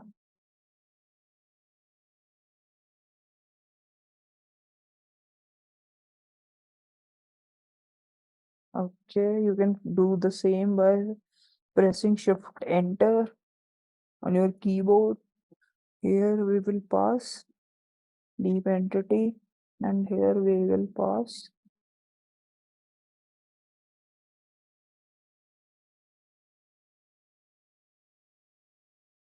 okay, what mistake I made.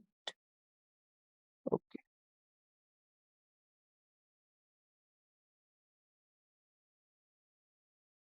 maybe for this purpose we should also put it here.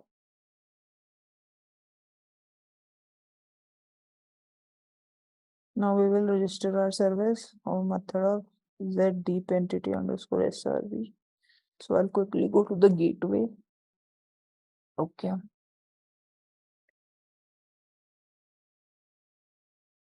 I will figure out my service here, which is z deep entity underscore srv.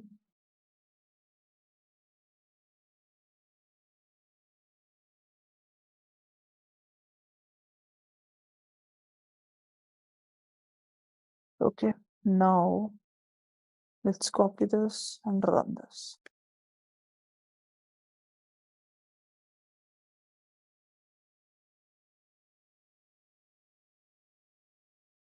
We will put the name of service here.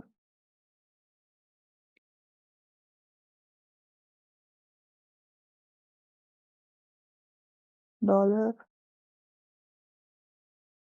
expand name of the navigation.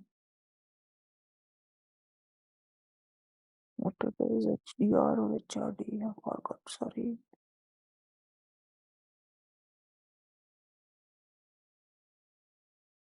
HRD.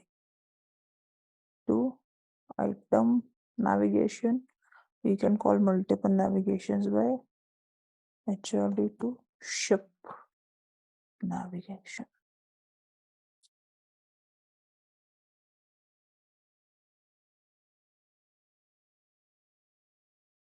Look, we are getting, this is header data, then this is shipment data. Okay, this is item data, basically the second table data, item data, and then we have this data. Okay, so this is how we do it. We can even put a debugger here if you want to debug it. Okay, we can run it for single association, multiple association by putting a comma. Okay, you can see how table is running, how you are getting data here. Okay, so this is how we maintain, navigation up to certain levels. Okay, this was for get deep expand entity. Okay, so get the data in an entity to maintain multiple navigations in an entity. Let's say now we have to do back. We have to create the data. So for create the data, what you have to do is you have to redefine method known as create deep entity. Okay, let's search for that method. Not create entity, this one, create deep entity. We redefine it. Okay, I'm also removing the code here for some better visibility.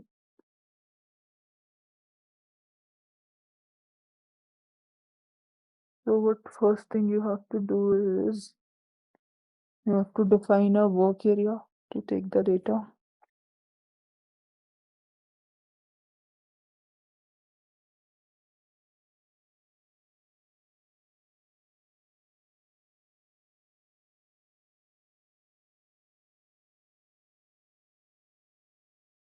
Okay, I will create a deep entity area. Then we will again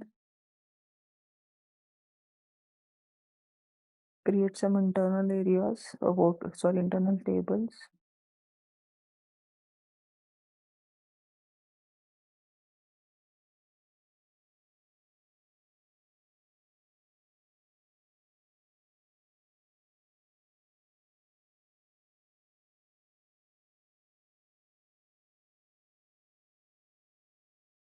Where we are creating this internal tables, we are creating this internal tables to modify our custom table, to modify DDIC table. Okay, so for that, this internal tables are needed.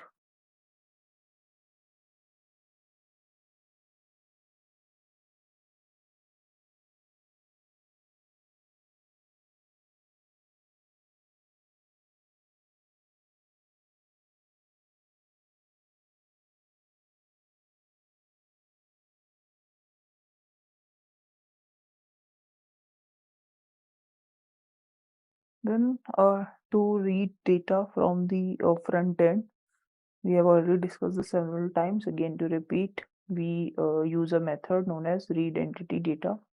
So I'll be quickly calling that method. Okay, Shift Enter, I'm pressing on my keyboard. Okay, let me write it here as well. To get to do stuff like this, you can press Shift plus Enter on your keyboard. Okay.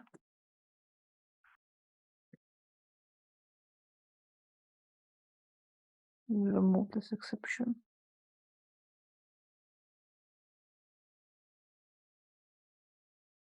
We will be capturing this into the work area we have created.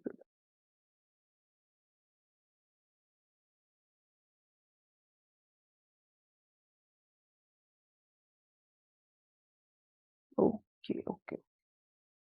It has to be work areas. Okay. One is the internal table, one is the work area.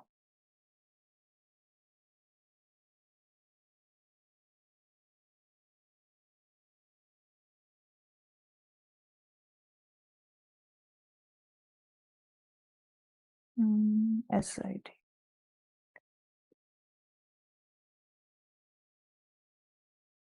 Work area, deep entity.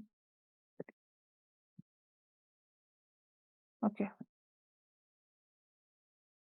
Then there could be multiple records there. So to handle that, we will also write it inside loop,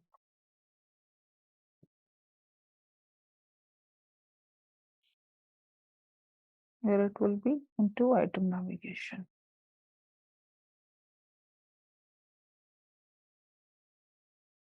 Let's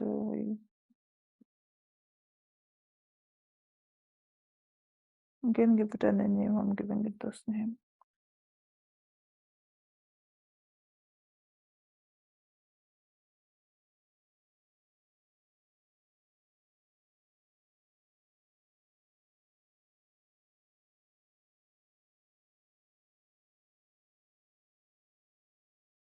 Then what we have, item number.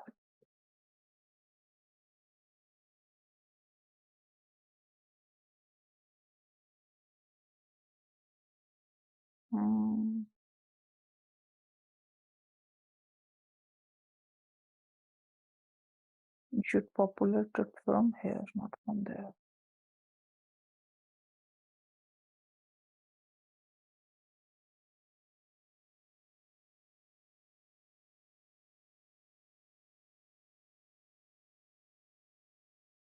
Then we have a reference for partner.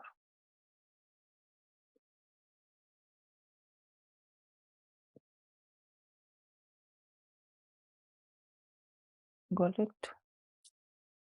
Then we can put same code for the shipment as well. Okay. And then we will modify our internal tables.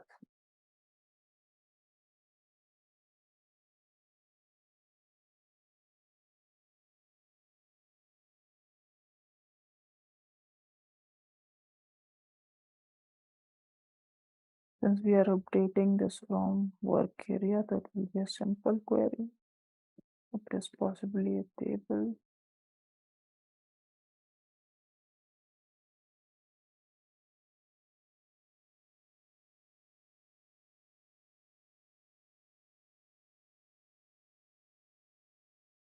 So we got this. Now what we will do is we will come here. And this little bit of things changes. We will use this as a request post. Okay, to get you better visibility here, I am just closing this also. In the post, I just kept the URL and the name of the entity. Okay, let me do one more thing.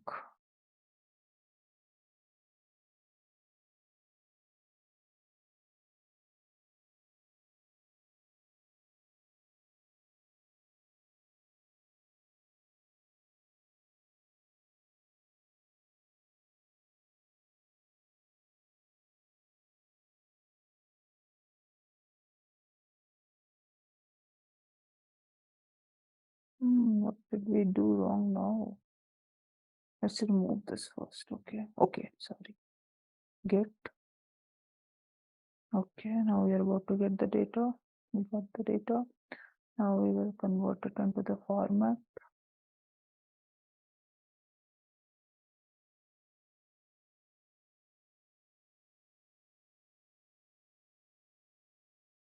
Now we will do one thing here.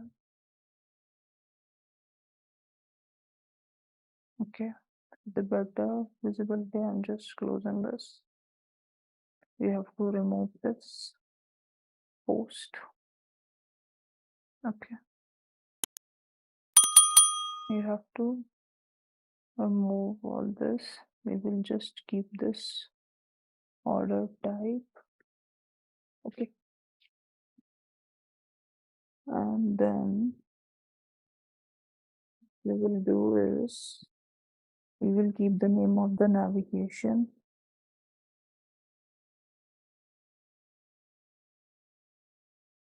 Order to item navigation. There are no results. We have to properly see the format navigation, comma, bracket start, bracket close. This all metadata stuff is not needed. Okay.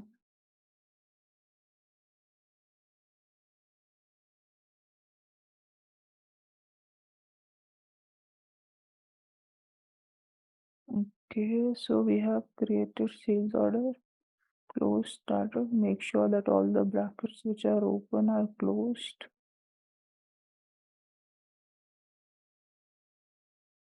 We will give it as a new entity number here. And let's try to execute.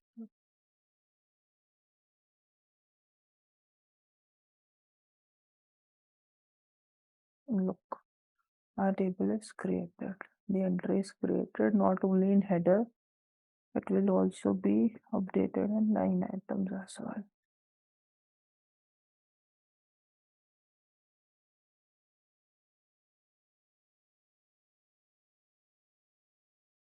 Header to item navigation. Why it is not updated in navigation?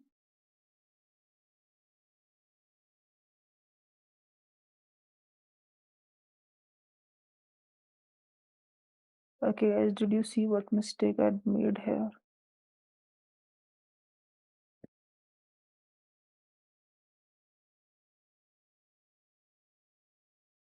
You can also see the gateway. I was just maintaining it directly here.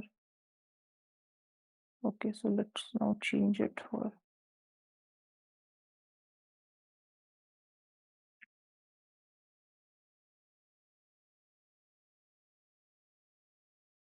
so this is my header table. Okay, I guess we don't need to put this.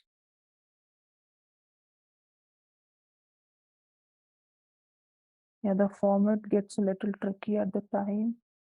You have to be very cautious of this thing. Look at the one go. It updated both table and we can even put a debugger here. Okay.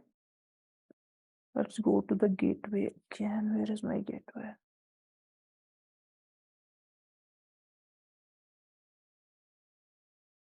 Okay.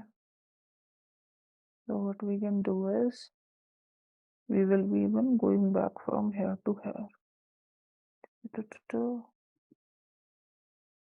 Okay. Look, let's get executed here. So here in the real time, we will be able to see that, what we are getting from gateway F6. Let's first see what we get into a deep entity. Since I have already passed here one navigation, so you'll be able to see it.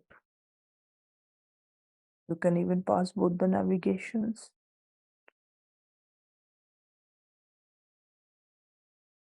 W header. Okay. So in the item, we are getting some data. And then it's updating the table. For this case, I guess we'll be getting an error because this already exists. Yeah, because this key already exists. But we have already seen that whenever the data is created, 500, 201 as a success response, is returned in case of a successful creation. Okay, so this is how we can, optimize our business processes instead of, having so many multiple URLs when the entities are interconnected. Consider them, making a deep entity. Okay, what more you can do is instead of writing the code directly here, you can even create a Z function module where, you can write your valid business logic, then map that function module to create and get the data, taking reference from the older videos we have done, older sessions in which, where we are using data mapping to get and store data. And this way you will also be able to handle proper exceptions, or you can even we can do the exception handling as per our business logic, as per our requirement. So this was all about create, expand entity, and then how we can create deep entities the same way. But just one thing to remember here is that for the standard functions, always consider using the appropriate BAPIs instead of using directly putting into the modify or update statements, because the reason is already known that it can using update and modify directly on those custom tables can bring inconsistency in the data. Okay, so for that reason, consider using appropriate BAPIs, which are obviously a type of RFC only. Okay, function modules. So consider using appropriate BAPIs. Okay, and do appropriate error handling as well. Okay, so this was all for the deep entities today. I request all of you to go through the scenario again and consider making your all scenario different scenarios altogether. Hey there, ready to dive into the world of SAP OData? Our course is your gateway to mastering it all, from beginner basics to advanced techniques. Take it at your own pace right here on our platform. SAP OData is like a Swiss Army knife for managing supplies, ensuring everything from production to delivery runs smoothly. Learn from seasoned pros who've been in the game for ages. They will guide you through every step and answer any questions you may have. But don't just take our word for it. Our students rave about how helpful this course has been for them. And the best part? It's super affordable, so you can level up your skills without breaking the bank. Ready to become a SAP OData whiz? Sign up now and start your journey. For more info, head to ZaranTech's website. We will be discussing about the different query options in OData. Okay, so the first and foremost thing is what are different query options in OData. In the different URLs, you must have seen like dollar filter, dollar something, or let it be anything. Okay, so we will be seeing some of the paging options, and how we do them, how we implement them, and what is the relevance of them. So what are the different query options available in the OData, SAP OData? So it's filter for dollar filter, projecting dollar select, paging dollar top, dollar skip, dollar line count, order by, dollar expand, which we have already seen kind of, how we make use the inlining process, dollar expand, and then count. Okay. So dollar filter statement can be compared with the where clause in the SQL syntax. Yes, very true. The dollar filter option in the query, it works very similar to the where clause of any select query. Okay, the dollar select statement is basically same as the select and okay, and we result get in HTTP methods, dollar filter. So what do happens is, okay, whenever we have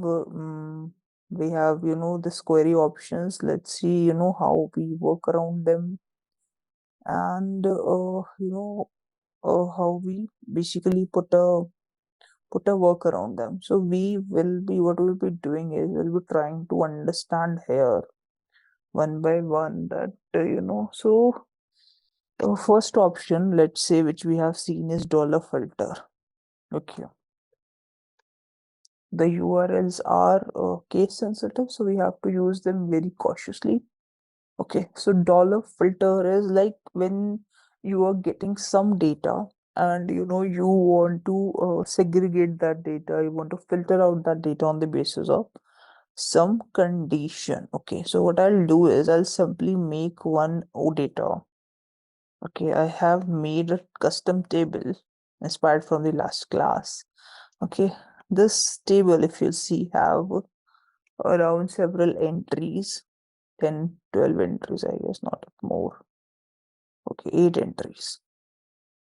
Okay, so we will be first creating a get set entity get set method, okay, to get all the data results, and then we will be seeing how we put filter on it and how also we can pass select options, range of filters in the same query. We will be seeing both of these two options first. Okay, so let's quickly start. Go to gateway service and we will create a service.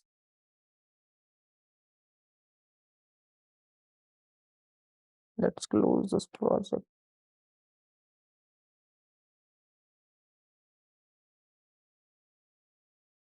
Filter queries.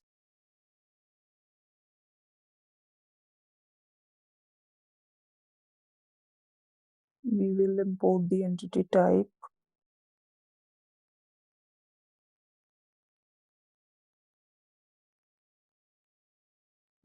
Let's name it header only.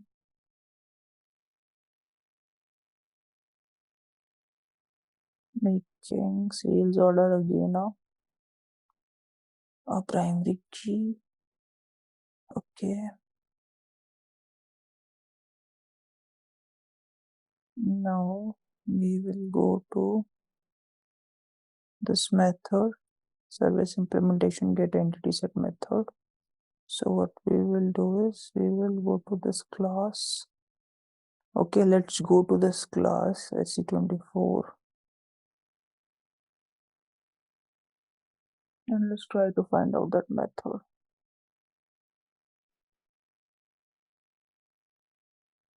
We'll re-implement this method. Select. This query is going to be very simple. Select star from Z table. It's called header into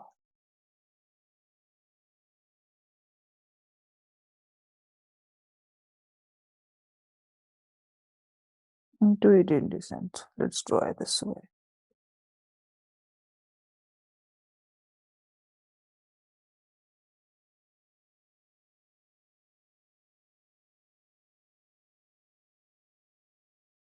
Okay, let's register the service.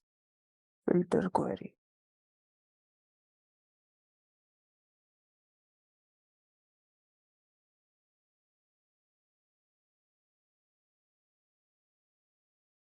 Select filter query.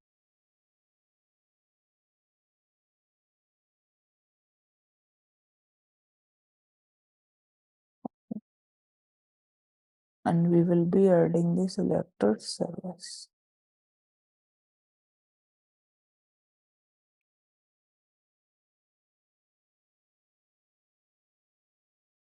Let's go back. Filter it. We will run. Instead of seeing the metadata now, we will be directly running to the header set we have. And you will see that did we get all the data? Yes. Now we got all the data from the table we have. Okay. So now let's move to our first option, which is how we can put a filter on it. Okay. So to put a simple filter. So first thing we have is an IV filter string. Okay. So if we have to put one filter string, what we can do is simply we will write it as a filter and passing here the filter string. Okay, in this case, my URL will change a bit. Let me put a debugger as well to show you that how it works. Okay, so what I have to do at gateway is I have to put a sign $filter equals to name of the column where I want to put the filter. Let's say I only want to get, I would put a filter on SIT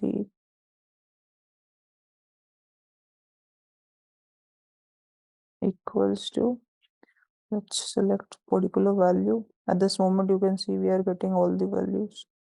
Let's see, I want to get only this value.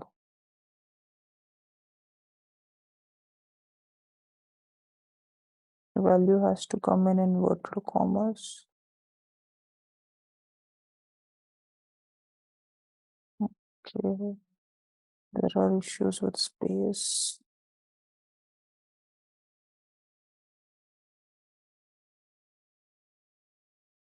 What did we do wrong? Is it comma? Okay, I forgot to put basically a question mark here. Okay, look. Let's have a look how many records we got. Though we got only 16, but let's try to first. But why we did not get stopped here? Let's put the debugger again.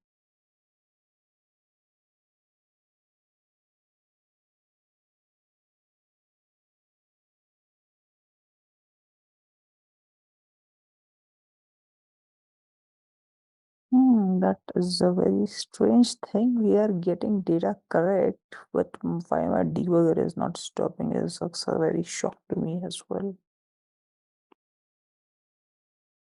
$filter SID is equal to 16. We are only getting one record.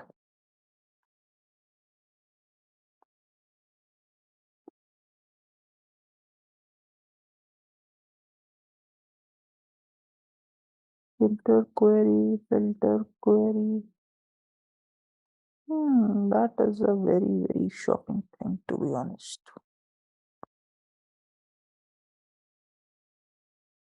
Because I intended to show you that how we get basically this value here in the filter string, but I don't know. Okay, let's look for the next thing. So again, to take it further, we have one standard class here using with the OData services only. The name of the class is SC24 and the class is IWEP /CL underscore MGW data util. Okay. So if you read at this description as well, minimal SAP gateway data utility class. Okay. So it has 3 methods and all methods are static only. It means the static method means you don't need to initialize the method whenever you have to call them. Okay, you can call them one by one. And for the filter tab, let's say for the multiple filtering option, you get data here in the signature. If you look carefully, we all have in the signature only. IT filter select option, IT paging. Okay, order by. So everything is already in the clause only. We just have to, look at it. So first thing is we will pass, multiple values of filter. So how we do that is we will call this method.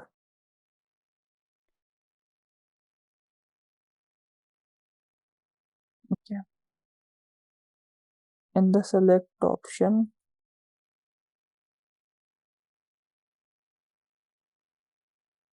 I'll comment this for the time being.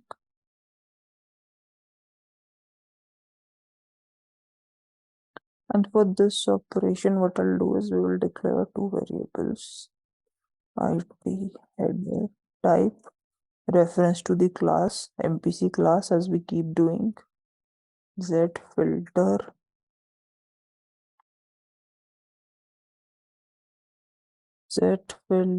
query MPC extension.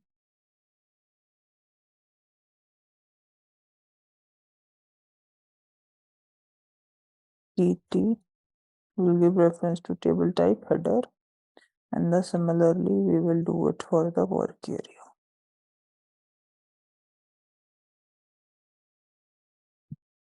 if we need it.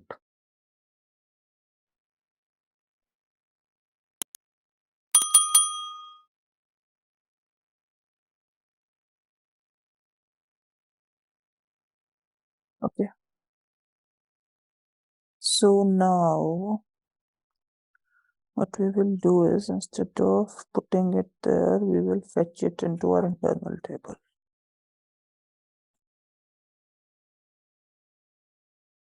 And then we will pass our filter table here, and changing data will be IT header. Okay, and then we will do copy data to ref, and then we will now pass this IT header to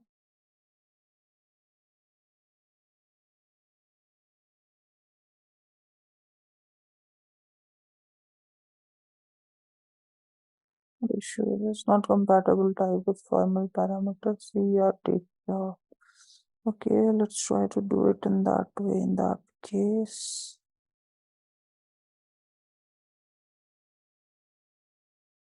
I guess we can even directly handle it. I'm not sure.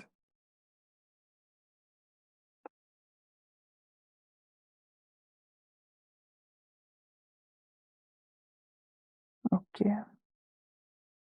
Okay, we are here. Then what we will do is we'll go here and we'll tweak our URL to a little bit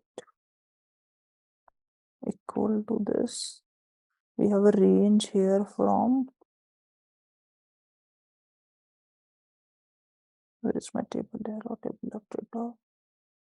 Okay, this is my table. Let's look at its data.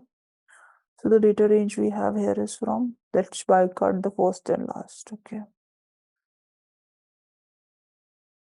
So greater than 1010101010, and then we will be putting and again the name column EQ and 10101010, and let's say 17. It has to be less than 17.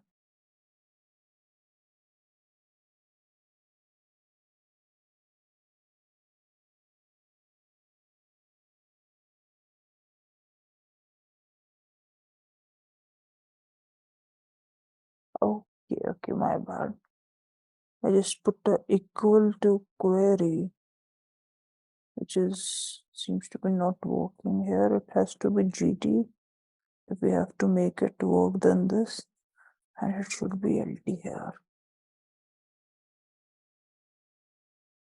So ideally, it should be greater than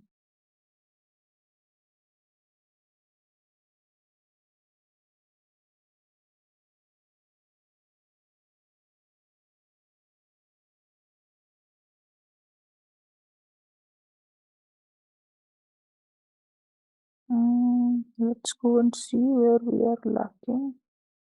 Ideally, yes, it works this way. LT filter is select option, and we will pass here IT set. Isn't my URL working for $filter?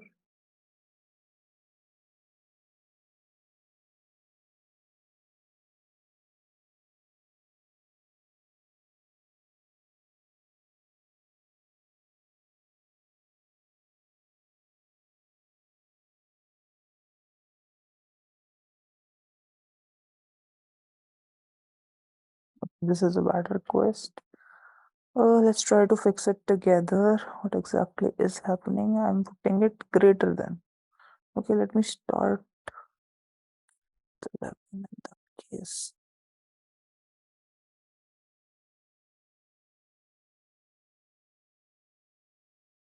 No, it's actually not taking any of the filter.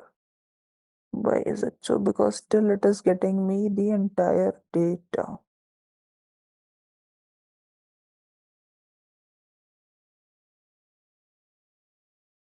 MGB filtering, IT filter option, and it is like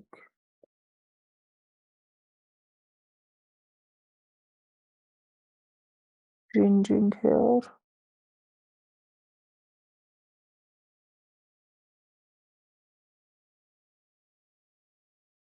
Yeah, but I guess this option also works with this filter query.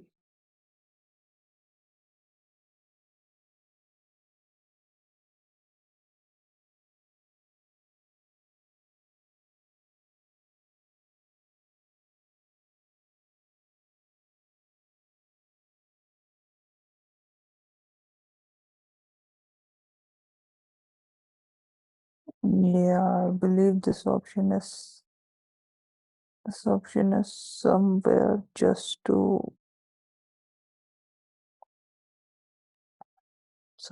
just to map the values itself. Okay, so we also have to make use of the filter string here. Then the next option is again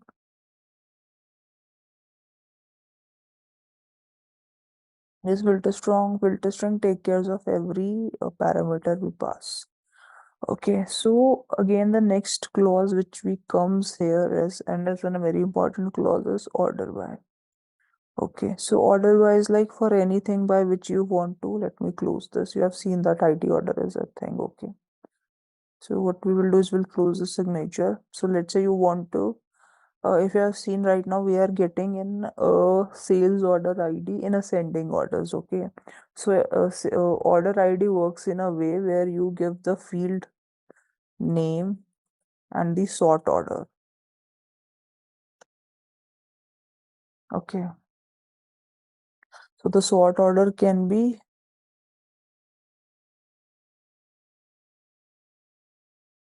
ascending or descending. Right now we are getting data in ascending by default because this is the way in which table is sorted. Let me do it reverse for you. So we will do the same thing. We will call method of this class. Okay, let's go back to this class. We will call its method order by.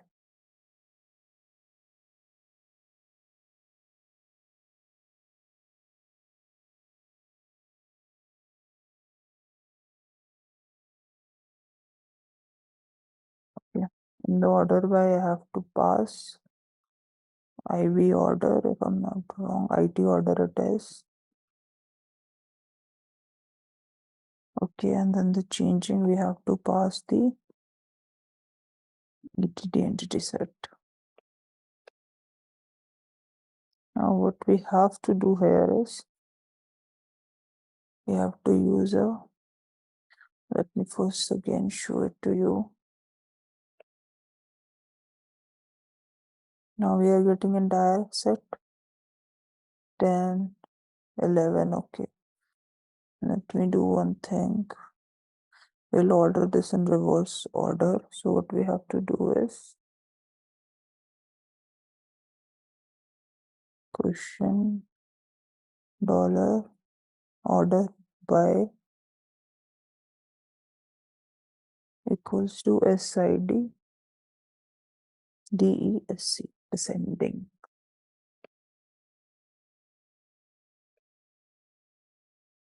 So now data should come in descending order and data is coming here. 17A2 16A. So the entire data order is reversed. Okay. So in case you want to sort your data in either of the order, this order by query always comes to your rescue. Okay. So let's go back to our class. The another method here is a paging method. Okay. So in paging method, we generally control the two methods, two filter options, which are the top and skip. Okay.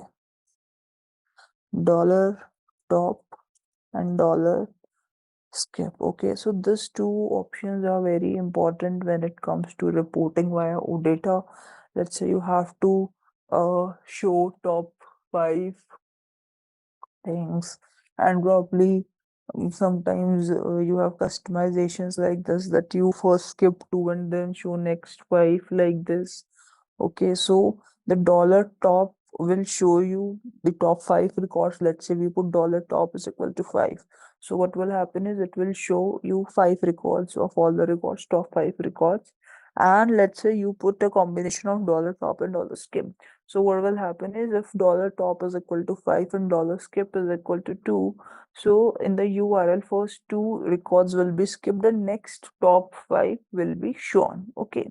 So it may seems easy at this time, but in real time scenarios when we have dynamic reporting requirement, this two options seems to comes to our rescue, and they seems to be of great use. Okay. So let's have a look how we use them. So again, we have to call that method of the class,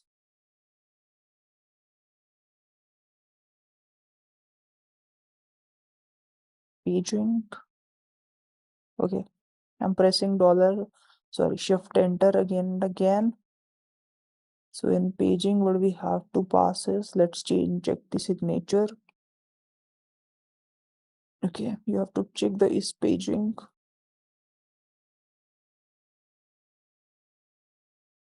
Okay, and then here we have to pass the ER ET identity set.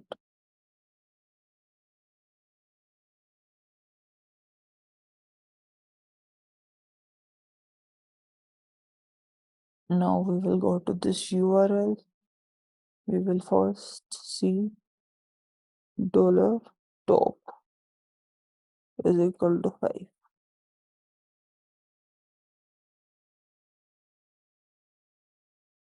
So look, see 1, 2, 3, 4,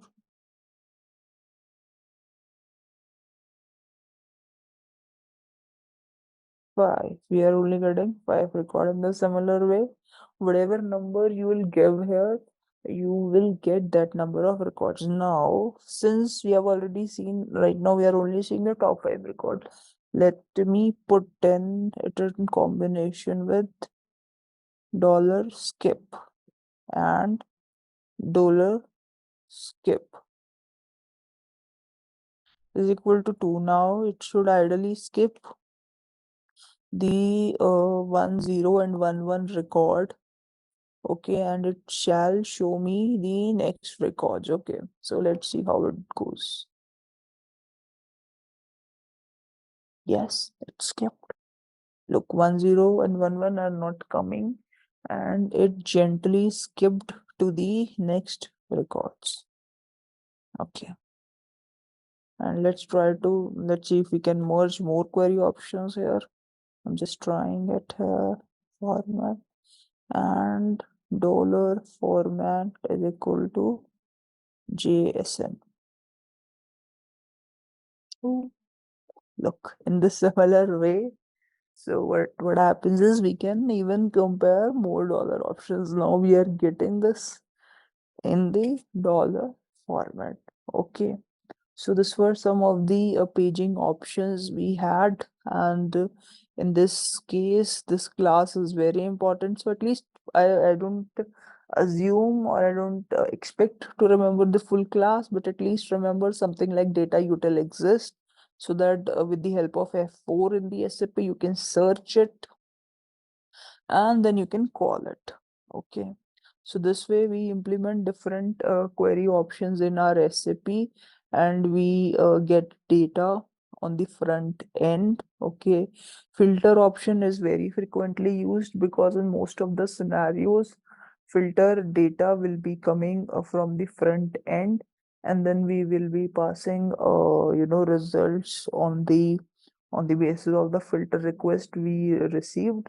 Whereas order by and paging techniques are also important, but generally it depends from scenario to scenario. Okay, you if order by paging, order by query is very important when it comes to sorting of data. There are scenarios when you probably need to sort your data by the, let's say, creation date, or by, let's say, the approval date. Okay, so in those scenarios, this creation date is of great rescue.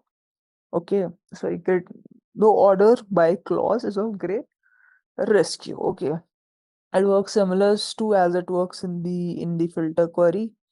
Sorry, it works in the select query, that you order by data. Filter is similar to the where clause, and the top and skip works in its own manner to help us in building a good reporting manual in the auditor. All right, let's test your knowledge. Here's a question for you. Which of the following is not a core principle of the OData protocol? Option A, queryable. Option B, stateless. Option C, secure. Option D, relational.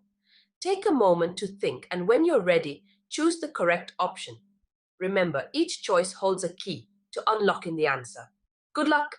Type the correct answer in the comment section. Hey there, ready to dive into the world of SAP OData?